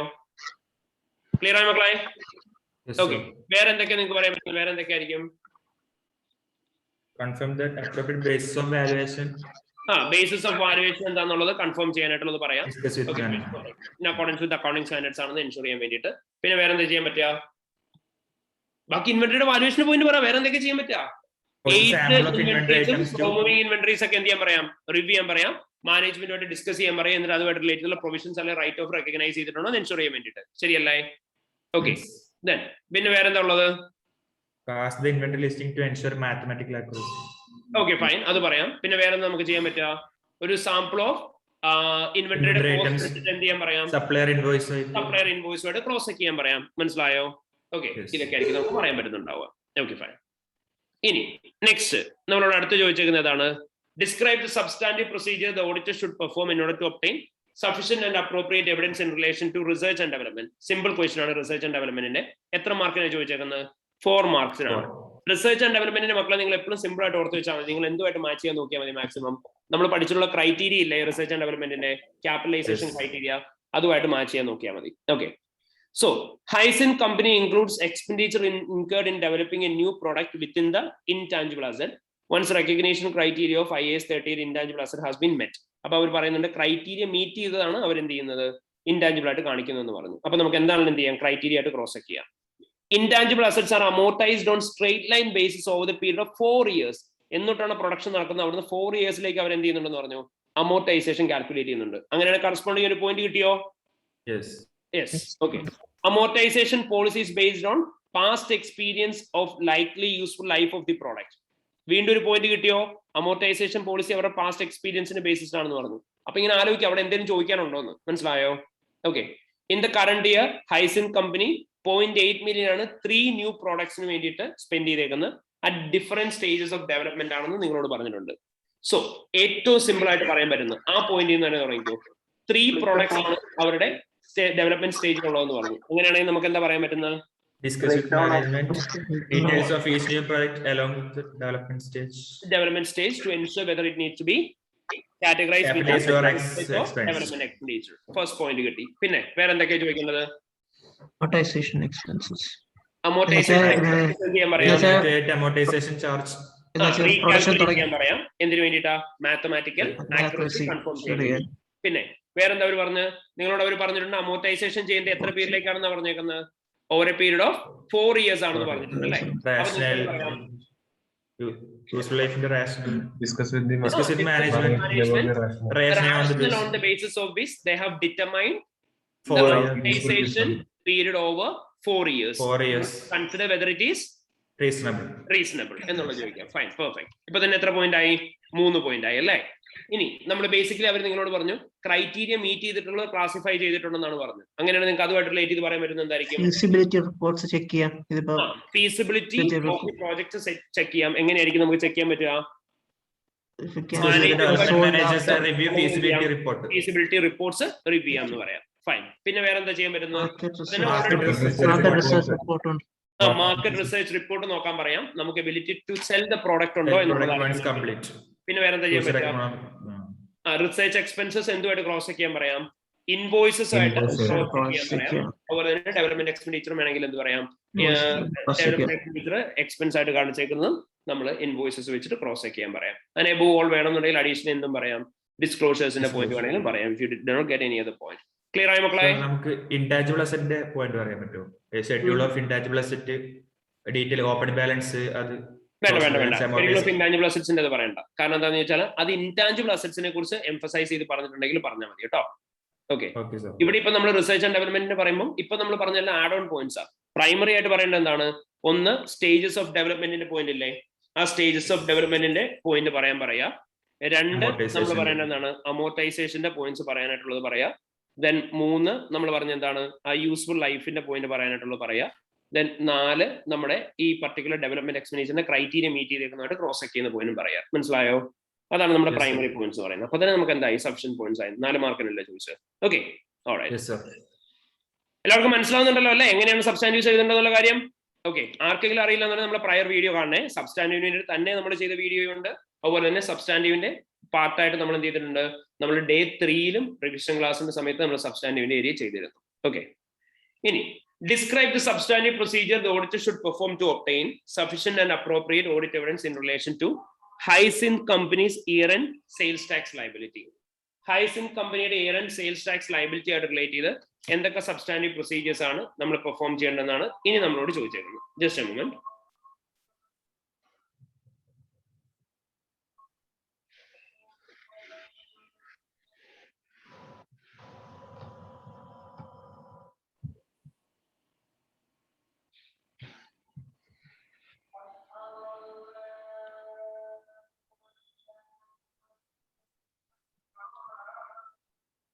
ഓക്കെ, അതാണ് നമ്മളോട് അടുത്ത് ചോദിച്ചേക്കുന്നത്. അപ്പൊ നമ്മൾ ഇവിടെ എന്താ പറയേണ്ടത്? Describe the substantive procedures in relation to the auditor to obtain sufficient and appropriate audit evidence in relation to year and sales tax liability. Year and sales tax liability ആണ് നമുക്ക് ഇവിടെ തന്നേക്കുന്നത്. ഈ ഇയർ ആൻഡ് സെയിൽസ് ടാക്സ് ലയബിലിറ്റിയുടെ amount നമ്മൾ എങ്ങനെയായിരിക്കും confirm ചെയ്യുന്നുണ്ടാവുക? എങ്ങനെയായിരിക്കും മക്കളെ? എന്തൊക്കെയാ നമ്മളോട് പറഞ്ഞത്? Hyacinth Company is required by the relevant taxation authority in the country in which it operates to charge sales tax at 15% on products which it sells. Sales tax is payable to tax authority when purchasing raw materials and incurring expenses in manufacturing process. Company pays 15% sales on item purchase, and this can be reclaimed from the taxation authority. The company is required to report tax charged and incurred by completing a tax return on quarterly basis. Net amount owing to the taxation authority must be remitted within 4 weeks of the quarter end. The financial statements contain 1.1 million in relation to the sales tax of the quarter of 31st August 2018. ആദ്യം ഇവിടെ പറഞ്ഞേക്കുന്നതിന്റെ meaning properly മനസ്സിലാക്കുക. നിങ്ങളോട് എന്തൊക്കെയാ പറഞ്ഞേക്കുന്നത്? ഒന്ന്, നിങ്ങളുടെ അടുത്ത് പറഞ്ഞു നിങ്ങൾ എന്ത് ചെയ്യണം? ഓരോ സെയിൽസ് നടത്തുമ്പോൾ 15% പ്രോഡക്ട്സിന്റെ പേര് നിങ്ങൾ വാങ്ങണം കസ്റ്റമറിന്റെ കയ്യിൽ നിന്ന്. അതുപോലെ തന്നെ നിങ്ങൾ എന്ത് ചെയ്യുന്നുണ്ട്? നിങ്ങൾ പേ ചെയ്യുന്ന സമയത്ത് നിങ്ങൾ എത്രയാണ് പേ ചെയ്യേണ്ടത്? നിങ്ങൾ 15% നിങ്ങൾ ഓരോ പ്രോഡക്റ്റ് വാങ്ങിക്കുമ്പോൾ നിങ്ങളും പേ ചെയ്യണം. എന്നിട്ട് നിങ്ങൾ കസ്റ്റമേഴ്സിന്റെ കയ്യിൽ നിന്ന് കളക്ട് ചെയ്യുന്നതും നിങ്ങൾ പേ ചെയ്തതിന്റെയും ഡിഫറൻസ് മാത്രം നിങ്ങൾ എന്ത് ചെയ്താൽ മതി, ടാക്സേഷൻ അതോറിറ്റിക്ക് പ്രൊവൈഡ് ചെയ്താൽ മതി. എന്നിട്ട് നിങ്ങളോട് പറഞ്ഞു എല്ലാ ക്വാർട്ടറും കഴിഞ്ഞ് വിത്തിൻ 4 വീക്സിനുള്ളിൽ നിങ്ങൾ എന്ത് ചെയ്യണം, എമൗണ്ട് പേ ചെയ്യണം. ഇയറിന്റെ സമയത്ത് 1.1 million ആണ് ലൈബിലിറ്റി ഉള്ളതെന്ന് പറഞ്ഞു. പറ എന്തൊക്കെ കാര്യങ്ങളാണ് നിങ്ങൾ ആസ് ആൻ ഓഡിറ്റർ എന്നുള്ള രീതി ചെയ്യേണ്ടത്? ഇവിടെ എന്തൊക്കെയാണ് ചെയ്യേണ്ടത്? Agree the sales tax liability. We can calculate the sales tax liability. എങ്ങനെ sales tax liability നമുക്ക് കാൽക്കുലേറ്റ് ചെയ്യാൻ പറ്റുന്നത്? ട്രയൽ ബാലൻസിലുള്ളതും ടാക്സ് റിട്ടേണും സെയിം ആണെന്ന്. ഓക്കെ, അത് സെപ്പറേറ്റ് പോയിന്റ് ആയിട്ട് പറഞ്ഞാൽ മതി. ഇവിടെ സെയിൽസ് ടാക്സ് ലൈബിലിറ്റി നിങ്ങളുടെ ചാർജ് ചെയ്യുന്ന എങ്ങനെയാണ് നിങ്ങൾ കാൽക്കുലേറ്റ് ചെയ്യേണ്ടത്? നിങ്ങളോട് പറഞ്ഞു എത്രയാണ് നിങ്ങൾ ഇൻകർ ചെയ്തത്, അതുപോലെ തന്നെ എത്രയാണ് നിങ്ങൾ ചാർജ് ചെയ്തത്, അതിന്റെ ഡിഫറൻസ് മാത്രമേ പറ്റുന്നല്ലേ പറഞ്ഞ്. അപ്പൊ നിങ്ങൾ എന്ത് പറയാ, recalculate the sales tax liability by എന്താ ചെയ്യേണ്ടത്? Recalculate the sales tax liability by deducting the amount of tax incurred from the amount of tax collected from the customers, അല്ലെങ്കിൽ tax charged from the customers, and in order to ensure the mathematical accuracy. Okay, പിന്നെ വേറെ എന്താ നമുക്ക് പറയാൻ പറ്റുന്നത്? Compare year tax liability prior year ആയിട്ട് budget ആയിട്ട്. Okay, sales tax liability year endile prior year ആയിട്ട് കമ്പയർ ചെയ്ത് നോക്കാൻ പറയാം. ഫൈൻ. പിന്നെ വേറെ എന്താ ചെയ്യാൻ പറ്റുക? Tax authority correspondence obtain. Review the correspondence between the client company and പറയാ ടാക്സേഷൻ അതോറിറ്റി. എന്തിനു വേണ്ടിയിട്ടാണ് നമ്മൾ റിവ്യൂ ചെയ്യുന്നത്? അഡീഷണൽ ഔട്ട്സ്റ്റാൻഡിങ് എമൗണ്ട്സ് എന്തെങ്കിലും ഉണ്ടോ എന്ന് അറിയാൻ വേണ്ടിയിട്ട്. പിന്നെ വേറെ എന്താ പറയാൻ പറ്റുന്നത്? സബ്സീക്വന്റ് പേയ്മെന്റ്സ് റിവ്യൂ ചെയ്യാൻ പറയാം. എന്തിനു വേണ്ടിയിട്ടാ?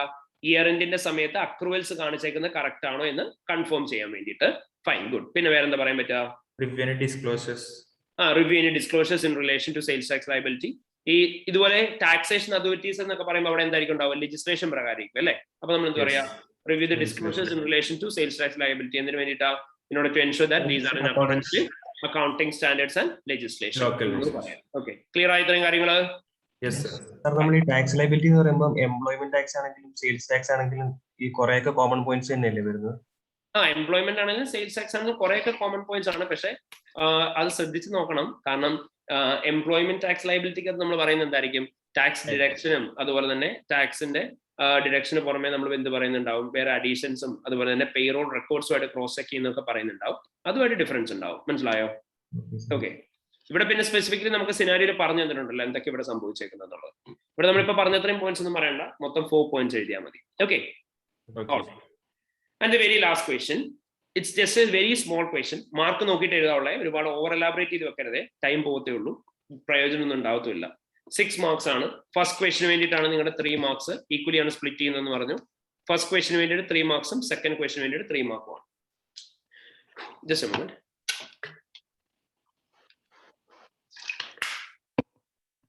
So first question to 3 marks. Okay. Explain whether the 2018 financial statements of Hyzin Company require amendment in relation to flood.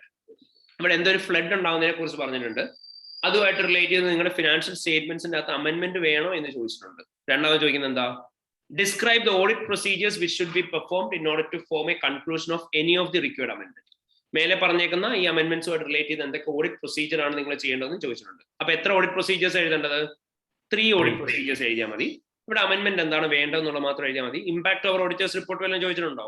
ഇല്ല. അപ്പൊ നമുക്ക് നോക്കാം എന്താ പറഞ്ഞേക്കുന്നത്. The audit is almost complete and auditor's report is due to be signed shortly. Following matters has been brought to your attention. On 3rd Feb 2019, a flood occurred at the offsite warehouse. This resulted in some damages to inventory and property, plant and equipment. However, there have been no significant delays to the customer deliveries or complaints from customers. Hyzin Company's management has investigated the cause of the flooding and believes that the company is unlikely to be able to claim on its insurance. Finance director of Hyzin Company has estimated the value of the damages of inventory, property, plant and equipment of 0.7 million and it now has no scrap value. എന്നോട് പറഞ്ഞ എന്താണ്? 3rd Feb 2019 ആണ് of site wear ഹൗസിൽ ഒരു flood ഉണ്ടായിരിക്കുന്നത്. അത് കാരണം കൊണ്ട് property, plant and equipment damaged ആയി. കസ്റ്റമറിന്റെ ഡെലിവറീസ് ഒക്കെ ഡിലേ ആയിട്ടില്ല. ആൻഡ് കംപ്ലൈൻസ് ഒരുപാട് വന്നിട്ടില്ല. ഹൈസിൻ കമ്പനി കേസ് ഇൻവെസ്റ്റിഗേറ്റ് ചെയ്തുകൊണ്ടിരിക്കുകയാണ്. ആൻഡ് അവർ പറഞ്ഞു അവർക്ക് ഇൻഷുറൻസ് കിട്ടും എന്നാണ് തോന്നുന്നത്. 0.7 million ഇൻഷുറൻസ് കിട്ടും എന്നാണ് അവർ പറഞ്ഞത്. സോറി, ഡാമേജ്ഡ് വാല്യൂ 0.7 million ആണെന്ന് പറഞ്ഞു. ആൻഡ് അതിന് സ്ക്രാപ്പ് വാല്യൂ ഇല്ല എന്നാണ് പറഞ്ഞേക്കുന്നത്. ഇത്രയാണ് നിങ്ങളുടെ അടുത്ത് പറഞ്ഞ ഡീറ്റെയിൽസ്. നിങ്ങളോട് ഇതുമായിട്ട് റിലേറ്റ് ചെയ്ത് ഡയറക്ട്ലി വേറൊന്നും അവർ ചോദിക്കുന്നില്ല. എന്ത് മാത്രമേ നിങ്ങളോട് ചോദിച്ചിട്ടുള്ളൂ? ഈ ഹൈസിൻ കമ്പനിയുടെ ഫ്ലഡുമായിട്ട് റിലേറ്റ് ചെയ്ത് ഫിനാൻഷ്യൽ സ്റ്റേറ്റ്മെന്റ്സിന്റെ അകത്ത് അമെന്റ്മെന്റ് വല്ലതും വേണോ എന്ന് മാത്രമാണ് നിങ്ങളുടെ അടുത്ത് ചോദിച്ചേക്കുന്നത്. ശരിയല്ലേ? ഓക്കെ. ഈ ഒരു പർട്ടിക്കുലർ ഇഷ്യൂ ഉണ്ടായേക്കുന്നത് എന്താണ്? 3rd Feb 2019 ഉണ്ടായേക്കുന്നത്. നമ്മുടെ ഇയർ എൻഡ് എന്ന് പറയുന്നത് എന്നാ? December 2018 year end. അപ്പം വിത്തിൻ കറന്റ് ഇയറിലാണ് ഈ ഒരു പർട്ടിക്കുലർ ഇഷ്യൂ ഉണ്ടായേക്കുന്നത്? അല്ല, ആഫ്റ്റർ ഇയർ എൻഡ് ആണ് ഉണ്ടായേക്കുന്നത്. ബിക്കോസ് 31st December 2019 നമ്മുടെ ഇയർ എൻഡ് എന്ന് പറയുന്നത്. സോറി, 2018 നമ്മുടെ ഇയർ എൻഡ് എന്ന് പറയുന്നത്. അതുകൊണ്ട് തന്നെ ഇത് എന്ത് തരത്തിലുള്ള ട്രാൻസാക്ഷൻ ആയിരിക്കും? ഇതെന്തായിരിക്കും? It's an events after reporting period. First of all, അല്ലേ? It's an events after reporting period. And events after reporting period എന്ന് പറയുന്നത് നമുക്കറിയാം ഒരു മെറ്റീരിയൽ ആയിട്ടുള്ള ഇവന്റ് ആണെങ്കിൽ മാത്രം നമ്മൾ കൺസിഡർ ചെയ്താൽ മതി. ഇതൊരു മെറ്റീരിയൽ ആയിട്ടുള്ള ഇവന്റ് ആണോ? 0.7 million മെറ്റീരിയൽ ആണോ? മെറ്റീരിയാലിറ്റി ചെക്ക് ചെയ്യുക. ഇതിന് 0.7 million മെറ്റീരിയൽ ആണെന്ന് പറയാം. നമുക്കിവിടെ 0.7 million മെറ്റീരിയൽ ആണെന്ന് എങ്ങനെ ചെക്ക് ചെയ്യാൻ പറ്റുക? ഈ 0.7 million ഡിവൈഡ് ബൈ എന്ത് ചെയ്താൽ മതി? കമ്പനിയുടെ പ്രോഫിറ്റ് നമുക്ക് തന്നിട്ടില്ലേ? അതുപോലെ തന്നെ ടോട്ടൽ അസറ്റ്. അപ്പൊ എന്ത് ചെയ്യാം? രണ്ടിന്റെ ബേസിസിൽ 0.7 million divide by 6.4 0.7 divide by 23.2 ചെയ്യുക. എന്നിട്ട് പ്രോഫിറ്റിന്റെ എത്ര പെർസെന്റേജ് മേലെയാണെങ്കിലാണ് മെറ്റീരിയൽ ആവുക? 5%. ടോട്ടൽ അസറ്റിന്റെ എത്ര പെർസെന്റേജ് മേലെ ആവുണ്ട്? 1%. അങ്ങനെ ഇത് മെറ്റീരിയൽ ആണോ നോക്കുക. മെറ്റീരിയൽ ആണോ നിങ്ങൾ നോക്കി, മെറ്റീരിയൽ ആണെന്ന് അസ്യൂം ചെയ്യുക. അങ്ങനെയാണ് നമ്മൾ എന്താ പറയേണ്ടത്? It's an events after reporting period. Therefore, events after reporting പീരീഡുമായിട്ട് റിലേറ്റ് ചെയ്തുള്ള അമെന്റ്മെന്റ് നമ്മൾ എന്ത് ചെയ്യണം? ഫിനാൻഷ്യൽ സ്റ്റേറ്റ്മെന്റ്സിനകത്ത് വരണം. വെൽ, ഇത് വിത്തിൻ ദ കറന്റ് ഇയറിൽ പ്രസന്റ് ആയിട്ടുള്ള ഒരു ഇവന്റ് ആണോ അതോ ആഫ്റ്റർ ദി ഇയർ എൻഡിന് ശേഷം ഒക്കർ ആയിട്ടുള്ള ഇവന്റ് ആണോ? ആഫ്റ്റർ ദി ഇയർ എൻഡ് ആണ് അല്ലേ? an event which does not have any existence within the year end. Year end ഉള്ളിൽ യാതൊരു തരത്തിലുള്ള എക്സിസ്റ്റൻസും ഇല്ല. After the year end completely ഉണ്ടായിട്ടുള്ള ഒരു ട്രാൻസാക്ഷൻ ആണ്. അങ്ങനെയാണെന്നുണ്ടെങ്കിൽ നമ്മൾ ഈ ഒരു പർട്ടിക്കുലർ ഇവന്റിനെ അഡ്ജസ്റ്റിംഗ് ഇവന്റ് ആയിട്ടാണോ ട്രീറ്റ് ചെയ്യേണ്ടത് അതോ നോൺ അഡ്ജസ്റ്റിംഗ് ഇവന്റ് ആയിട്ടാണോ ട്രീറ്റ് ചെയ്യേണ്ടത്? ട്രീറ്റ് ചെയ്യേണ്ടത് അല്ലേ? നോൺ അഡ്ജസ്റ്റിംഗ് ഇവന്റ് ആണെന്നുണ്ടെങ്കിൽ നമ്മൾ എന്തായിരിക്കും ചെയ്യുന്നുണ്ടാവും? ഫിനാൻഷ്യൽ സ്റ്റേറ്റ്മെന്റ്സിനകത്ത് ഓക്കെ. അപ്പൊ ഫിനാൻഷ്യൽ സ്റ്റേറ്റ്മെന്റ്സ് നമ്മൾ എന്ത് ചെയ്യുന്നുണ്ടാവണം? ഡിസ്ക്ലോസ് ചെയ്യുന്നുണ്ടാവണം. അത്രേ ഉള്ളൂ. ഇത്രയാണ് നമ്മൾ ആൻസർ ആയിട്ട് പറയേണ്ടത്. മനസ്സിലായോ? ഓക്കെ. അപ്പൊ നിങ്ങൾ പറയുമ്പോൾ എന്ത് പറയാ? ഞാൻ യൂഷ്വലി പറയാറുള്ളത് തന്നെ ആദ്യമേ ഫാക്ട് പറയാം. എന്താ ഫാക്ട് പറയേണ്ടത്? നിങ്ങൾ പറയാ the company has faced an flood in the offsite warehouse and due to which the company's inventory, property, plant and equipment has been significantly damaged and which have caused a loss of 0.7 million. എന്നിട്ട് എന്ത് പറയണം? The transactions have been occurred after the year end on 3rd Feb 2019. എന്നിട്ട് നിങ്ങൾ materiality പറയാ. The amount of 0.7 million loss represents dash amount of profit and dash amount of total asset. Therefore, it is material and therefore it must be considered as part of the current year's financial statements. എന്നിട്ട് എന്ത് പറയാ? Since a transaction does not have any existence before the year end, it cannot be treated as a adjusting event and it must be treated as a non-adjusting event as it's a transaction which completely take place after the year end. And since it's a non-adjusting event, must be adequately be disclosed in the financial statements. ഇത്രയും പറഞ്ഞാൽ മതി. 3 മാർക്സിന്റെ question ആണ്. മനസ്സിലായോ എല്ലാവർക്കും? Okay. ഇനി ഇവിടെ നിങ്ങളോട് ചോദിച്ചിട്ടുണ്ട് അവര് എന്തായാലും നിങ്ങളോട് ചോദിച്ചിരുന്നത് next requirement, last requirement, audit procedures എന്തൊക്കെയാണ് ചെയ്യേണ്ടതെന്ന് ചോദിച്ചു. ഈ ഒരു പർട്ടിക്കുലർ അമെന്റ്മെന്റിനെ കുറിച്ച് കൺക്ലൂഷൻ റീച്ച് ചെയ്യണം എന്നുണ്ടെങ്കിൽ എന്തൊക്കെ ഓഡിറ്റ് പ്രൊസീജിയേഴ്സ് നിങ്ങൾ ചെയ്യേണ്ടി വരും? അതിനെ കുറിച്ച് കൺക്ലൂഷൻ റീച്ച് ചെയ്യണം എന്നുണ്ടെങ്കിൽ എന്തൊക്കെയായിരിക്കും?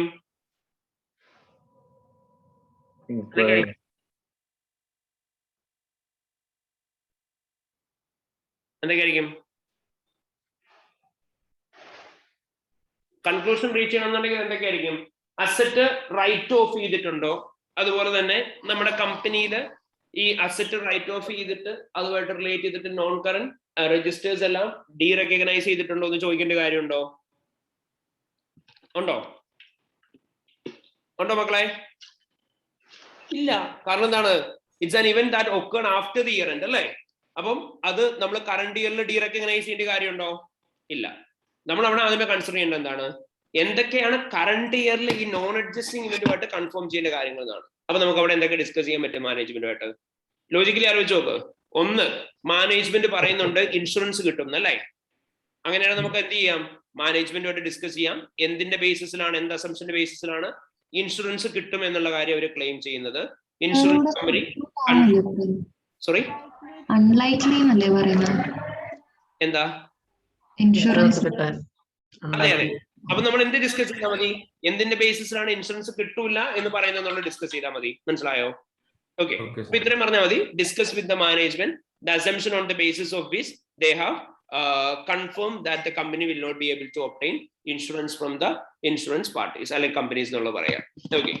പിന്നെ വേറെന്താ നമുക്ക് ചോദിക്കാനായിട്ട് പറ്റുക? വേറെന്തായിരിക്കും ഇവിടെ ചോദിക്കാൻ പറ്റുന്നുണ്ടാവുക? പ്രോപ്പർട്ടി പ്ലാൻ ആൻഡ് എക്യുപ്മെന്റിന്റെ വാല്യൂ നമുക്ക് പ്രോപ്പർട്ടി പ്ലാൻ ആൻഡ് എക്യുപ്മെന്റിന്റെ വാല്യൂ നമുക്ക് റീകാൽക്കുലേറ്റ് ചെയ്യാനാണ് പറ്റുന്നത്. അവരെന്താ പറഞ്ഞേക്കുന്നത്? ഡാമേജിന്റെ എമൗണ്ട് എത്രയാണെന്നാണ് പറഞ്ഞേക്കുന്നത്? 0.7 മില്യൺ ആണെന്നാണ് പറഞ്ഞേക്കുന്നത്. അങ്ങനെയാണെങ്കിൽ നിങ്ങൾക്ക് എന്താ അവിടെ ഡിസ്കസ് ചെയ്യാൻ പറ്റുക? ഡാമേജിന്റെ വാല്യൂ എന്ത് റാഷണലിന്റെ ബേസിസിലാണ് എമൗണ്ട് ഓഫ് ലോസ് 0.7 മില്യൺ ആണ്. അതുപോലെ തന്നെ സ്ക്രാപ്പ് വാല്യൂ 0 ആണെന്ന് അവർ പറഞ്ഞിട്ടില്ലേ? സ്ക്രാപ്പ് വാല്യൂ 0 ആണ് എന്നുള്ളത് അവർ കൺസിഡർ ചെയ്തേക്കുന്നത് ചോദിക്കാം. ഇതിന്റെ അസംഷൻസ് എന്താണോ അത് റീസണബിൾ ആണോ എന്നും ചെക്ക് ചെയ്യാൻ പറയാം. മനസ്സിലായോ? ഇനി നമുക്ക് വേറെ ചെയ്യാൻ പറ്റുന്ന എന്തായിരിക്കും ഏറ്റവും മെയിൻ ആയിട്ട് ഇവിടെ ചെയ്യാൻ പറ്റുന്നത്? ഡിസ്ക്ലോഷേഴ്സ് റിവ്യൂ ചെയ്യാൻ പറ്റുമോ? ഇപ്പം ആസ് ഓഫ് നൗ റിവ്യൂ ചെയ്യാൻ ഡിസ്ക്ലോഷേഴ്സ് ഉണ്ടോ? ഇല്ല. അവര് നമ്മളോട് ചോദിച്ചത് എന്താ? എന്തൊക്കെ ഡിസ്ക്ലോഷേഴ്സ് കൊടുക്കണം എന്നുള്ള കാര്യമാണ് അല്ലേ? അപ്പം നമ്മൾ പണ്ട് ഇവന്റ്സ് ആഫ്റ്റർ റിപ്പോർട്ടിംഗ് പീരീഡിന്റെ പോയിന്റ്സ് പഠിച്ചപ്പോൾ പറഞ്ഞ ഓർമ്മയുണ്ടോ? ഇങ്ങനെ ഇവന്റ്സ് ആഫ്റ്റർ റിപ്പോർട്ടിംഗ് പീരീഡ് ഉണ്ടാവുകയാണെങ്കിൽ ഓഡിറ്ററായി നമ്മുടെ റെസ്പോൺസിബിലിറ്റിയാണ് മാനേജ്മെന്റുമായിട്ട് ആദ്യമേ നമ്മൾ ഇത് ഡിസ്കസ് ചെയ്യണം. എന്നിട്ട് മാനേജ്മെന്റിനോട് എന്ത് ചോദിക്കണം? അമെൻമെന്റ് ഇൻ ഫിനാൻഷ്യൽ സ്റ്റേറ്റ്മെന്റ്സ് എങ്ങനെയാണ് അവർ നടത്താൻ പോകുന്നത് എന്നുള്ള കാര്യം നമ്മൾ അവരുമായിട്ട് ഡിസ്കസ് ചെയ്യണം എന്ന് പഠിച്ചു. ഓർമ്മയുണ്ടോ മക്കളെ? ഓർക്കുന്നുണ്ടോ? ഇവന്റ്സ് ആഫ്റ്റർ റിപ്പോർട്ടിംഗ് പീരീഡ് ഉണ്ടെന്ന് കണ്ടു കഴിഞ്ഞാൽ ആദ്യമേ നമ്മൾ മാനേജ്മെന്റിനോട് ഡിസ്കസ് ചെയ്യുക. ദെൻ അമെൻമെന്റിന് ആവശ്യമുണ്ടോ എന്ന് നോക്കുക. അമെൻമെന്റ് അവർ എങ്ങനെയാണ് നടത്താൻ പോകുന്നത് എന്നുള്ള കൺസിഡർ ചെയ്യണമെന്ന് പറഞ്ഞ ഓർമ്മയില്ലേ? അതുകൊണ്ട് തന്നെ എന്ത് ചോദിക്കുക? Discuss with the management whether they are willing to undertake അമെൻമെന്റ് ഇൻ റിലേഷൻ ടു എന്താണ് events after reporting period within the financial statements and whether they are willing to provide adequate amount of disclosures in relation to the non-adjusting events എന്നുള്ളത് പറയാം. Clear ആയോ? Okay. ഇത്രയും കാര്യങ്ങൾ പറഞ്ഞാൽ മതി. അവിടെ എത്ര പോയിന്റ്സ് പറഞ്ഞാൽ മതി? മൊത്തം 3 പോയിന്റ്സ് ഇൻക്ലൂഡ് ചെയ്താൽ മതി. ഓക്കെ. അപ്പൊ ഇത്രയായിരുന്നു നമുക്ക് ഈ ഒരു പർട്ടിക്കുലർ ക്വസ്റ്റ്യൻ പേപ്പറിന്റെ അകത്ത് ഉണ്ടായിരുന്ന ക്വസ്റ്റ്യൻസ് പറയാം with regarding the area of double I. Okay. അപ്പൊ നമുക്ക് ഏതൊക്കെയാണ് ഉണ്ടായിരുന്നത്? We have got adequate amount of MCQs from the areas of MCQs ഏതൊക്കെ ഏരിയ വന്ന്? ഒന്ന് എത്തിക്സ് പാർട്ടിൽ നിന്ന്. 2 നമുക്ക് വന്നിരുന്ന ഏത് ഏരിയ എന്നായിരുന്നു? സെക്കൻഡ് എന്ന് പറയുന്ന ഏത് ഏരിയ എന്നാണ്? Okay fine. തേർഡ് വൺ ഏതായിരുന്നു നമുക്ക് ചോദിച്ചിരുന്നത്? റിപ്പോർട്ടിങ്ങും പ്രൊസീജിയേഴ്സ് അതായിരുന്നു. നെക്സ്റ്റ് നമുക്ക് ലിറ്ററലി പറയുകയാണെങ്കിൽ നമുക്ക് ഡിസ്ക്രിപ്റ്റീവ് ഏരിയ എന്നൊരു ക്വസ്റ്റൻ ഉണ്ടായിരുന്നു. ഇന്റേണൽ കൺട്രോൾസിന്റെ ക്വസ്റ്റൻ ഉണ്ടായിരുന്നു. അഗെയിൻ നമുക്ക് സബ്സ്റ്റാൻറ്റീവ്സ് ഉണ്ടായിരുന്നു. അതുപോലെ തന്നെ കോർപ്പറേറ്റ് ഗവേണൻസ് ഉണ്ടായിരുന്നു. ആൻഡ് റിപ്പോർട്ടിംഗ് ക്വസ്റ്റൻ മാത്രം വന്നില്ല, ഓഡിറ്റ് റിസ്ക് വന്നു. അതുപോലെ തന്നെ സബ്സ്റ്റാൻറ്റീവ്സ് ആഡിക്വേറ്റ് ആയിട്ടുള്ള വന്നു. ആൻഡ് സബ്സ്റ്റാൻറ്റീവ്സ് പറയുകയാണെങ്കിൽ ബോത്ത് നമുക്ക് എന്തൊക്കെ വന്നിട്ടുണ്ട്? സബ്സ്റ്റാൻറ്റീവ് നോക്കിയേ, നമുക്ക് സ്പെസിഫിക് വന്നിട്ടുണ്ട്, സിനാരിയോ സ്പെസിഫിക് വന്നിട്ടുണ്ട്, ദെൻ അതേപോലെ തന്നെ പ്യൂർ സിനാരിയോ ആയിട്ടുള്ളത് വന്നിട്ടുണ്ട് അല്ലെ? Assertion specific, point specific, scenario specific ആയിട്ട് എല്ലാ കാറ്റഗറിയും വന്നിട്ടുണ്ട്. അതുപോലെ തന്നെ last impact over auditors report ചോദിച്ചിട്ടില്ല എന്ന് മാത്രമേ ഉണ്ടായിരുന്നു. അത് തന്നെ നമുക്ക് ബേസിക് റിപ്പോർട്ടിങ്ങിന്റെ പോലെ ഒരു കൈൻഡ് ഓഫ് ക്വസ്റ്റനും വന്നു. ഇത്രയാണ് ഉണ്ടായിരുന്നത്. ആൻഡ് ലിറ്ററലി പറഞ്ഞു കഴിഞ്ഞാൽ ഈ ഒരു ക്വസ്റ്റ്യൻ പേപ്പർ മെയിൻലി ചെയ്യിപ്പിക്കാനുള്ള റീസൺ എന്ന് പറഞ്ഞാൽ ഇത് തന്നെയാണ്. നമ്മൾ എല്ലാ കാറ്റഗറി ഓഫ് ക്വസ്റ്റ്യൻസും നോക്കി അല്ലെ? അതായത് നമ്മുടെ എല്ലാ മേജർ റിക്കറിംഗ് ക്വസ്റ്റ്യൻസ് ഉണ്ടല്ലോ, ഏതൊക്കെയായിരുന്നു? Internal controls, audit risk, substantives, reporting, corporate governance, ethics, ഇത്ര ഏരിയയിൽ നിന്നും ക്വസ്റ്റ്യൻസ് ഉണ്ടായിരുന്നു. അതുപോലെ തന്നെ 2 തിയറിറ്റിക്കൽ ക്വസ്റ്റ്യൻസ്. ആൻഡ് റിപ്പോർട്ടിംഗ് പാർട്ടിയിൽ നിന്ന് നമുക്ക് MCQ ഉണ്ടായിരുന്നു. അപ്പൊ അത് കാരണം കൊണ്ടാണ് നമ്മൾ സ്പെസിഫിക്കലി ഈ ഒരു ക്വസ്റ്റ്യൻ പേപ്പർ ചൂസ് ചെയ്തത്, ഇത്ര ഏരിയാസ് ഒരുമിച്ച് റിവൈസ് ചെയ്യാൻ. ഇത്രയും കാര്യങ്ങൾ എല്ലാവർക്കും ക്ലിയർ ആണോ? Okay fine. ഓൾറൈറ്റ് ഗൈസ്, അപ്പം it was A lengthy session. അപ്പൊ ഇത്രയാണ് നമുക്ക് ഈ ഒരു പർട്ടിക്കുലർ സെഷനുമായിട്ട് റിലേറ്റ് ചെയ്തിട്ട് ഡിസ്കസ് ചെയ്യാനായിട്ടുള്ളത്. ഓക്കെ. അപ്പം ഈ ലെഡ്ജർ കൺട്രോൾ അക്കൗണ്ടും ഈ ജനറൽ ലെഡ്ജറും ഇത് തമ്മിലുള്ള ബേസിക് ഡിഫറൻസ് അല്ലെങ്കിൽ ഇത് എന്താണെന്ന് ജസ്റ്റ് ഒന്ന് ബ്രീഫ് ആയിട്ട് പറഞ്ഞുതരാൻ പറ്റുമോ? ലെഡ്ജർ കൺട്രോൾ അക്കൗണ്ട് എന്ന് പറയുന്ന സമയത്ത് നമുക്ക് അവിടെ ബേസിക്കലി ഉണ്ടാവുക നമ്മുടെ സമ്മറി, ലെഡ്ജർ കൺട്രോൾ അക്കൗണ്ടിന്റെ അകത്ത് ഉണ്ടാവുക സമ്മറി ഓഫ് ലെഡ്ജർ ബാലൻസസ് മാത്രമായിരിക്കും. ലെഡ്ജർ ബാലൻസിന്റെ സമ്മറി ഐറ്റംസ് മാത്രമായിരിക്കും ലെഡ്ജർ കൺട്രോൾ അക്കൗണ്ടിൽ ഉണ്ടാവുക. On the other hand ledger accounts എന്ന് പറയുമ്പോഴത്തേക്കും ജനറൽ ലെഡ്ജറിന്റെ അത് ടോട്ടൽ ലിസ്റ്റ് ഓഫ് ട്രാൻസാക്ഷൻസ് ഉണ്ടാവും. അതാണ് രണ്ടും തമ്മിലുള്ള മെയിൻ ഡിഫറൻസ് പറയുന്നത്. മനസ്സിലായോ? കൺട്രോൾ അക്കൗണ്ട്സ് നമ്മൾ പ്രിപ്പയർ ചെയ്യുന്നുണ്ടാവുക സമ്മറി അക്കൗണ്ട്സ് എന്നുള്ള ബേസിസിലായിരിക്കും, നമുക്ക് ക്വിക്ക് റെഫറൻസിന് വേണ്ടിയിട്ട്. അപ്പോൾ ഓരോ പെർട്ടിക്കുലർ ആയിട്ട് ഇത്ര നമ്പർ ഓഫ് ഓരോ ഇൻഡിവിജ്വൽ സപ്ലൈസ് നമുക്ക് ഇത്ര എമൗണ്ട് കിട്ടാനെന്ന് പറഞ്ഞിട്ടായിരിക്കും കാണിച്ചിട്ടുണ്ടാവുക കൺട്രോൾ അക്കൗണ്ടിന്റെ അകത്ത്. മറ്റേതിന്റെ അകത്ത് സപ്ലൈ നമുക്ക് കിട്ടുന്ന എമൗണ്ടും കിട്ടിയ എമൗണ്ടിന്റെ എന്തുണ്ടാവും ടോട്ടൽ ബ്രേക്ക് ഡൗൺ. പിന്നെ വേറെ എന്തെങ്കിലും ഡൗട്ട് ഉണ്ടോ ആർക്കെങ്കിലും? പ്രൊസീജിയേഴ്സ് എഴുതുമ്പോൾ എപ്പോഴും നമ്മൾ അസേഷൻ ലാസ്റ്റ് മെൻഷൻ ചെയ്യണമെന്ന് കമ്പൽസറി ആണോ? ഇല്ല, പ്രൊസീജിയർ എഴുതുമ്പോൾ അസേഷൻ മെൻഷൻ ചെയ്യണമെന്ന് യാതൊരു നിർബന്ധം ഇല്ല എന്നുള്ളത് മാത്രമല്ല. Just A moment.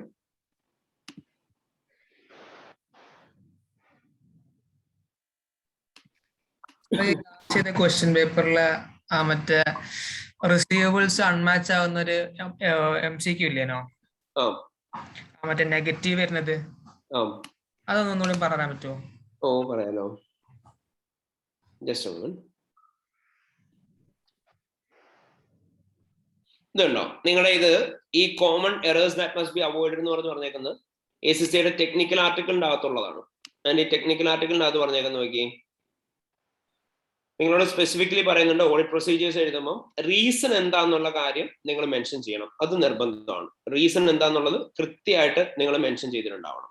Then stating an assertion word as a reason for procedure confirming occurrence of sales, ഇതുള്ളത് നിങ്ങൾ എന്ത് ചെയ്യുന്നുണ്ടാവണം? അവോയ്ഡ് ചെയ്യുന്നുണ്ടാവണം. അതായത് ജസ്റ്റ് നിങ്ങൾ occurrence of sales, just to confirm completeness, അങ്ങനെ അസേർഷന്റെ വേർഡ് മാത്രം എഴുതുന്ന എന്ത് ചെയ്യുക? അവോയ്ഡ് ചെയ്യുക. എന്നിട്ട് നിങ്ങൾ എന്ത് ചെയ്താൽ മതി? എന്താണ് റീസൺ ഫോർ പ്രൊസീജിയർ എന്നുള്ളത് ക്ലിയർ ആയിട്ട് എക്സ്പ്ലെയിൻ ചെയ്താൽ മതി. മനസ്സിലായോ? ഓക്കെ, അപ്പം റീസൺ ആണ് പറയേണ്ടത്, വെറുതെ അസേർഷൻ മാത്രമായിട്ട് എഴുതി വെക്കരുത്. ബ്രോ ഏതായിരുന്നു MCQന്റെ ഡൗട്ട് ചോദിച്ചത്? ഏത് ക്വസ്റ്റൻ ആയിരുന്നു? ഇതാണോ? അതെ, 9th one. Okay, 9th one ഇവിടെ നമ്മളോട് പറഞ്ഞു എത്രയുള്ളൂ. അവർ പറഞ്ഞ എന്താ? അവരുടെ കറണ്ട് ഇയറിലെ ബാലൻസ് 84,235 ആണ് അവരുടെ ബാലൻസ് കിടക്കുന്നത്. പക്ഷെ നമ്മുടെ അക്കൗണ്ട്സ് നോക്കുമ്പോൾ അത് നെഗറ്റീവ് ബാലൻസ് ആണ്, 72,168 മാത്രമേ ഉള്ളൂ. അപ്പൊ നമ്മൾ പറഞ്ഞ എന്താന്ന് വെച്ചാൽ എന്താണ് ഇവിടെ ഡിഫറൻസ് വരുന്നത് നോക്കി കഴിയുമ്പോൾ എത്ര ഡിഫറൻസ് വന്നേക്കുന്നത്? എക്സാക്ട്ലി 1,56,403 ആണ് ഡിഫറൻസ് വന്നേക്കുന്നത്. ബേസിക്കലി സപ്ലൈ സ്റ്റേറ്റ്മെന്റ് പ്രകാരം കൊടുക്കാനുള്ള എമൗണ്ട് ആണ് കറക്റ്റ് എന്ന് നമുക്കറിയാം ഇവിടെ. അപ്പം സപ്ലൈ സ്റ്റേറ്റ്മെന്റ് പ്രകാരം 84,235 ആണ് കൊടുക്കാനുള്ളത്. അത് നമ്മളും സമ്മതിക്കുന്നുണ്ട്, നമ്മുടെ അക്കൗണ്ട്സിൽ 84,235 തന്നെ ഉണ്ട്. എന്നിട്ട് ഒരു പർട്ടിക്കുലർ ബാലൻസ് കുറഞ്ഞു കിടക്കാണ്, 156,403 എന്ന് പറയുന്ന ബാലൻസ് കുറഞ്ഞു കിടക്കാണ്. അങ്ങനെയാണെങ്കിൽ സീറോയിൽ നിന്നാണ് നമ്മൾ താഴേക്ക് പോകുന്നതെന്നുണ്ടെങ്കിൽ നെഗറ്റീവ് 156,403 ആണ് വരേണ്ടത്. ഇവിടെ 84,235 നിന്നാണ് 156,403 കുറഞ്ഞു കിടക്കുന്നത്. അതുകൊണ്ടാണ് 72,000 വന്നേക്കുന്നത്.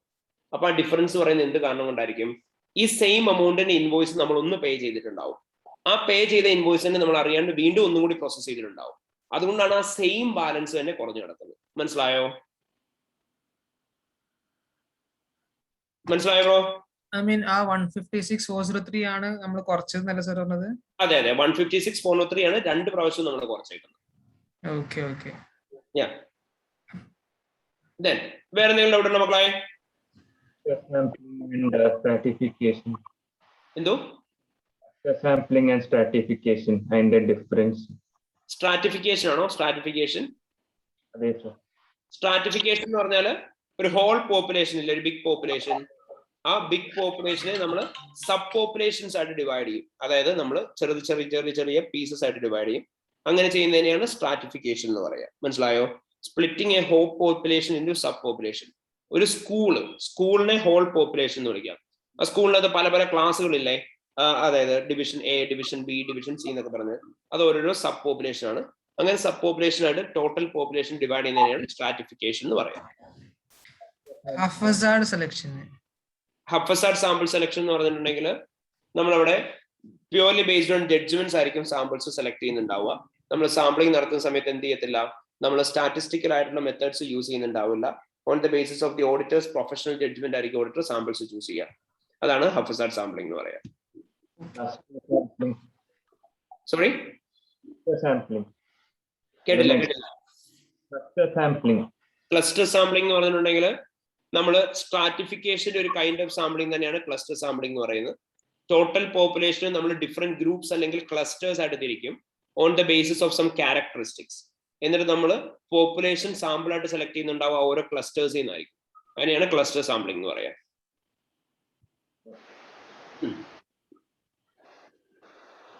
പിന്നെ വേറെ എന്തെങ്കിലും അവിടെ ഉണ്ടോ?